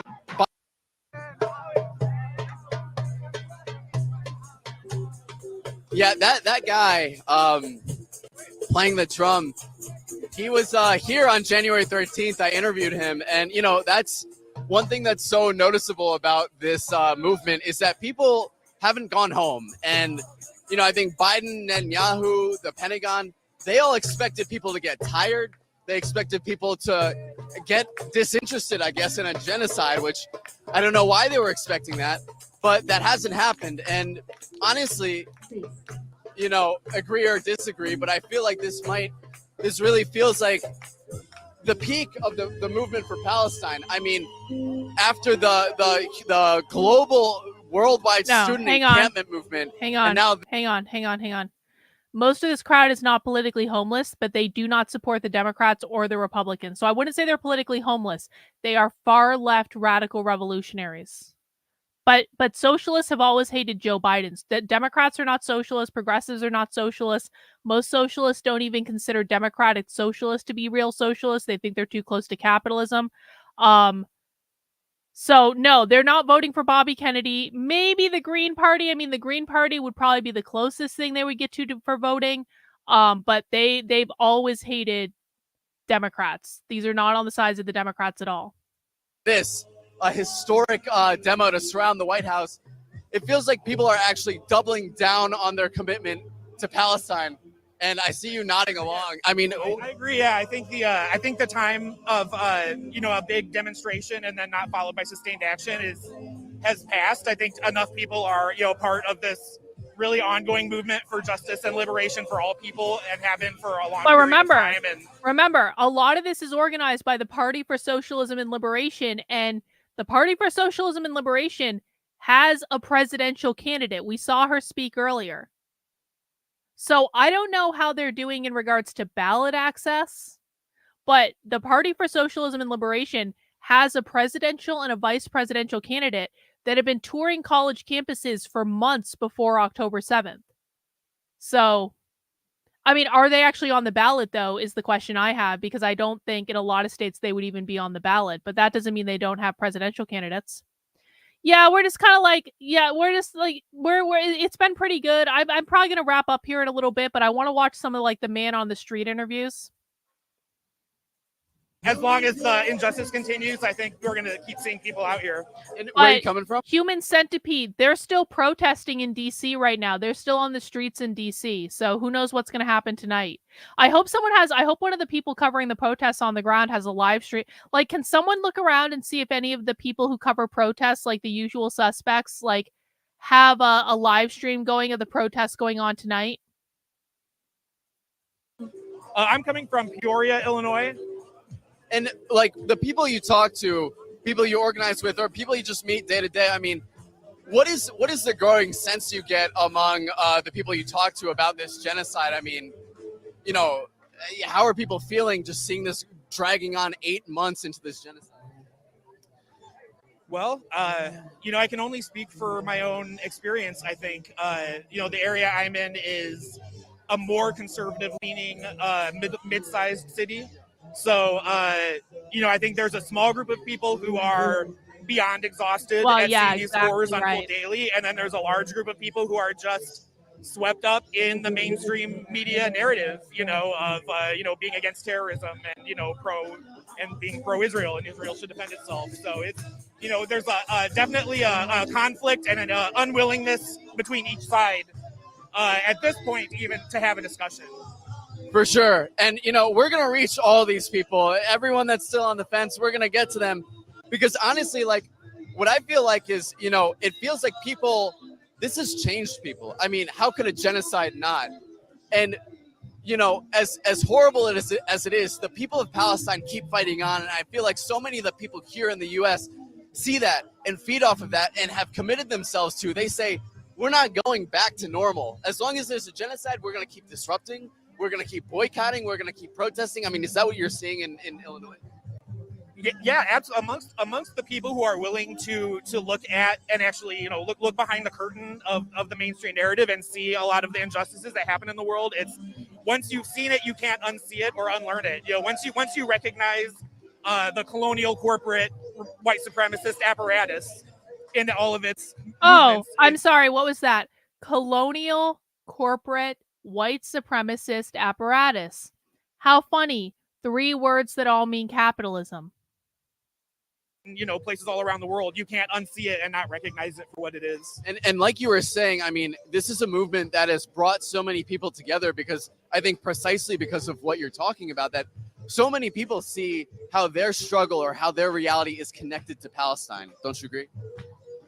Yeah, I mean, it's you know, I think it's all intertwined in a white supremacist narrative and a capitalist system.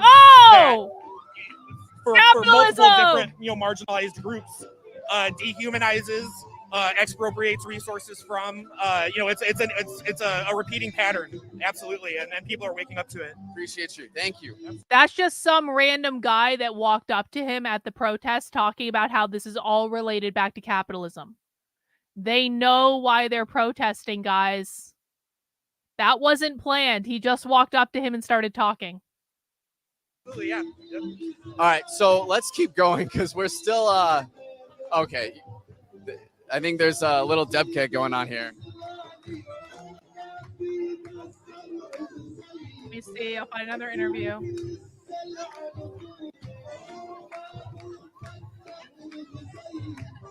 See, look at this.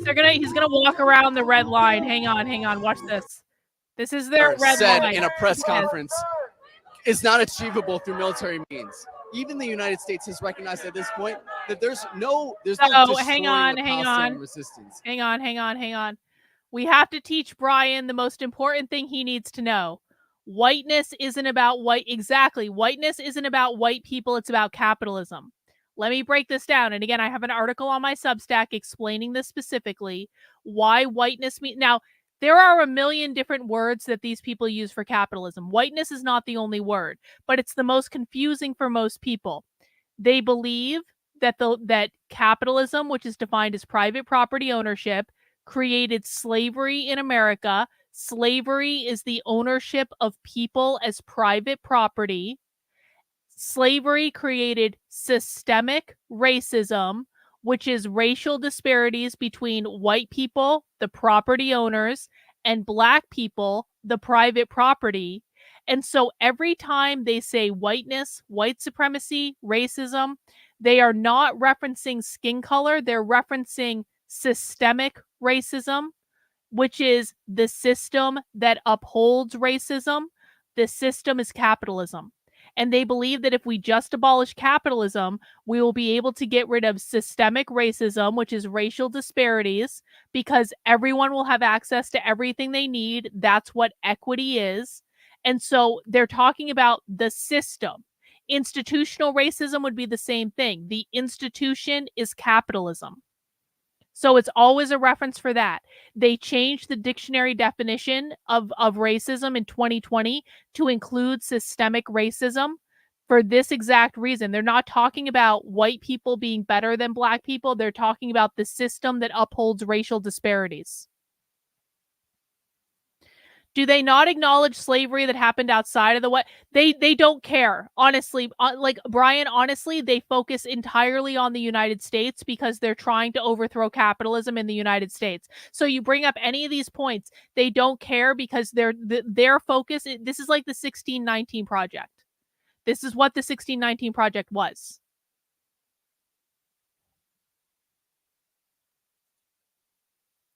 The totality equals capitalism is private property ownership. Everything always goes back to that.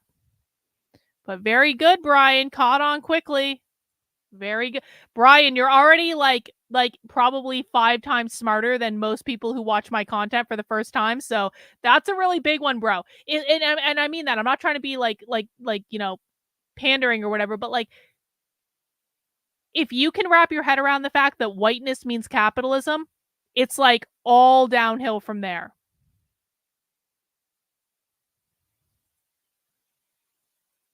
The Palestinian resistance is not one group.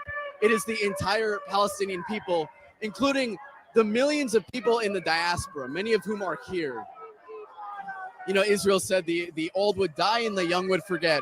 And clearly that's not true. I mean, so many of these are young Palestinian organizers in the diaspora who have basically opened up another front in this battle. They've opened up a front. Yeah, in Brian didn't Israel's even need to get imperial yelled at. sponsor, Hang on. in the belly of the beast. Hang on. Why aren't all of you as good as Brian? Brian is the new star pupil on this channel, okay?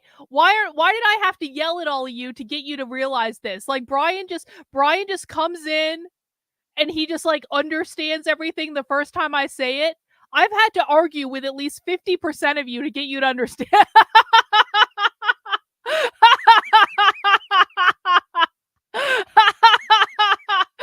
Brian didn't need to get yelled at once.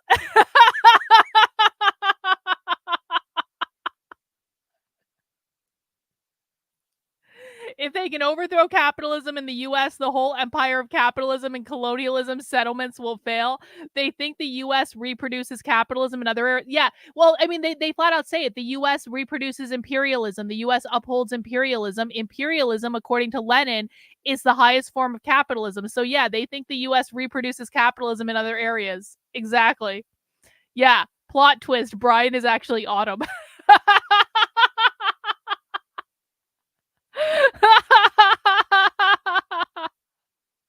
Of Israel's imperial sponsor, the United States.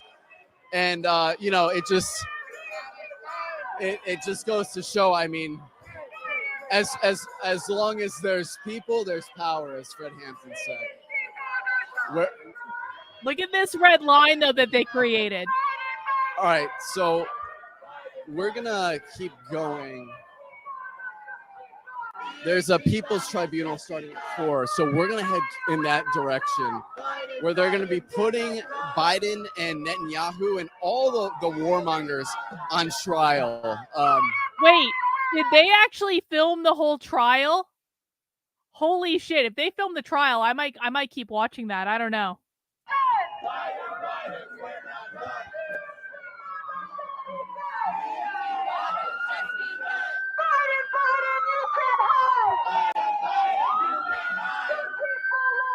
But you know, like it's really interesting. I don't know if I'll let this ambulance pass. At least they had really good weather today. It's a beautiful day for a protest. I don't know if people have been following the news, but Matthew Miller, who's a spokesman with the State Department, basically said that Israel will not win this war and that they should just declare victory because they're never going to achieve their goal of destroying Hamas. Basically, they're saying, to change your definition of victory, just call it, quit while you're ahead.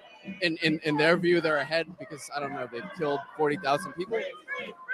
And it's a tacit acknowledgement from the White House that Israel has failed. Israel's war has failed. They set out at the beginning of this in October saying that they were going to destroy Hamas, that they were going to destroy the Palestinian resistance. And 8 months later, we're here precisely because their mission has failed. Precisely because they've been unable to defeat the Palestinian resistance. And, I think Matthew Miller's comment was, well, you should take it from us. You should take it from the United States because we have a lot of experience in flanks. Walk around the line. Israel, there it is. Okay. This genocide. Benjamin Netanyahu is being invited to Congress this week by several members of Congress. But also at the same time, I know there are many members of Congress that won't be attending because, Netanyahu, there are literally arrest warrants out for this puppet master of this genocide.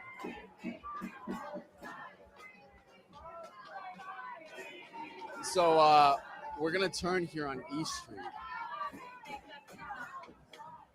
Look. They have a giant fucking ribbon that goes around the entire perimeter of the White House. And they have people holding it up the entire way.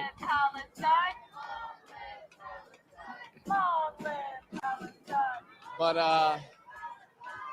I heard there are other marches happening in London and Manchester and also in Accra, which is the capital of Ghana. And I'm sure elsewhere, but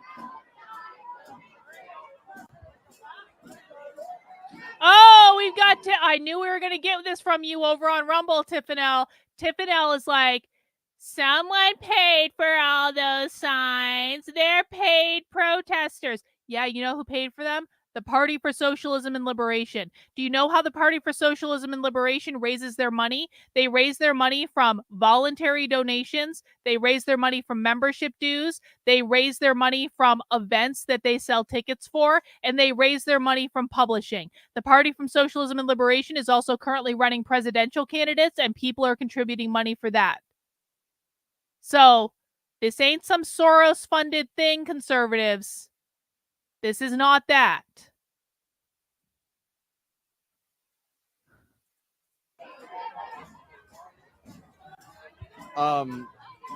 But sorry, as I was saying, I think let's keep going down.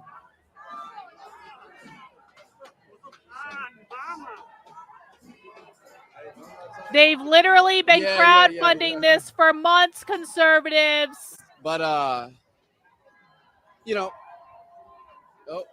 where's Steph? Oh. So, like I was saying, the United States and Israel have increasingly driven themselves into a position of international isolation by, defying international law, by committing a genocide. All right, and also domestically, saying they know it's not Soros. This is not all something right, that can be brushed off at all. I appreciate that. All these people, they're not going to forget this genocide in the next 5 months. That's not going to happen. And I think the only chance that Joe Biden has of even recuperating some of these votes. Let's fast forward a little bit. I want to get to the trial. I think a lot of these people have decided a long time ago that that's trial? not happening. Hang on, we're fast forwarding. Here's going to be where the trial is. Definitely. Joe Biden, you can hide. We told you it's Oh, they're at the ellipse now. Thank you, everybody. I want to see the trial.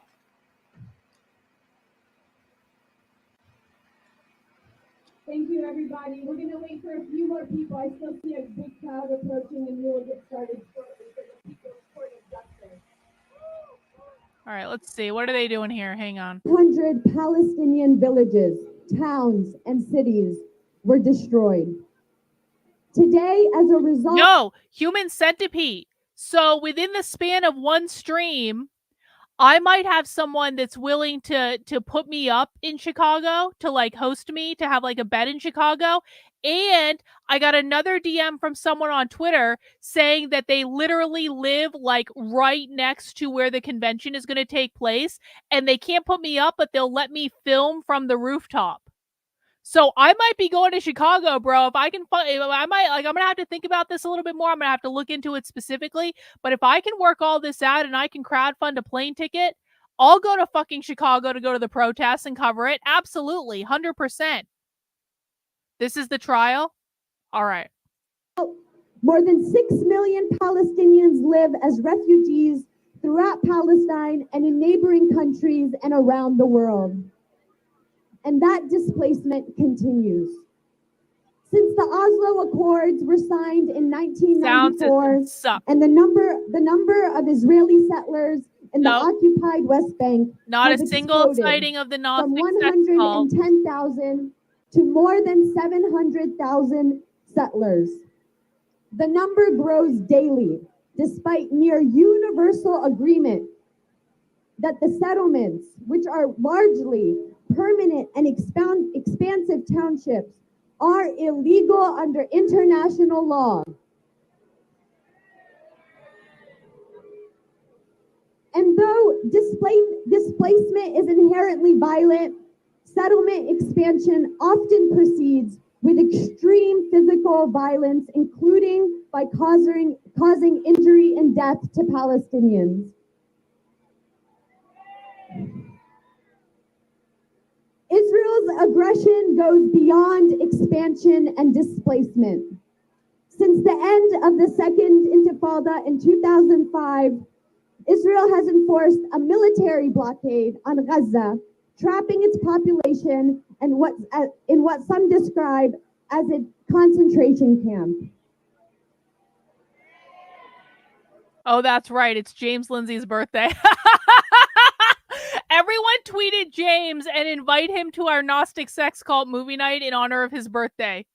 We're like, see, this is why the Gnostic sex cult movie night had to happen tomorrow, because we're honoring James Lindsay and his birthday with the movie night where we're watching Eyes Wide Shut. As a reminder, guys, we will be watching Eyes Wide Shut in the supporter Discord tomorrow night at 8 p.m. Eastern time. If you want to get access to the supporter Discord, head over to my Substack, carlin.substack.com, and sign up as a member. $8 a month, $80 a year. Tomorrow, I will be sending out my weekly newsletter in which there will be a link to the supporter Discord. So happy birthday to James Lindsay. Even though he's wrong about everything and he refuses to admit it, we're still going to invite him to watch Eyes Wide Shut with us tomorrow for movie night. If the way they grow their numbers is through early indoctrination, and since the left mostly controls all major institutions, are we witnessing our slow demise? Yeah, we're witnessing our slow demise, and I'm going to explain why. Because the long march through the institutions ended basically in 2008, 2009, 2010. That's when they started creating formalized equity departments in every school district in the country, 2008, 2009, 2010. And so by pure coincidence, and that actually just happened to coincide with when Barack Obama was elected president, who is a socialist and all this stuff. Anyway, so what this means is the class of students that are graduating from high school and college now is the first class that has been entirely 100% taught in systems in the public school in which they were learning about equity and Marxism since they were 5 years old. So, like, I graduated from high school in 1999. This shit was not in my public school education. Maybe onesies and twosies here and there, but it wasn't in my education.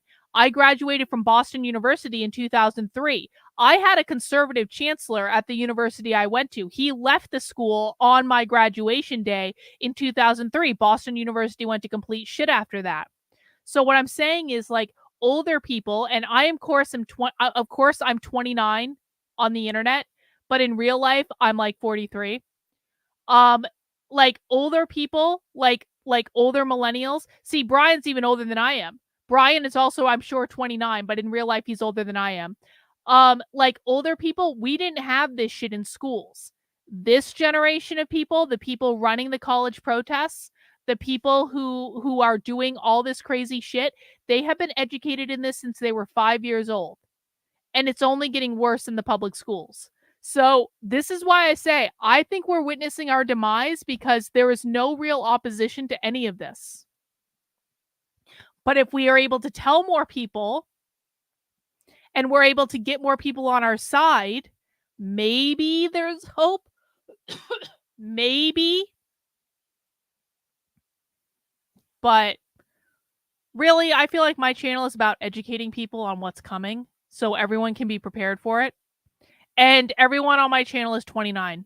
Exactly. Everyone is 29. It's okay. Everyone's 29. Yep. It's a really big coincidence. They control the movement of people, the movement of goods, including necessary items, and they routinely crack down harshly on a population merely struggling to survive, launching murderous military assaults on the occupied population of Gaza in 2008, except for Sin, who is 62, 2014, 2021, and now since 2023, an 8-month brutal genocide. Israel's crimes against the Palestinian people are far too numerous to chronicle here. They are the subject of hundreds of books, reports by scholars. Okay, so Tiffanel over on Rumble is now on my good side again. Tiffanel says, I posted and talked to 10 people this last week about Socialism Saturday. I have begged people to watch. It's so hard to get people to wake up. See, we're friends again. I think everyone should beg at least 10 people a week to come watch Socialism Saturday.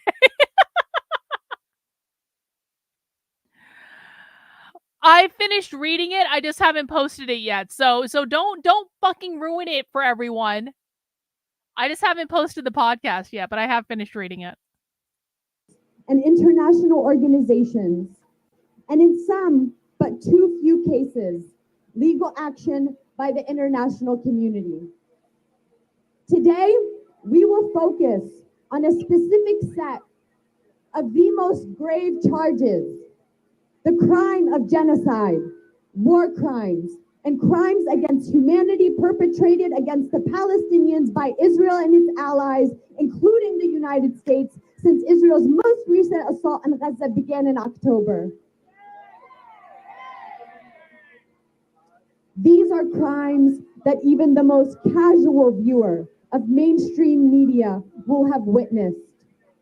We've seen schools bombed and destroyed, hospitals intentionally targeted.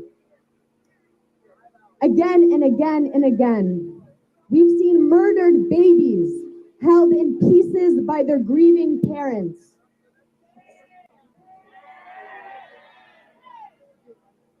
Israel has killed more than 40,000 Palestinians since October, more than 15,000 of whom are children. A child dies almost every 10 minutes in Gaza, and more children have been killed in this assault than in every other war since 2019 combined. Just this week, Israel bombed a UN shelter in Gaza that housed thousands of displaced Palestinians, killing dozens in their sleep. The latest Israeli genocidal assault encompasses more than just attacks with bombs and bullets. Israel has forced starvation on an already starved population, preventing critical aid from reaching a population that the UN recognizes as on the brink of famine. Aid workers themselves have been targeted and killed. Those few trucks that Israel ostensibly permits to enter are often attacked by mobs of Israeli citizens who are directly notified of 8 truck routes by Israeli police and military officers. The UN said in May that this is the highest number of people facing catastrophic hunger ever recorded by the UN's classification system. These crimes shock the conscience. They crush the soul, and they violate international and US domestic laws. The purpose of this tribunal is straightforward. Using the applicable international legal authorities, the tribunal will present a selection of numerous crimes against humanity committed by Israel and the United States. It will describe each charge and the elements that must be met for a conviction. Oh my God. And it will provide some of the evidence that supports each charge directly from our... Oh my God. Oh my God. I just died. My ears are now blown out. What the fuck? That wasn't cool, man. That was not cool.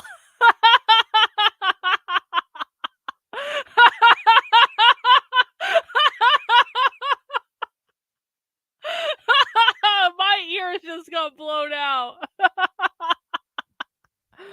Oh, socialist audio. Brothers and... No, fuck you. Hang on. Regardless there it's of back. where the Okay. crime was committed, the nationalities of the perpetrators or the nationalities of the victims. Jurisdiction over U.S. officials is also conferred by territorial jurisdiction. The People's Court claims jurisdiction over crimes committed within the geographic boundaries of the nation where the court is established. They really got me on that one, Today, man. our team of attorneys will be representing the case to you, to the people, specifically regarding the crime of genocide, war crimes, and crimes against humanity. We will be presenting legal arguments. Okay. by statistics. I'm sorry. I don't know if I want to watch this anymore. Like, I think they're basically just going to be like, what they're going to do is they're just going to read off a list of like talking points, right? They're going to say, this is how many people you killed and this is how you've done it and stuff like that. And there's going to be no counter argument or anything like that. And I just got my ears blown out and it's almost 11 o'clock at night. So I think we are concluding Socialism Saturday there. I think that was like a step too far. Let's see. If this crowd can make the promise of paradise to the younger generation if they help dismantle the system, how can we ever compete with that? We can't lie to youth and promise. Well, we have to educate them about what it actually means is the thing, because like it is provably false that if we get rid of capitalism, that's going to solve all problems. Like, that's not true. But they're not hearing that. They're only hearing from these people. And so if they're only hearing from these people, that's what they're going to believe. There is no counter argument to this. The only counter that exists is conservatives running around yelling groomer, groomer, groomer, groomer, groomer, like all day, every day. That's all they do. And so can we reach people? Yeah, we can. But if there isn't a critical mass of people doing it, then it's a useless effort. But maybe we can talk about that another day. Yeah, this is why we need Brian to make us a movie. It'll be okay. All right, guys, that's all we have for this week. Now, I do want to remind everyone again, if you would like to join me for a movie night tomorrow night, I don't normally stream on Sundays, and I'm not planning on streaming tomorrow. But please head over to the Substack, carlin.substack.com. And you can sign up as a supporter for $8 a month, $80 a year. And tomorrow I will be sending out an email that looks a little bit like this, but it won't be this email. It'll be tomorrow's email. And if you scroll all the way down to the bottom of that email, underneath this red box for supporters, you are going to find access to a bunch of perks. You're going to have access to 2 private Zoom calls with me every single week. You're going to get access to the supporter Discord. You're going to get access to a 10% off code in the Unwoke Art store. You're going to get access to maybe some other stuff too. But you can come and join us in the supporter Discord tomorrow night at 8 p.m. We are watching Eyes Wide Shut for our Gnostic movie night. And so we're going to be doing that. Also, remember, you can head over to the Unwoke Art store where I have just launched the new Unwoke Wiki shirt. And I mean, I think it looks pretty fucking badass, if I do say so myself. It's the Plague Doctor design done up in a lino cut with neon lines, and I think it looks rad. On the back, it says the socialist revolution is real and directs people to the Unwoke Wiki, where we are documenting primary source evidence of all of this stuff. You can get it on a t-shirt, a hoodie, a cool 3/4-inch sleeve shirt, or a sticker, and that's pretty great. That's limited edition.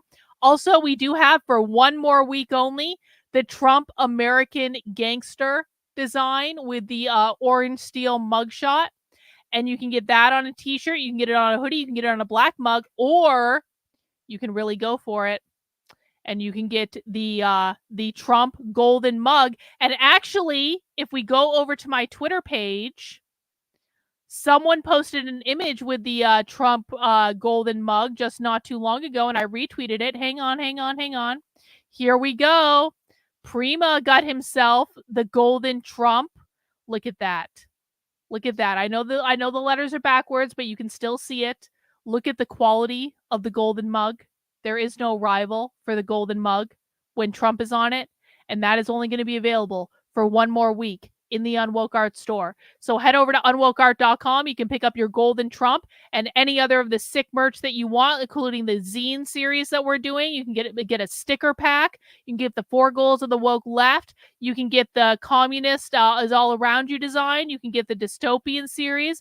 I've got so much cool stuff in the Unwoke Art store. You can even get the classic, the iconic Socialists Are Gay. All right.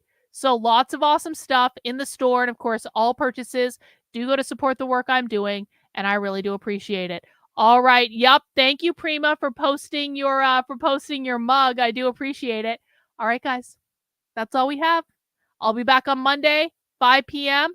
Monday through Friday at 5 p.m. Socialism Saturday on Saturdays at 6 p.m.